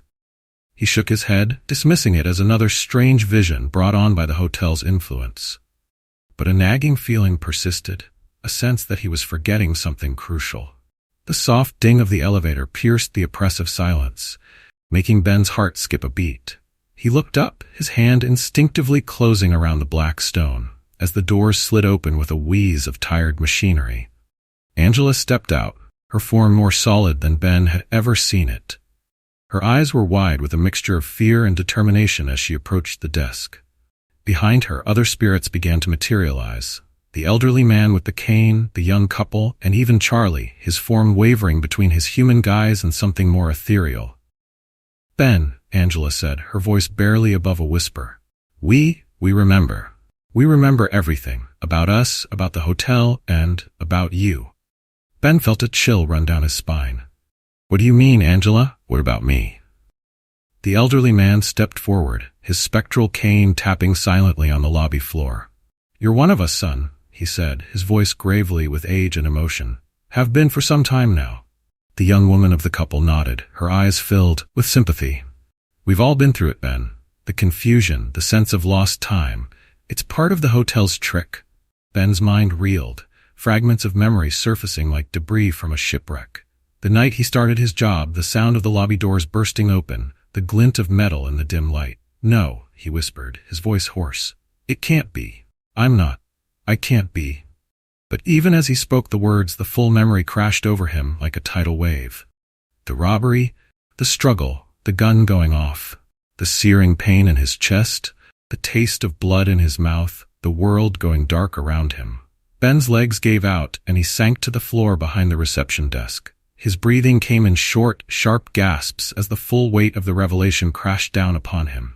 He looked down at his hands, really seeing them for the first time in months. They were translucent, the outline of the floor visible through them. "How long?" he managed to choke out, looking up at the assembled spirits with eyes wide with shock and dawning horror. Charlie stepped forward, his usual smirk replaced by an expression of grim understanding. 3 months, kid. You've been dead for 3 months. The words hit Ben like a physical blow. 3 months. 3 months of patrols, of investigations, of growing obsession with the hotel's mysteries.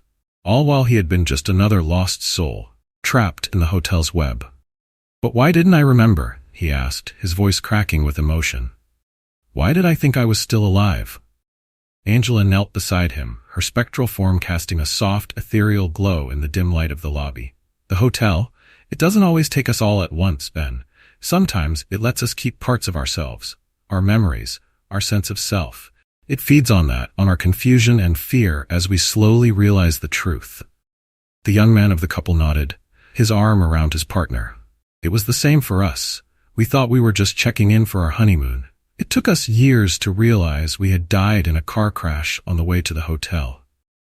Ben's mind raced, pieces falling into place with terrifying clarity. The sense of disorientation he had felt since starting the job, the way time seemed to blur and stretch in impossible ways, the growing feeling that he was becoming untethered from reality, it all made sense now. He stood up on shaky legs, leaning against the desk for support. "So everything I've done," he said, his voice thick with emotion. "All the investigating, the search for answers, the fight with Charlie, it was all part of the hotel's game?" Charlie shook his head, stepping closer to Ben. "Not all of it, kid. The hotel might have set the stage, but the performance? That was all you. Your determination, your desire to uncover the truth and help others, that's what's been driving you. The hotel may have taken your life, but it couldn't take your spirit." Ben looked around at the assembled spirits, seeing the truth of Charlie's words reflected in their eyes. They had all been through this, had all fought against the hotel's influence in their own ways. And now, they were here, standing with him. For a long moment, Ben stood there in silence, trying to process the enormity of what he had learned. He was dead, had been dead for months. Everything he thought he knew about himself, about his place in the world, had been turned upside down. The weight of the revelation pressed down on him, threatening to crush his spirit entirely. But as he stood there, surrounded by the other lost souls of the hotel, something else began to stir within him. A spark of defiance, of determination that had driven him even in death. He looked down at the cracked black stone in his hand, watching as its surface rippled and shifted. As he focused on it, he began to see images forming in its depths. Hidden rooms, secret passages, spaces that existed between the walls of reality. "The stone," he said, his voice growing stronger. "It's more than just protection against the hotel's influence, isn't it? It's a map." Angela nodded, her eyes fixed on the stone. "To the Book of Names, Ben. It's showing us the way." As the realization sank in, Ben felt a change coming over him. The last vestiges of his human guise fell away, replaced by a form that was pure energy, pure will. He was no longer the confused night clerk, trapped in a loop he didn't understand. He was a force of change, a spark of defiance against the hotel's oppressive power. The assembled spirits seemed to draw strength from his transformation, their own forms becoming more solid, more real. They were no longer just echoes of their former selves, but active participants in the battle for their very souls. Ben turned to face the hotel proper, his spectral form glowing with an inner light that seemed to push back the shadows. "Hear me," he said, his voice resonating with newfound power. "I am Benjamin Thompson. I have seen through your illusions. I have faced your hunger, and I am not afraid. We are coming for the Book of Names, and we will end your reign of terror." As his declaration echoed through the lobby, the hotel responded with terrifying force. The walls began to bleed, a thick, dark substance oozing from between the cracks in the plaster. The shadows deepened, taking on monstrous shapes that lunged at the assembled spirits, only to dissipate at the edge of Ben's radiance. A low, malevolent growl filled the air, seeming to come from everywhere and nowhere at once. The floor beneath their feet began to undulate, as if the hotel itself was trying to swallow them whole. But Ben stood firm, the black stone glowing brightly in his hand.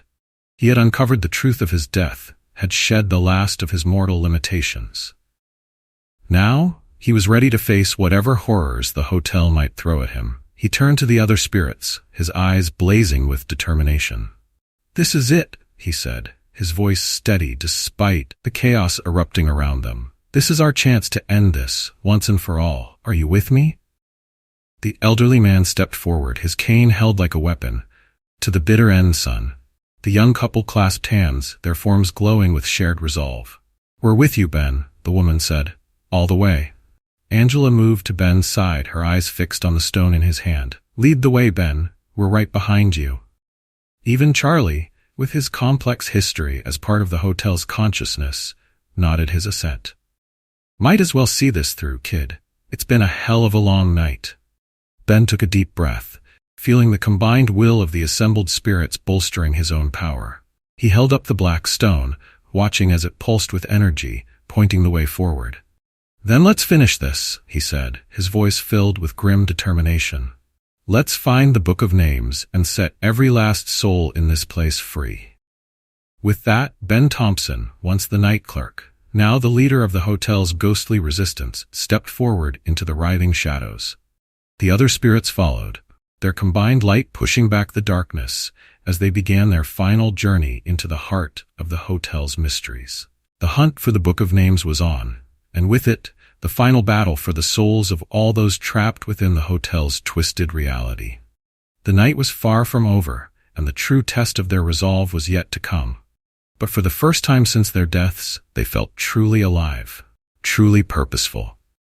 The hotel's dark embrace may have claimed their lives, but it would not claim their spirits. The end was near, one way or another, and they were determined to see it through, no matter the cost. Chapter 22, The Wanderer's Truth. The ancient elevator groaned as it ascended, its cables creaking ominously in the shaft. Ben Thompson stood rigid, his spectral form flickering with nervous energy. The black stone pulsed in his hand, its cracked surface glowing with an otherworldly light. Behind him, the other spirits huddled close, their combined presence pushing back against the hotel's oppressive atmosphere. As the dial above the door ticked upward, Ben felt a growing sense of anticipation and dread. The stone was leading them to the top floor, to a space that shouldn't exist according to the hotel's blueprints. A hidden floor, a secret level where the Wanderer dwelled. The elevator shuddered to a stop, the doors opening with a reluctant wheeze. Ben stepped out into a corridor that seemed to defy the laws of reality. The walls rippled like water, images flickering across their surface, snapshots of the hotel's long and bloody history. The floor beneath their feet felt insubstantial, as if they were walking on air.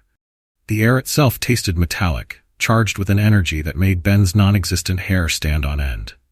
"My God," Angela whispered, her voice tinged with awe and fear. It's like we're inside the hotel's memories." Ben nodded grimly, his eyes fixed on the end of the hall where a single door stood. Unlike the ever-shifting walls, this door remained solid, its surface etched with symbols that hurt to look at directly. The black stone pulled him towards it, its energy resonating with whatever lay beyond. "This is it," Ben said, his voice steady despite the turmoil in his gut. "Whatever the truth is about the Wanderer, about the hotel's nature, it's behind that door." Charlie stepped forward, his form wavering between his human guise and something more ethereal. "You sure about this, kid? Once we cross that threshold, there's no going back. The hotel's not going to let its secrets go without a fight." Ben turned to face the assembled spirits, his eyes blazing with determination. "We've come too far to turn back now. Whatever happens, we face it together. For every soul trapped in this place, for every life the hotel has consumed, we end this tonight." With a deep breath, Ben placed his hand on the door. The symbols flared to life, searing themselves into his spectral flesh. Pain lanced through him, a searing agony that threatened to tear him apart. He gritted his teeth, pushing through the torment. The door swung open with a sound, like reality itself tearing, revealing a vast, impossible space beyond. They stepped into what could only be described as the hotel's heart. The room, if it could be called that, stretched out infinitely in all directions. Fragments of every room, every hallway, every moment in the hotel's history floated in the void. The air was thick with the scent of ozone and something older, more primal, the smell of time itself passing. Whispers echoed from everywhere and nowhere, a cacophony of voices from countless lost souls, and at the center of it all stood the Wanderer. The enigmatic figure turned to face them, its featureless visage somehow radiating an air of ancient sorrow. When it spoke, its voice echoed from everywhere and nowhere at once, vibrating through Ben's very essence. "So you have come at last, Benjamin Thompson? The catalyst, the potential, the choice." Ben stepped forward, the black stone glowing brightly in his hand. "Who are you?" he demanded. "What is this place? What is the hotel, really?" The Wanderer was silent for a long moment, its form shifting and rippling like smoke. "I am what remains of the one you knew as Daniel Carter. The first to be taken, the first to see the hotel's true nature, and now its eternal custodian." Gasps of shock rippled through the assembled spirits. Ben's mind reeled, remembering Edie's story of her lost brother. "But how? Why?" The Wanderer, Daniel, gestured around them. "The hotel is a nexus, a point where realities intersect, It has existed in one form or another since the dawn of time, feeding on the energy of souls to maintain its existence, but it lacked direction, purpose, until I came along. As he spoke, the fragments of the hotel's history began to coalesce, forming images that played out around them. Ben saw the land as it was before the hotel, ancient and raw, with dark potential. He saw the native tribes that feared and respected its power. And he saw the Carter family, their dreams of empire unknowingly tapping into something far beyond their understanding. When I was taken, Daniel continued, his voice heavy with the weight of decades, I saw the truth, the hotel's hunger, its potential to grow beyond this single point of existence, and I made a choice, to become its guiding force, to shape its hunger into something more. Ben's grip on the black stone tightened, his form glowing with barely contained energy. A choice? You chose to trap souls here, to feed them to this thing? Daniel's form rippled, a flicker of something like regret passing across his featureless visage. I chose to give them purpose, Benjamin, to make their suffering mean something. The hotel feeds on stories, on emotions, on the very essence of human experience. With my guidance, it has become a crucible, a place where souls are refined and transformed. Transformed into what? Angela asked, her voice barely above a whisper. Ben could feel her fear, her revulsion at the idea of being refined by the hotel's cruel machinations. The wanderer turned his gaze upon her, and for a moment, Angela's form seemed to waver and shift, into something more than human, more than mortal. Those who survive the hotel's trials, who overcome their own personal hells, they have the potential to transcend, to become as I am, to help shape reality itself. The revelations hit Ben like a physical blow. The hotel wasn't just a trap for lost souls. It was a twisted sort of furnace, burning away what was human and leaving behind. What? As he looked at Daniel, at the being the man had become, Ben felt a mixture of horror and fascination. This enigmatic figure held power beyond imagining. And now, Daniel said, turning back to Ben, you stand at a crossroads. You've already started to change, to tap into the power that flows through this place. You could join me, Benjamin. Help guide the hotel's growth. Shape the souls that come under our care. We could expand beyond these walls, grow the hotel into something truly universal. The offer hung in the air, tempting in its potential.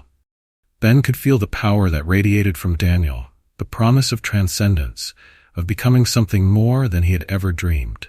For a moment, he wavered, the allure of cosmic significance almost overwhelming. Ben's mind raced, conflicting emotions warring within him.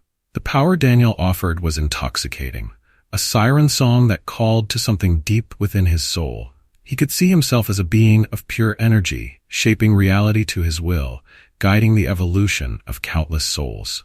The loneliness of his former life, the sense of purposelessness that had driven him to take the night clerk job, all of it could be washed away in an instant. But even as the temptation gnawed at him, Ben felt a deep revulsion at the cost of such power. He thought of Angela, trapped in her endless loop of fear and confusion. Of Charlie, his humanity eroded by decades of servitude to the hotel. Of all the lost souls he had encountered, their pain and suffering feeding this cosmic abomination. No, Ben said, his voice quiet but filled with resolve. No, I won't be part of this. What you're doing, what the hotel is doing, it's wrong. You're not refining souls, you're torturing them. You're feeding on their pain, their fear, their despair, and I won't let it continue. Daniel's form seemed to grow, looming over them like a storm cloud. The air crackled with energy, and Ben could taste ozone on his tongue. You do not have a choice, Benjamin. The hotel has chosen you, just as it chose me all those years ago. You are already bound to this place, your essence intertwined with its fabric. You cannot escape your destiny. Ben felt the hotel's power pressing down on him, trying to subsume his will, to shape him into its instrument. But he stood firm, drawing strength from the souls around him, from the black stone that pulsed in his hand. You're wrong, Ben said, his voice growing stronger. There's always a choice, and I choose to fight. For every soul trapped here, for every life the hotel has consumed, I will find a way to end this, to set them all free. As he spoke, Ben's form began to glow with an inner light that seemed to push back the shadows. The other spirits rallied around him, their own essences resonating with his defiance. Angela stepped forward, her form flickering with a mix of fear and determination. "Ben's right," she said, her voice growing stronger. "We've suffered enough. We won't be your fuel anymore." The elderly man with the cane nodded, his spectral form straightening as if shedding years of weariness. "I've been wandering these halls for decades," he said. "It's time to find the exit." The young couple clasped hands, their forms glowing brighter as they stood united. "We came here to start our life together," the woman said. "We won't let it end here." Even Charlie, with his complex history as part of the hotel's consciousness, stepped forward to stand at Ben's side. "Sorry, Danny boy," he said, his usual smirk tinged with a grim resolve. "Looks like the night shift's over." The wanderer, Daniel, recoiled, a flicker of something like fear passing across his alien countenance. "You do not know what you're doing," he snarled. "The hotel cannot be destroyed. Its roots run deep, its influence stretches across realities. To oppose it is to court annihilation." But Ben stood his ground, the black stone blazing like a star in his hand. "Maybe so," he said, his voice filled with determination. "But I'd rather be annihilated fighting for what's right than become part of this abomination. We're going to find the Book of Names, and we're going to end this, once and for all." With a roar of defiance, Ben thrust the black stone forward. Its cracked surface fractured further, releasing a torrent of energy that lit up the void. The fragments of the hotel's memoryscape recoiled, creating a path through the chaos. "Run!" Ben shouted to the others. "Find the book! I'll hold him off." As the other spirits raced into the swirling vortex of hotel fragments, Ben turned to face the wanderer. Daniel's form had shed all pretense of humanity now, becoming a roiling mass of shadow and cosmic hunger. "You cannot stop what has already begun." Daniel's voice boomed, shaking the very fabric of reality around them. "The hotel must feed, it must expand, and you, Benjamin Thompson, will not stand in our way." Ben braced himself as the full force of the hotel's will crashed down upon him. The battle for the soul of the unnamed hotel had begun, and the fate of countless lost souls hung in the balance. But as the darkness closed in around him, Ben Thompson stood firm, a beacon of defiance against the night. The confrontation that would determine the future of the hotel and perhaps reality itself was only just beginning. And Ben, fueled by his conviction and the support of the other spirits, was ready to face whatever horrors lay ahead. Chapter 23, Becoming Part of the Cycle. The ancient fluorescent lights flickered overhead, casting an eerie, sickly glow across the hotel lobby. The intermittent buzz of dying bulbs filled the air, punctuated by the soft, constant hum of the ancient air conditioning unit. Ben Thompson stood behind the reception desk, his fingers hovering over the worn logbook, the leather cover cracked and peeling like dead skin. His eyes, no longer bloodshot from lack of sleep but glowing with an otherworldly light, darted between the bank of security monitors and his own translucent hands. The revelation of his own death still echoed in his mind, a truth so profound and terrible that it threatened to shatter what remained of his sanity. He was dead. Had been dead for months. The realization hit him in waves, each one threatening to drown him in a sea of despair and disbelief. Ben raised a shaking hand to his face, feeling the strange disconnect between his perception of touch and the reality of his incorporeal form. He could feel the rough stubble on his chin, the bags under his eyes, but it was all a memory, an echo of the man he used to be. A sob caught in his throat, the sound distorting into something inhuman and broken. As he watched the security monitors, Ben saw himself among the other spirits, endlessly walking the halls, repeating his final moments. The sight was both fascinating and horrifying, a visual representation of the limbo he now inhabited. The Ben on the screen looked lost, confused, eternally searching for something he could never find. Was that truly him? Had he really been so blind? The air around him grew heavy, thick with the musty scent of old carpet and something darker, more primal. It was the smell of decay, of time itself, breaking down. Ben felt it pressing against him, seeping into his very essence. He was becoming part of it, he realized. Part of the hotel's endless hungry cycle. "It's a lot to take in, isn't it?" Charlie's voice came from behind him, the eternal bellhop materializing as if from thin air. The smell of stale cigarette smoke accompanied his arrival, a scent that should have been impossible in the non-smoking hotel. "Seeing yourself like that, I mean, takes some getting used to. Ben turned to face Charlie, noting the sad smile on the other spirit's face. In that moment, he saw Charlie clearly for the first time. The bellhop's form flickered and shifted, sometimes appearing as the affable man Ben had known, other times as something older, more primal. A being of shadow and hunger barely contained in human form.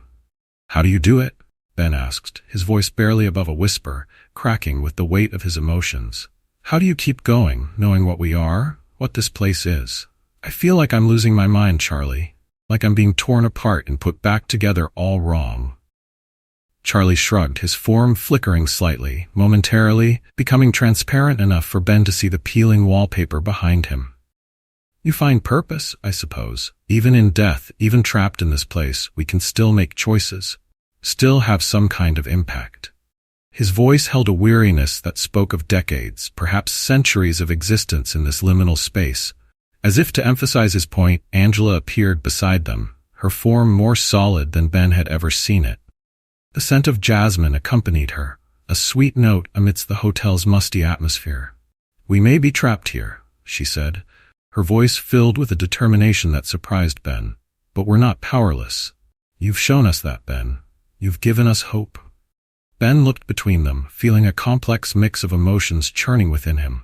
The weight of his new existence pressed down on him, a crushing despair that threatened to overwhelm him entirely. But beneath it, a spark of defiance still burned, small but persistent. "But what can we really do?" he asked, gesturing wildly at the lobby around them.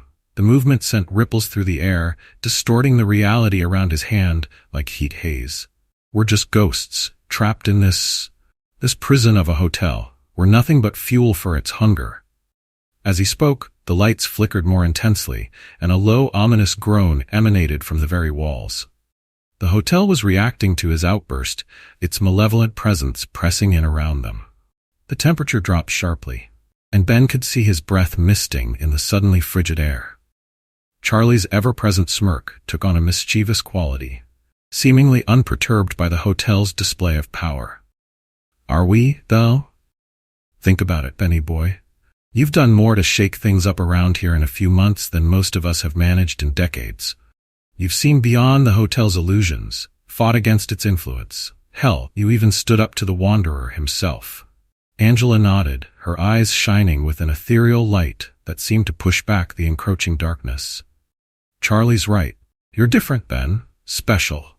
Maybe you're the key to changing things around here, to finally breaking the cycle." Ben felt a surge of something like hope, quickly tempered by the reality of their situation. He gestured at the security monitors, at the endless parade of trapped souls. Each screen showed a different tragedy playing out in an eternal loop. An elderly man pacing a room, muttering to himself. A young couple frozen in a moment of terror. A maid endlessly making and unmaking a bed, her movements becoming more frantic with each repetition.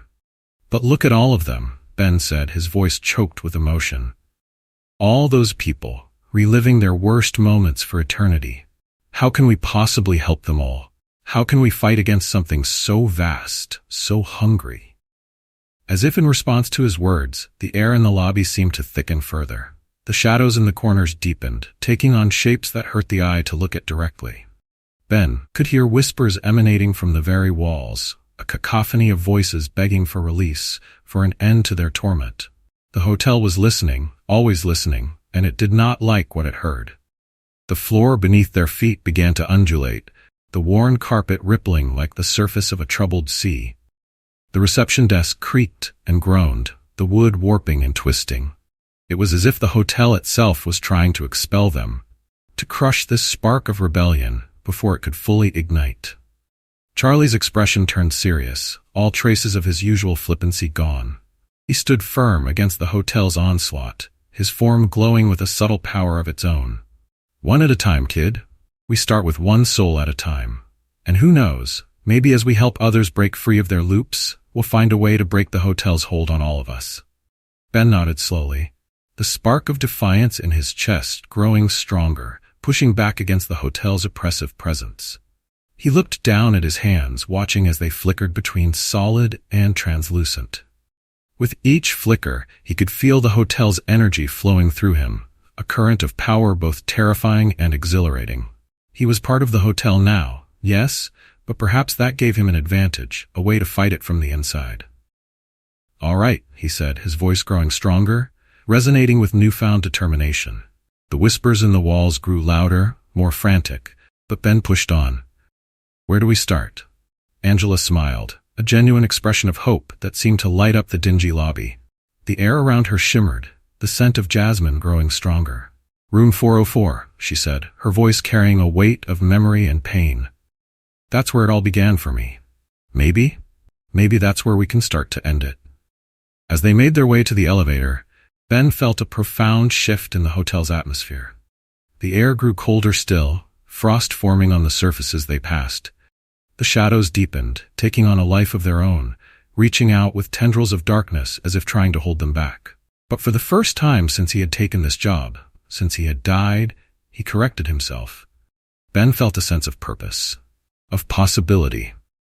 The elevator doors slid open with a soft ding that seemed to echo unnaturally in the tense atmosphere. As they stepped inside, Ben caught a glimpse of their reflection in the tarnished mirror. What he saw made him gasp. Their forms were changing, becoming more solid, more real.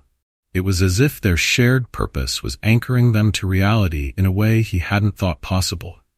The elevator ride seemed to take an eternity. The small space filled with a tension that was almost palpable.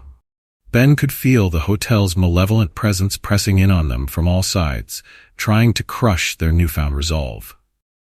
But he stood firm, drawing strength from Charlie and Angela's presence, from the power he could feel growing within himself. When the doors finally opened, revealing the fourth-floor hallway, Ben saw the corridor through new eyes. The peeling wallpaper, the threadbare carpet, the flickering lights, all of it seemed more real, more substantial. And yet he could see beyond it now, to the layers of reality that existed just beyond the veil of the physical world. In the shadows, he caught glimpses of other times, other tragedies that had played out in this very hallway. They approached room 404, the site of so much pain and suffering. Ben could feel the weight of history pressing down on him, the echoes of countless trapped souls resonating in his very being. The door itself seemed to pulse with a dark energy, the brass numbers glowing with an eldritch light.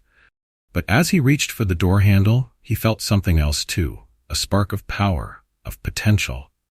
It flowed through him, around him, connecting him to Charlie and Angela, to the hotel itself, to something vast and unknowable beyond. "Are you ready for this?" Charlie asked, his voice uncharacteristically serious.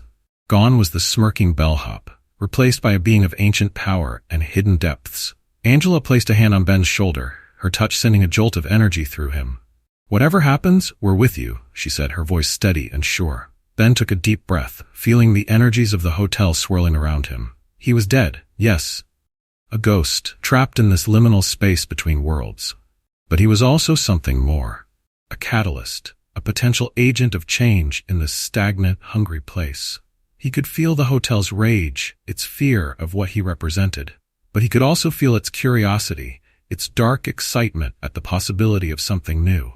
"I'm ready," he said, his voice steady and filled with resolve. The words seemed to reverberate through the hallway, through the very foundations of the hotel. "Let's see what we can do to shake things up around here." As he turned the handle and pushed open the door to room 404, Ben Thompson stepped fully into his new role. No longer just a night clerk, no longer just a lost soul. He was becoming something else entirely, a force for change in the unchanging cycle of the hotel. The room beyond was dark, filled with whispers and shadows that moved with terrible purpose.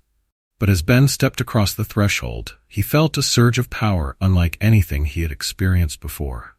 The hotel's energy coursed through him, no longer just a foreign presence, but a tool he could potentially wield. Whatever lay ahead, whatever horrors or wonders awaited them, he was ready to face it, ready to become not just part of the cycle, but the key to breaking it altogether. The night shift was far from over. In fact, for Benjamin Thompson and the souls of the unnamed hotel, it was only just beginning. And as they stepped into the darkness of room 404, the very fabric of reality seemed to hold its breath, waiting to see what would happen next. Chapter 24, the new Night Clerk. The ancient fluorescent lights flickered to life, casting a sickly glow across the hotel lobby. Dust motes danced in the air, illuminated by the pale beams that struggled through the grimy windows. Outside, the neon signs of Las Vegas blazed against the night sky, a stark contrast to the faded, peeling wallpaper and worn carpet of the unnamed hotel.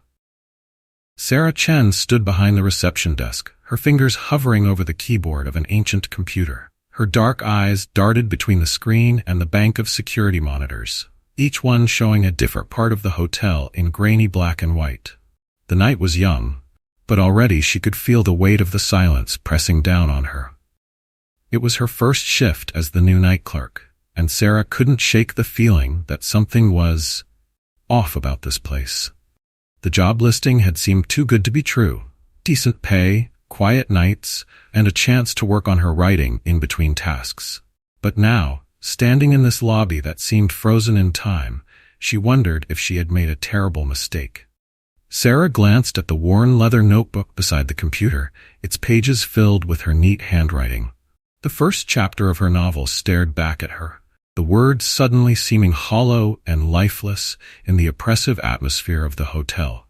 She had taken this job hoping for inspiration, for a quiet place to nurture her creativity. Instead, she felt a growing sense of unease, as if the very walls were watching her, waiting for something.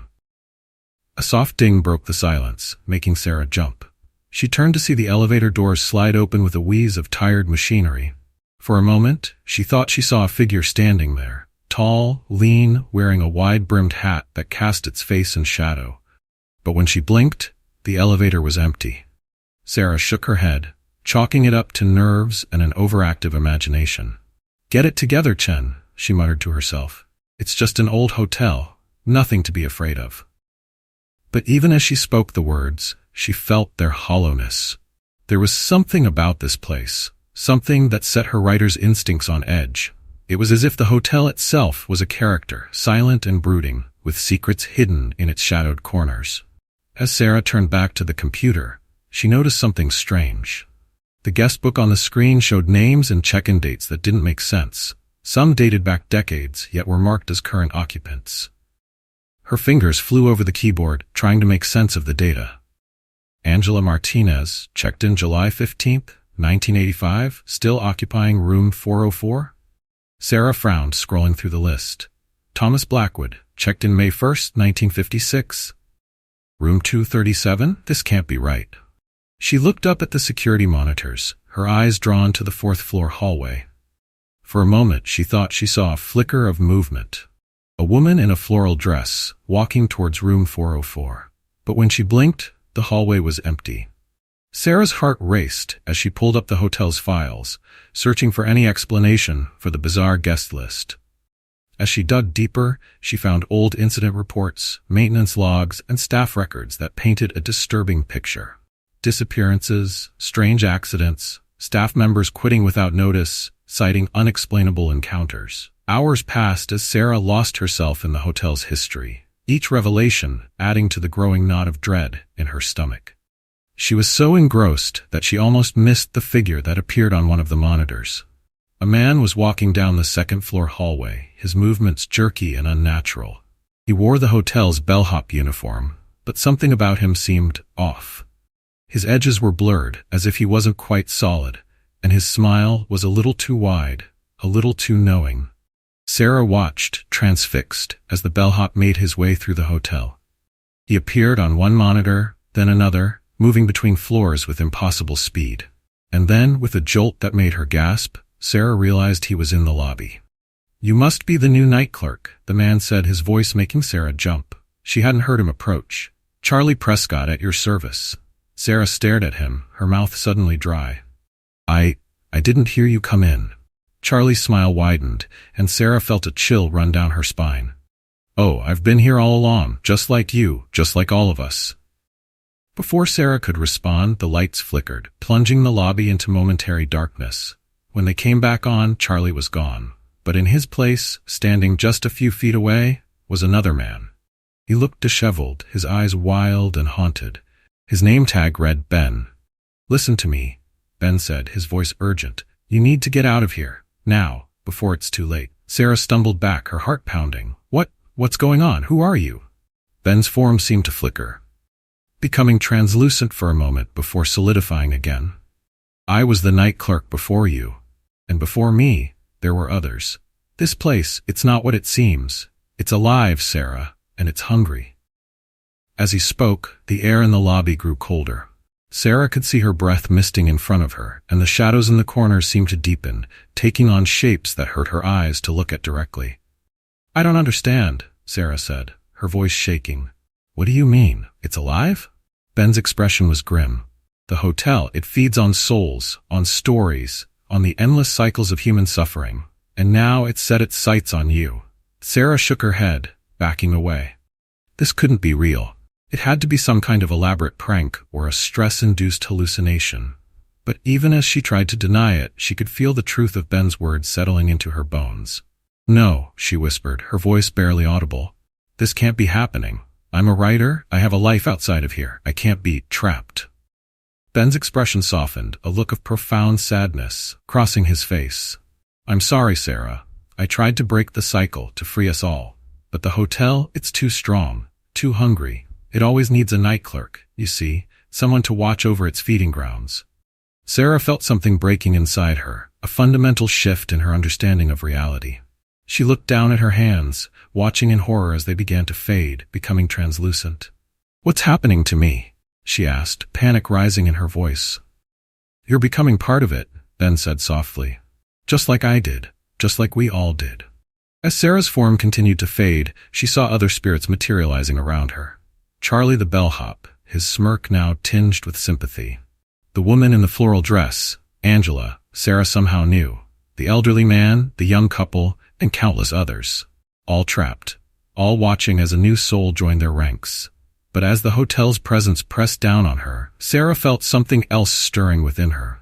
The spark of creativity that had driven her to write, to tell stories, flared to life. She grasped at it, clinging to this last vestige of her humanity. No, she said, her voice growing stronger. I won't let it end like this. There has to be another way. Ben looked at her, a flicker of hope in his ghostly eyes. There might be, he said hesitantly. The Book of Names. If we could find it, change what's written there. The guest book, Sarah gasped, understanding dawning. That's what it really is, isn't it? A record of all the souls trapped here? Ben nodded. But it's hidden, protected by the hotel's will. No one's ever been able to find it. Sarah's mind raced, her writer's imagination kicking into overdrive. But what if we could write our own ending, change the story from within? As she spoke, the air around her seemed to ripple, reality itself bending in response to her words. The other spirits looked at her in awe, feeling the power of her conviction. It's worth a try, Angela said, stepping forward. Anything is better than another eternity trapped here. Sarah nodded, her form solidifying as she embraced her new role. She was no longer just the night clerk, no longer just another victim of the hotel's hunger. She was a storyteller, and this was her greatest challenge yet. The walls of the hotel pulsed, a low, angry growl emanating from the very foundation. It could sense the change, the threat to its carefully constructed reality. We need to hurry, Ben urged. The hotel won't let us go without a fight. Sarah took a deep breath, feeling the weight of countless souls resting on her shoulders. Then let's write an ending none of us will forget, she said, her voice filled with determination. As the shadows closed in around them, Sarah Chen began to weave a new story, one of hope, redemption, and freedom. The hotel's hunger clashed with the power of human imagination, reality itself hanging in the balance. The night was young, and the battle for the souls of the unnamed hotel had only just begun. The end.